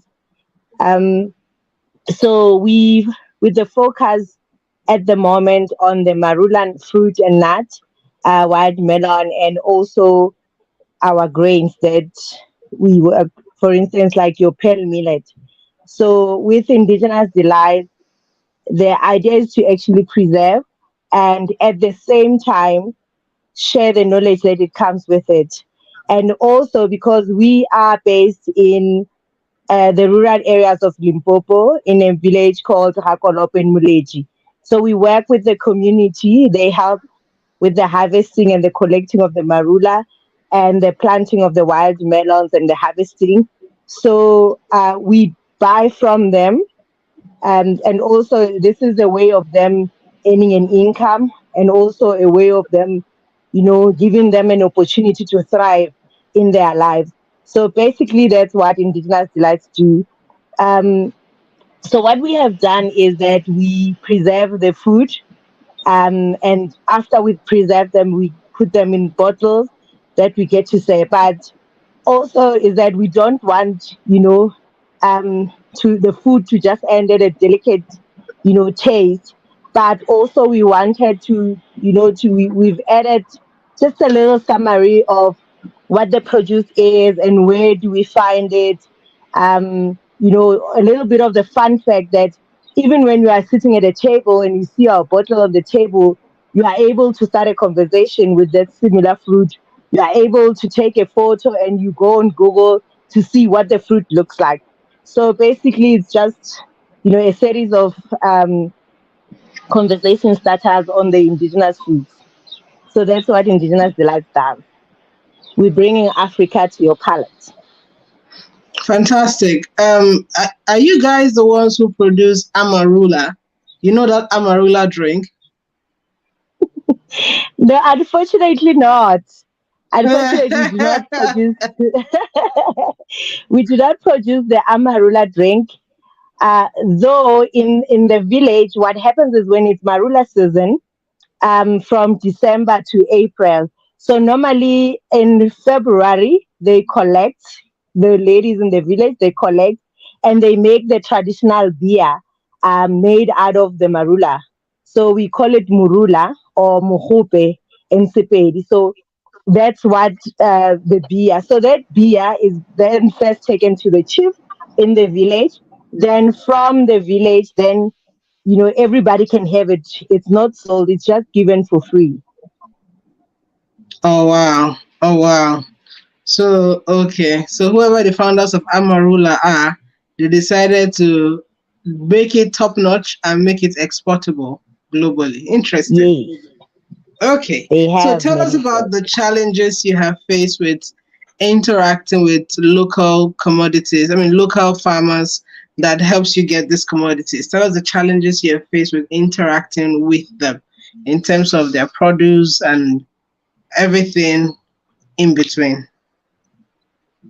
The challenge that I faced was that when they in each home, when somebody from the outside comes into the village, it becomes sort of a problem, because then people are not sure what's happening, because this is an outsider that is coming to exploit them. That's what goes on to their mind.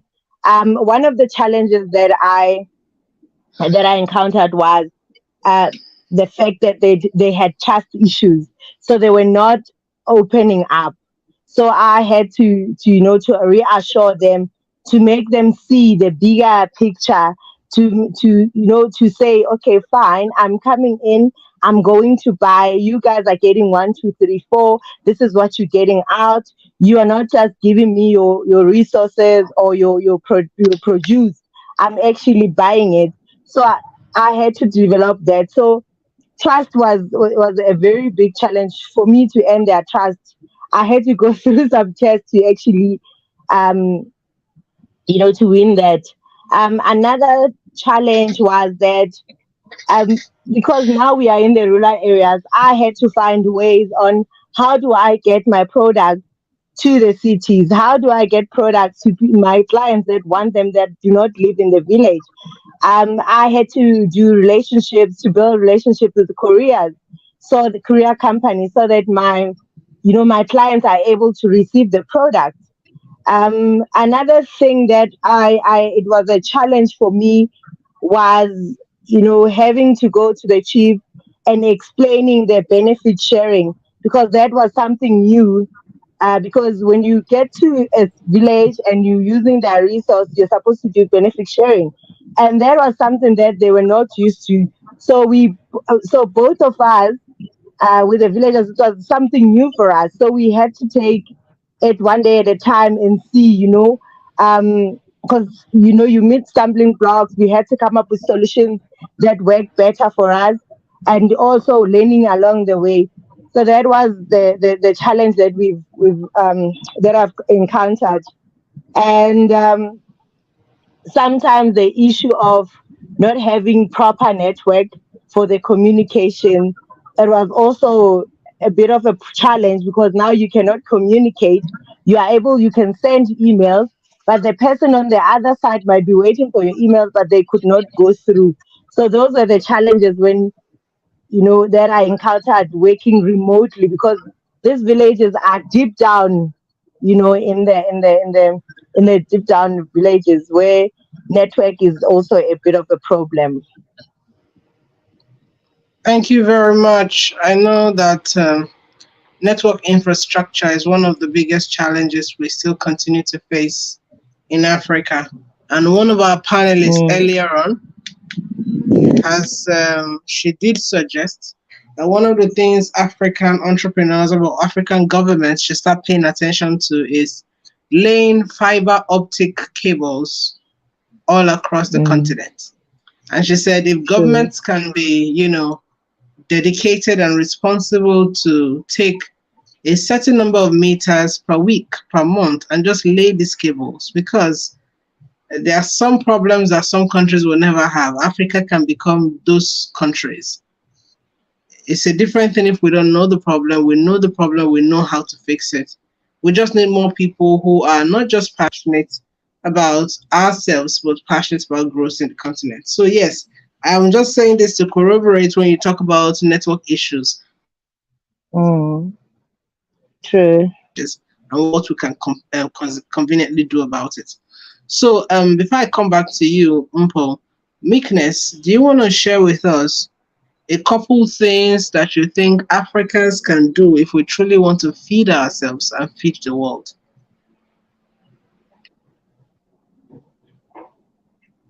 Is that for me? Yes, Meekness, that's for you.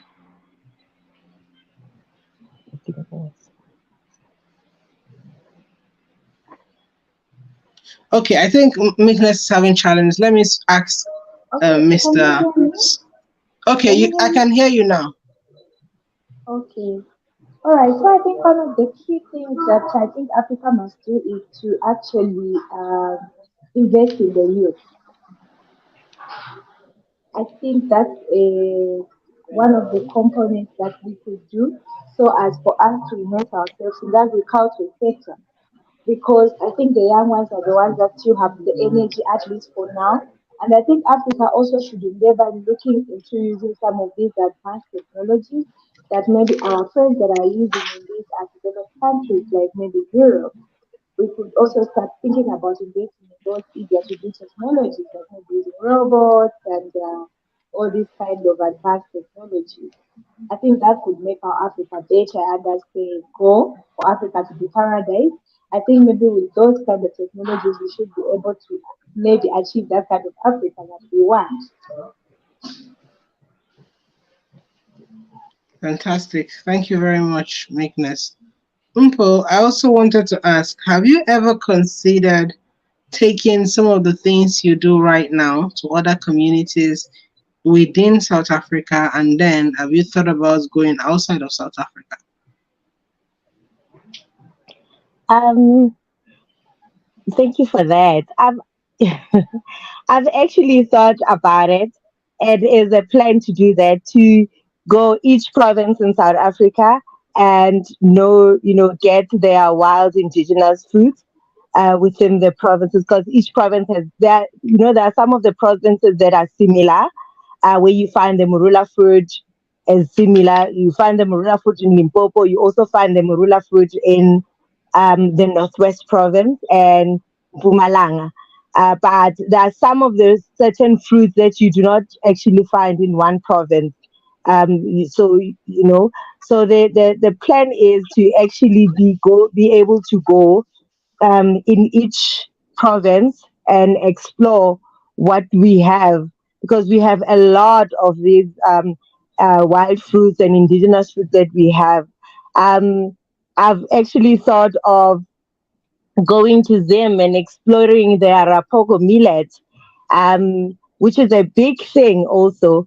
I've also, thought of going to, I plan to also go to Ghana and also to go to you guys in Nigeria to see, because you guys have such a rich culture, especially at showcasing your indigenous food. So you guys are like way ahead of us.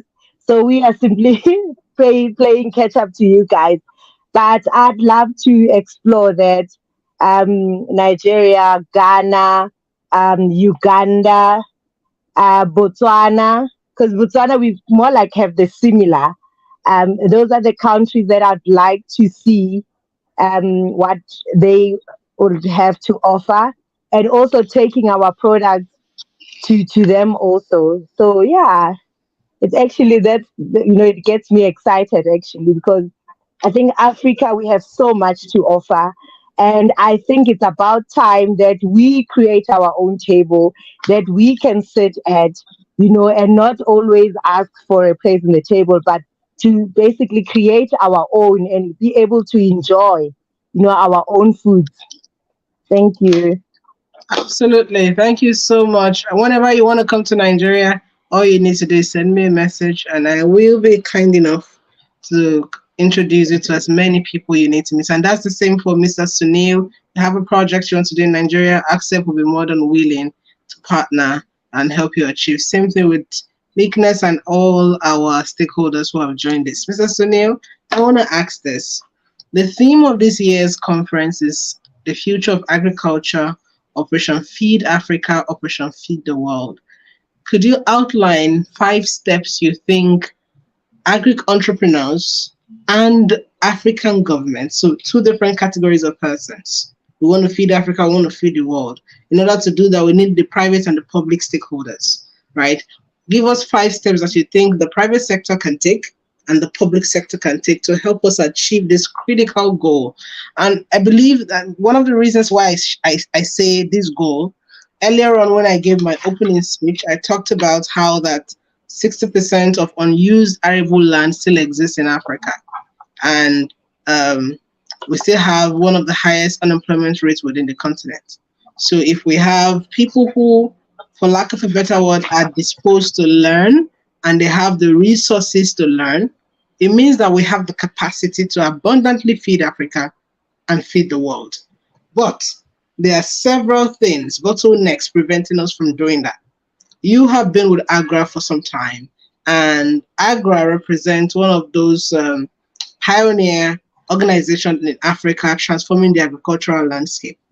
And that's why, if you could give us outlined 5 steps the private stakeholders, the public stakeholders must take to help us achieve this goal. Yeah, thank you for the question. It's a very important question you're asking me.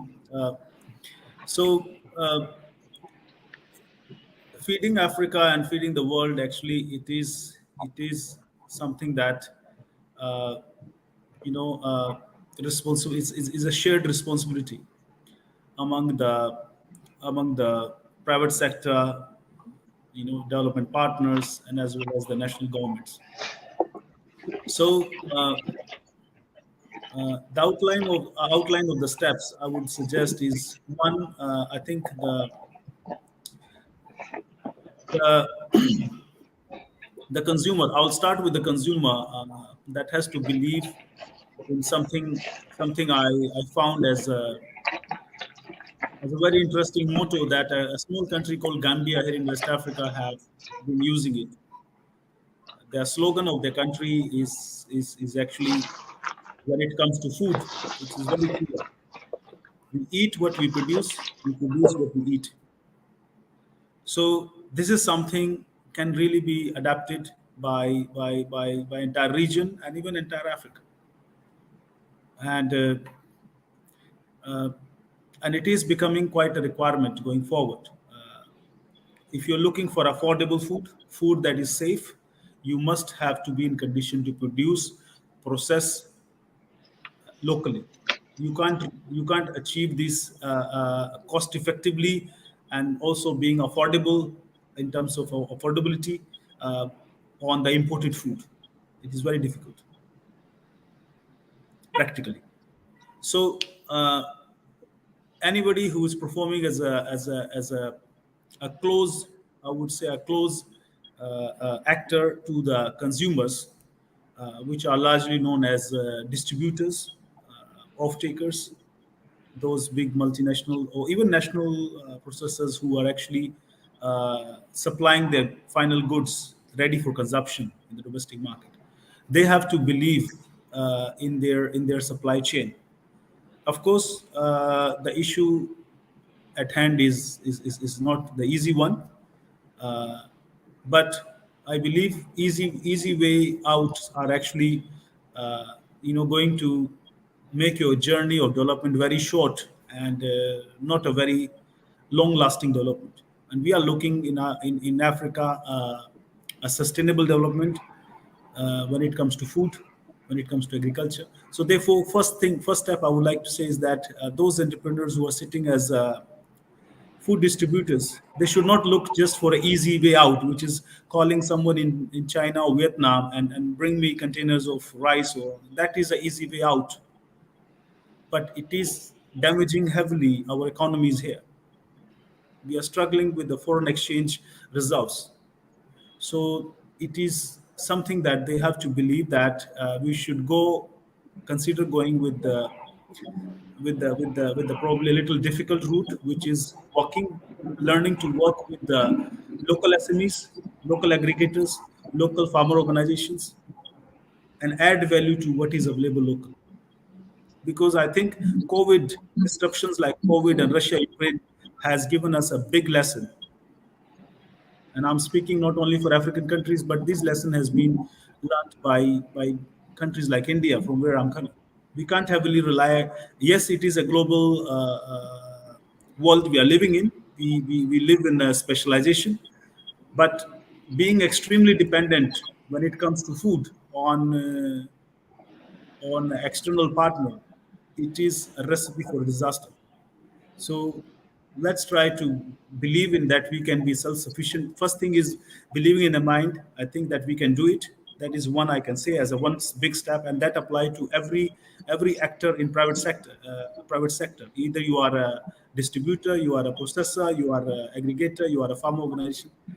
First thing is to put to our conscience that we can do it.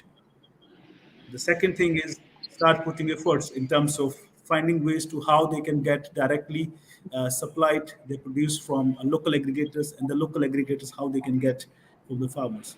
There are organizations like us and many others similar to Agra who are available, readily available, and has been doing providing a support, and necessary guidance, necessary assistance to these value chains perform. These value chain actors build trust among each other.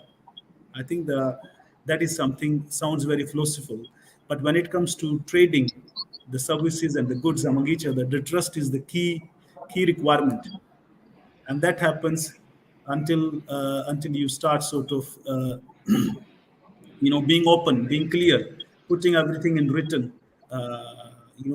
doing transactions which are traceable, transactions which are not verbal, transactions which are actually documented, and they will help actually to achieve solution for other problems like access to finance. Largely we see often African entrepreneurs are complaining that banks are not providing the finance. But if we start, banks are someone who need collaterals, who need a trace of your transaction, who need a history of your business. And just telling them that you are a registered company since 2007 is not enough to a bank say, well, I can offer you 5 million euros.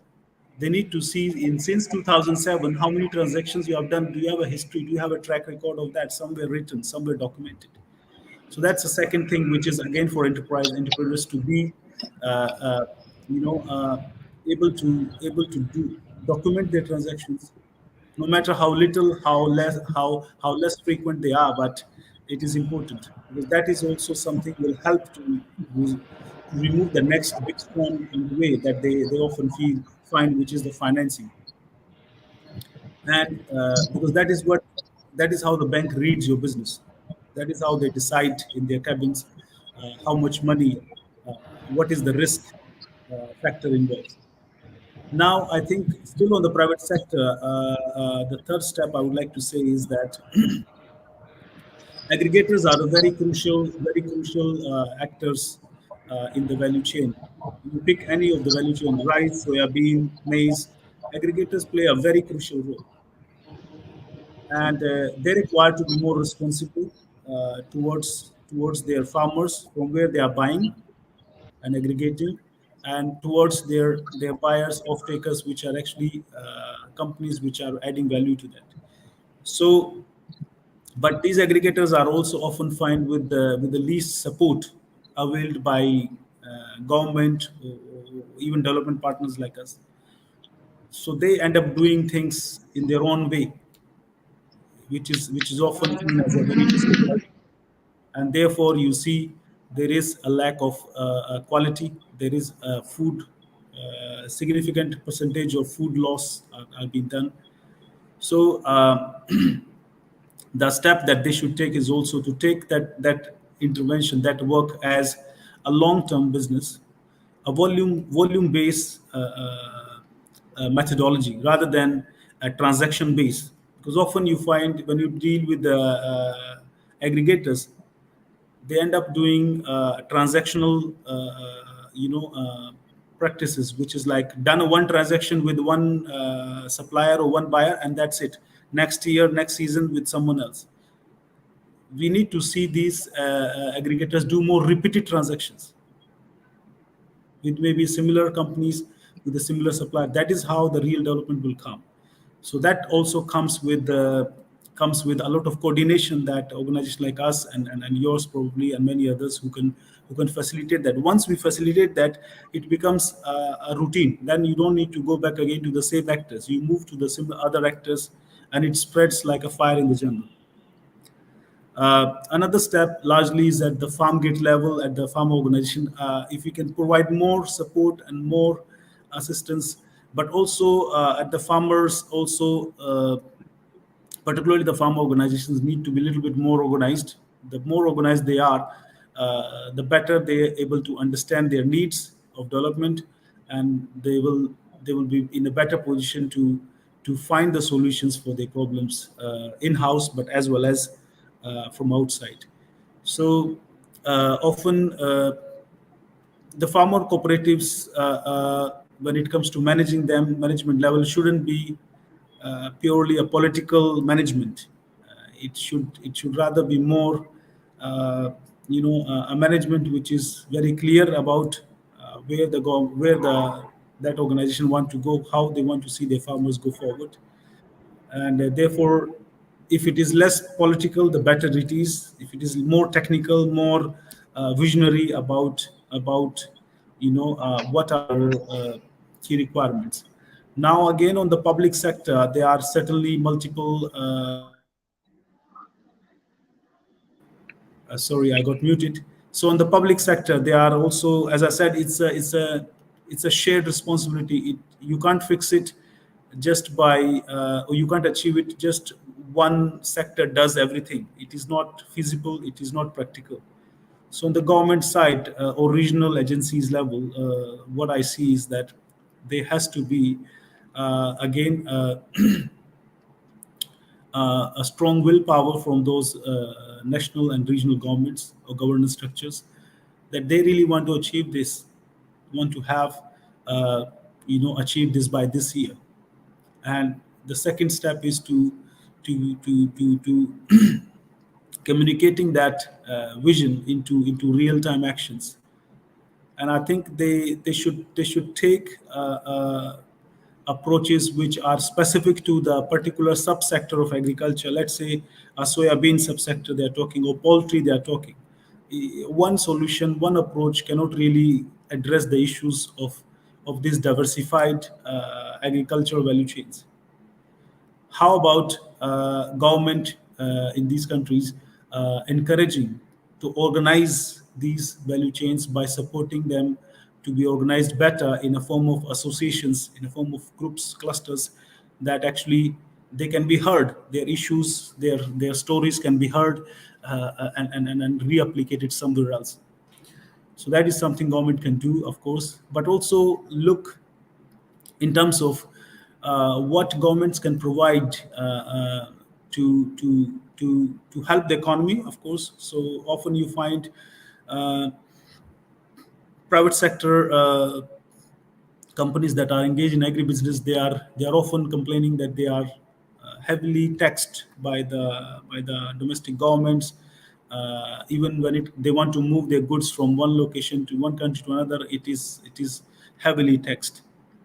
So I think it's a time to understand government, or at least the tax regimes of these countries, to relook at this aspect, that how much not a similar taxation can be applied to that is applied to pharmaceutical industry up, should be applied to agriculture.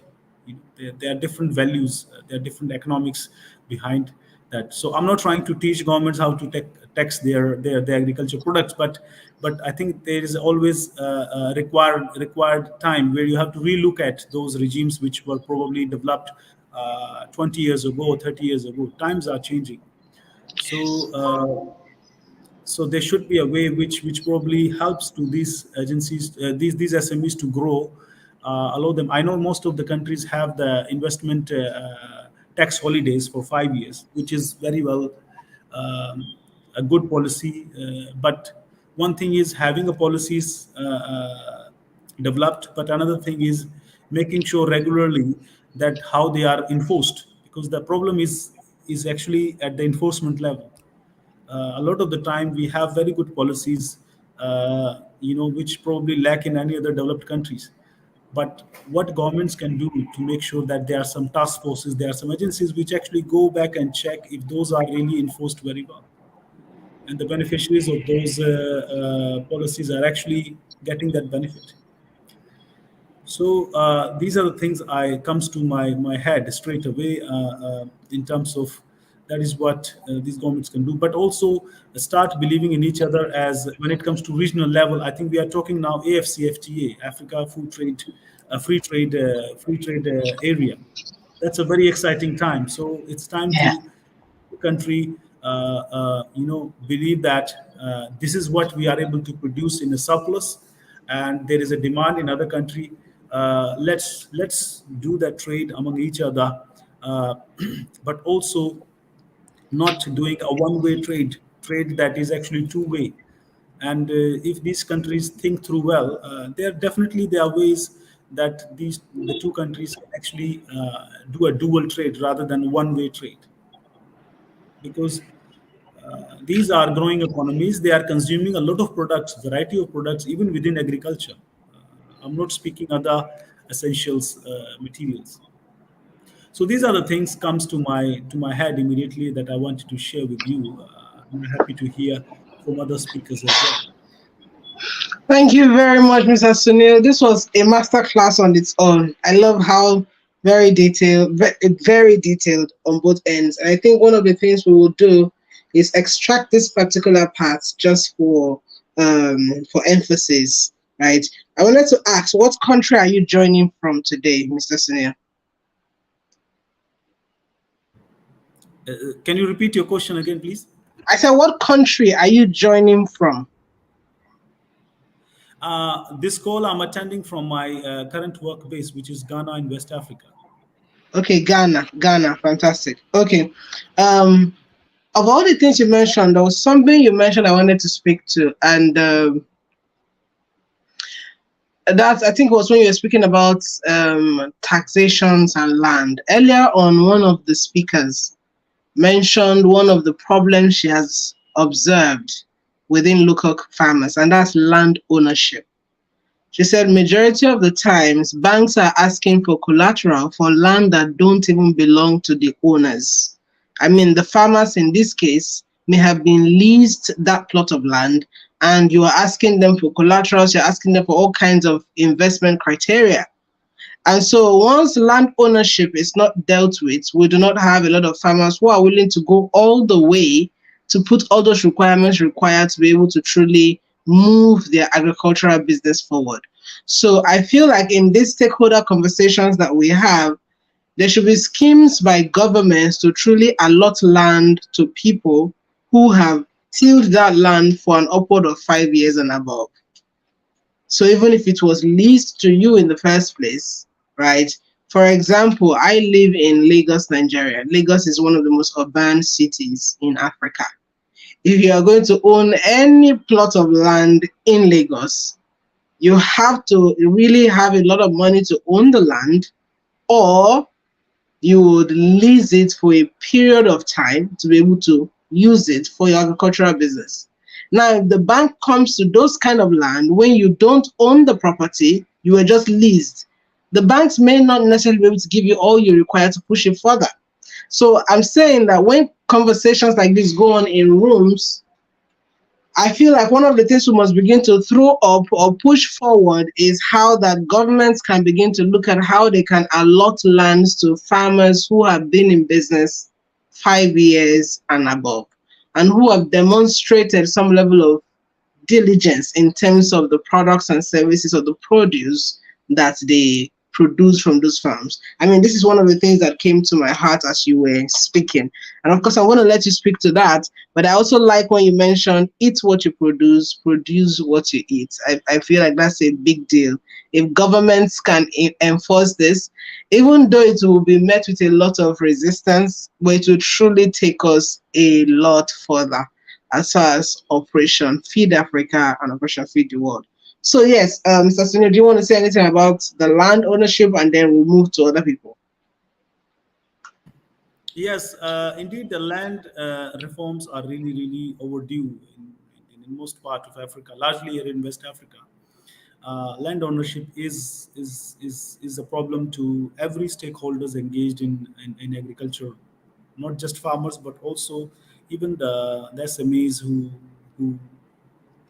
who who have to have a premises to operate. So I think those land reforms are overdue. They need to be the land ownership should be simplified. It is not a rocket science. It is something that these countries can also learn from other developed countries or underdeveloping countries how they have cracked this hard nut of land ownership, who own the land.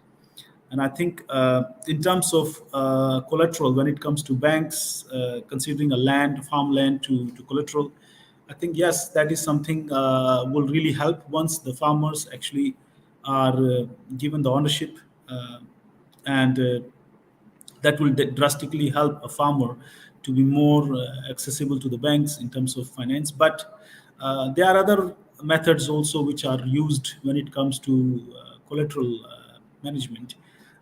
The crop itself, if the farmer is actually able to demonstrate through his record keeping of transactions that he's actually producing this much volume of produce, and year after year he's growing and further trading and selling in the local markets.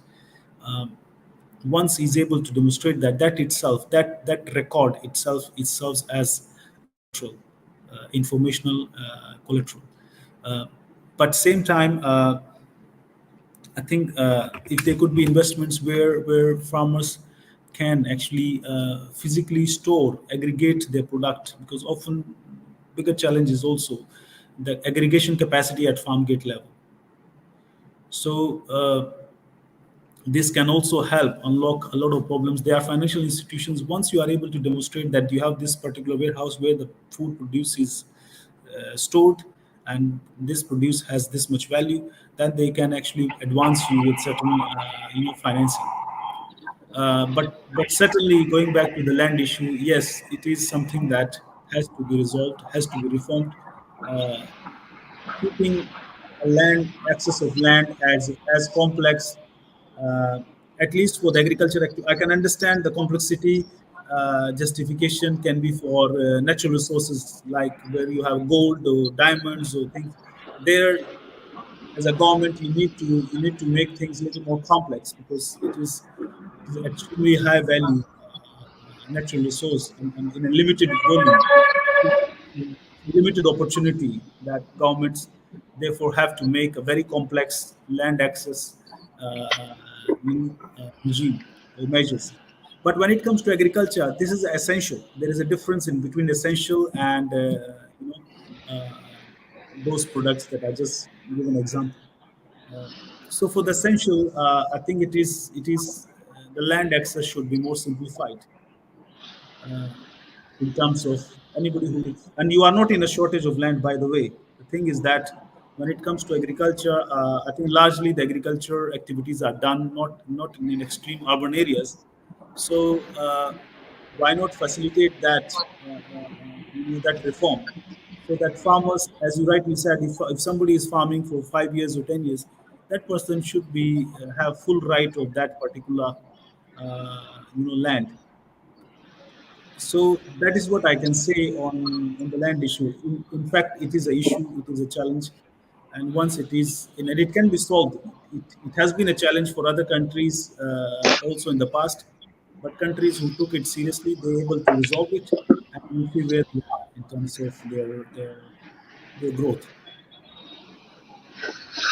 Thank you very much, Mr. Sunil. Thank you very much. Umpo, do you want to share, based on what I just asked now, around land and land ownership? Have you witnessed this within your region, and what have you done in your region with issues like this? Umpo.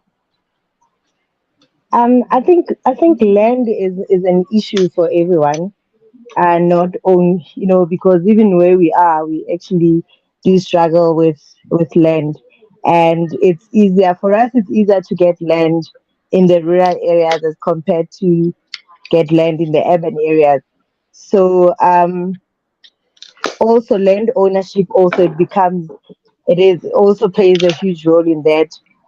It actually makes it a bit of a channel and a hurdle for us to actually own land, because most of the farmers here, they lease the land. So I think maybe we need to look another way of us really occupying and buying into this land. And land is quite expensive these days. So it is really a huge challenge. But I think if we come collectively, we can actually be able to own land. If we do it collectively and coming together, as farmers, and actually, drafting policies that will actually enable us and also be in favor of us as farmers. So I think we can actually overcome that, because it is a huge, huge, huge issue, especially in the urban areas. It's a huge one. So yeah, that's basically what I think should be done in order for us to own it, and not only lease, but to actually own and have the rights to the land and have the access that we need in terms of acquiring the land. Thank you. Okay, fantastic. I think one of the final questions I wanted to ask Mr. Sunil, Umpo, you're still with us, is how do we encourage younger Africans, a lot more younger Africans? Because every day we keep talking about the rising unemployment rates for African graduates, but there are opportunities that are humongous in agriculture. But for some reason, it seems as though agriculture has not been pictured or sold appropriately or as a lucrative trade in the eyes of a lot of young people.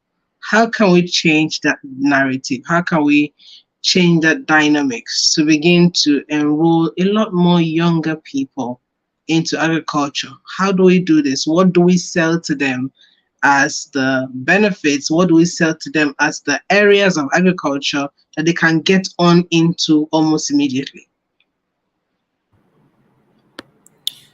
Again, a very, very good question, and as actually, it's a very timely question. So I think if you are a government agency, if you are a development agency, if you are one of the actor in the private from the private sector running a manufacturing company, it's a responsibility of everyone.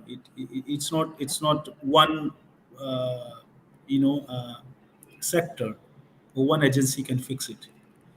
So why I'm saying that, because first of all, we need to understand the youth of today. Agriculture has been seen by those youth are not very attractive sector. That's a one reality. Today's youth actually are more digital. Uh, they are more handy with the digital, devices, digital solutions. And if you look at their educations, largely they are actually inclined to those kind of courses and the degrees, um, and their interest is actually in that. Now, thankfully, agriculture lastly has been also very adaptive to these digital solutions. It has not been a sector that didn't receive the digital transformation. In agriculture, we have been seeing a day-to-day basis a lot of digital transition, technological transformation. So I think first thing I want to say is that from the government side, invest more in the institution that actually will produce young brains in agricultural science. You know, we have a lot of people who are coming with PhDs and research and development. That is very important. The research and development people or community or the scholars are very, very crucial. We need more. But when it comes to the middle managers who will run the farms, who will run the agribusinesses, uh, you know, uh, all those different tasks and responsibilities to make value chains work, they are missing. They are missing largely. So that is also one of the a key ingredient required to transform our agriculture sector here. Now, and I think it starts with, of course, having institutions which will produce those middle managers who can perform in these agriculture. We can't just have only the scientists. Scientists can have their role, and thankfully we have some significant scientists. They need resources, I would say rather. Um, but we need those middle managers, and those are the young. So when they come from their school, understanding the value of agriculture, understanding, seeing tools that are advanced tools that they can use, so it becomes an attractive venture for them. Just going and sitting in their group and telling them, hey, let's do agriculture, it is not going to be a practical solution to drag their attention towards agriculture. So I think there are some initiatives. There are some young influencers who are. There is a one guy from Kenya, for example. He called himself Mr. Agriculture. He's a young guy, very young guy. So those are the one also can be you know the people who have tasted the agriculture as a business, as a profession. Uh, they can be also featured, promoted further to actually add more youth into the agriculture. Because in fact, if you look at the average age of a farmer in Africa, it's a very, very worrisome matter, because the average age is above 50. So that means our farmers are actually, the farmer generation is actually older. And when it comes to the percentage of a youth engaged in the agriculture, is very little. And it is really worrisome, because once this current 50-year range of population, farmer population, goes out of this planet as they get older, then who will produce? Who will produce? Who will feed this growing number of young population in Africa? So, engaging, promoting agriculture to the youth and the women, it is a really, really should be a first-hand agenda of any government agency, any private agency, any individual who call himself or herself an influencer for agriculture, and he or himself consider himself or herself a young, like the example I gave, Mr. They have to demonstrate. Everybody have to promote. We are doing as AGRA, for example, in our new strategy. We have a very, very, very clear agenda that we want to promote as many as number of women and young people to come forward to see agriculture as a, as an area of growth, as a profession of growth, as a profession of economic, economic development, economic. It is not. It should, how they call it. It should sound sexy. It should sound attractive, and people. So that has to happen. That has to happen, and we need to be deliberate. If I should say, if I should articulate my ask, we need to be very clear, very, very deliberate. Like we are, as Agra, are very deliberate going forward. We want to make sure that we bring a certain number of women, and if you want to achieve, for example, 14 million farmers in next 5 years, and support 300 SMEs, we want to see 50% of those are actually women and youth. We are very deliberate, very clear. We want to achieve that. So everyone has to be deliberate in that.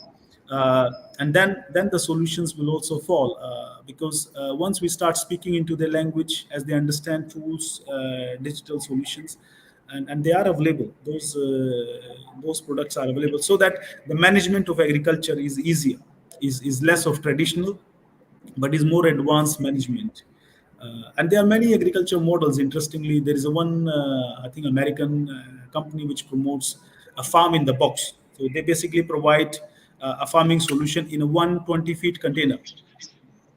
So a young man have access to that container. That container comes with everything to harvest, to cultivate. I think over 3 hectares of land. So you can imagine those solutions are there. We have sun across the year. There are solar solutions, there are solar pumps that are available, and these are the things which youth want. They don't want to go in that traditional method. They don't see that attractive. They don't see that lucrative, which they have. I won't say they are wrong in their thinking. They are right to a point. So that change has to happen, and I believe if you are a financial institution, you also need to be a little deliberate if you want to make sure that there is a food on the table, because we can't eat money, we need food. People are talking about lab food. Imagine eating a lab food, something that is produced in the lab. It sounds fancy, but is it practical solution? So if you want to continue to see a real Africa that can feed itself, youth and women has to be there, like it or not. Thank you so very much, Mr. Sunil. Thank you so very much. Indeed, your contributions has been beyond amazing. I'm now going to take one final closing point from everyone, and then we can wrap it up. Umpu, please, if you have specific things you want to get off your heart, but this time speaking to African governments, this is the time to speak it out. Specifics that you want to see change in the continent of Africa that you know the government are responsible for. Umpu, can you hear us?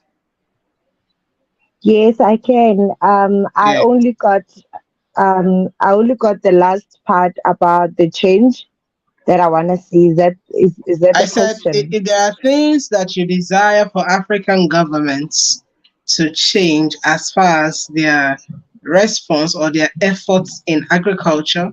We would love for you to share those feedback so that this is a feedback mechanism for governments within the continent of Africa. Okay.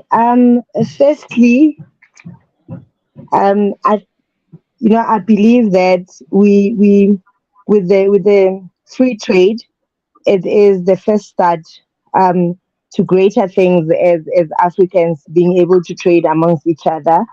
I believe that we should not see ourselves as competitors, or we should see ourselves, being divided uh, um, by borders. Um, so my message is that they should encourage more of the trading amongst us, um, as countries, and also I believe that they shouldn't be play the gatekeepers. They put so many taxes, like the gentleman has said, they put so many taxes when you import and when you export, the raw material within. So I think they should actually ease them a bit so we are able to trade among ourselves, and also being able to export the goods within ourselves. So they shouldn't be, the gatekeepers as they should. And I think one of the things that we should do is that, um, we should be able to collaborate with one another, and that should also be encouraged as countries. And also land, can we please get the land? Can we please get the land and be able to do more? Because as farmers, we are the ones that have the economy. We are the ones that feed the nations. Um, you know, so if we are given the land, this is an opportunity for us to get what is ours. Can we be able to produce our own raw material that we use? May we not take our raw material, go elsewhere, and then they come back and be sold at us? Can we do our own production? Can we plant? Can we, from what we've planted, can we then start producing and eating what we have planted? Not take what our raw material, raw resources, our natural resources, and be taken to other countries, then being brought back into our country so that we can consume. Can we be the ones that actually do all this processing? Then we can export to other countries.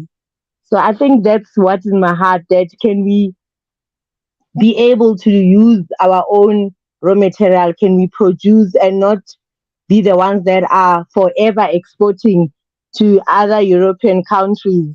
You know, can Africa as Africa be able to sustain itself? I mean, we have a lot. We are a very rich continent. Let's us not lose sight of that.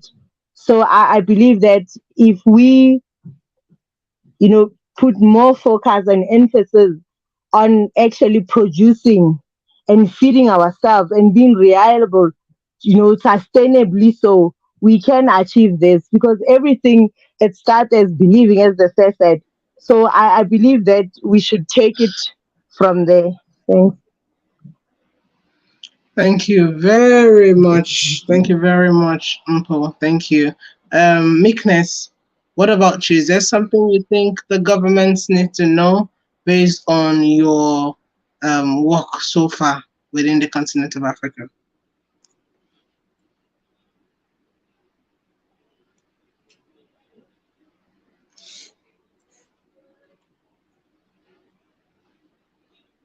Meekness, can you hear us? Hi, Magnus, are you there? Yes, yes, yes, I can hear you. I think one of the things that I would mention, I believe I'm responding to the earlier statement that you mentioned to the previous speaker. Yes. Great. I think for me, I would, some of the things that I would maybe want, if it's a government or rather the government to actually do improvements on, is actually maybe we should have channels that actually enable the easy access of these agricultural inputs. I think that's one of the areas that our government should focus in for us to move on with the motive of actually feeding Africa. And then the other thing also is the involvement of our women. I think we need a gender balance, and so that when we do, even as a government, we need to see women in action in these projects, whether agricultural projects that are being done. And then the other thing I'd want to mention, actually, I'll also pick it up from one of my colleagues. He mentioned about the mindset. I think it's high time, even not just as a government, but even as us Africans, our mindset should be able to change. For us, if we need to enhance our agricultural activities or rather our agricultural products.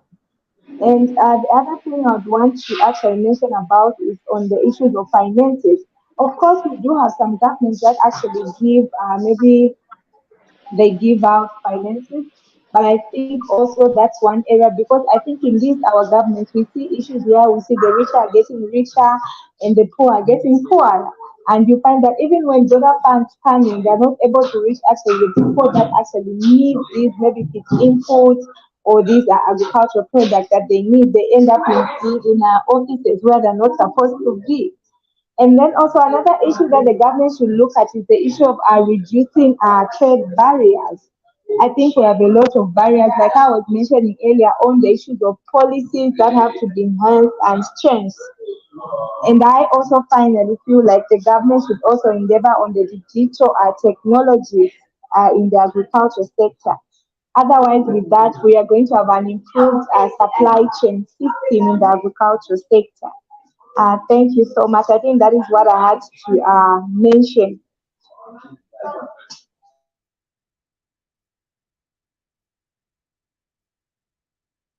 All right, thank you so much. That was really insightful. Hello, Madam President. Please, can you hear us? Yes, Are I you can hear there? you. Mr. Sonio, please, you can give us like your closing remarks your parting words, and then we can wrap up for the day. Thank you very much. So, first of all, once again, thank you very much for inviting me to this wonderful meeting. And I think the subject that we spoke, the theme we spoke, it's really really very timely and very crucial. Food is actually comes in a category of essential materials, and therefore agriculture has its own importance because practicing agriculture we produce food. That is very clear. Now, my appeal to the governments in Africa has always been the same. Uh, uh, Lastly, in terms of, I think they should be more. Uh, they should believe in a one fact, which is without agriculture, without a farmer, without agriculture value chains, there is no future. There is no bright future you can envision for your country, for your people. So therefore, um, agriculture is something should be very dear to these governments, and when they are making decisions, my appeal to them is to make informative decisions, decisions which are really really backed by the evidence, by the solid information, uh, that will really help to transform your countries in so many ways.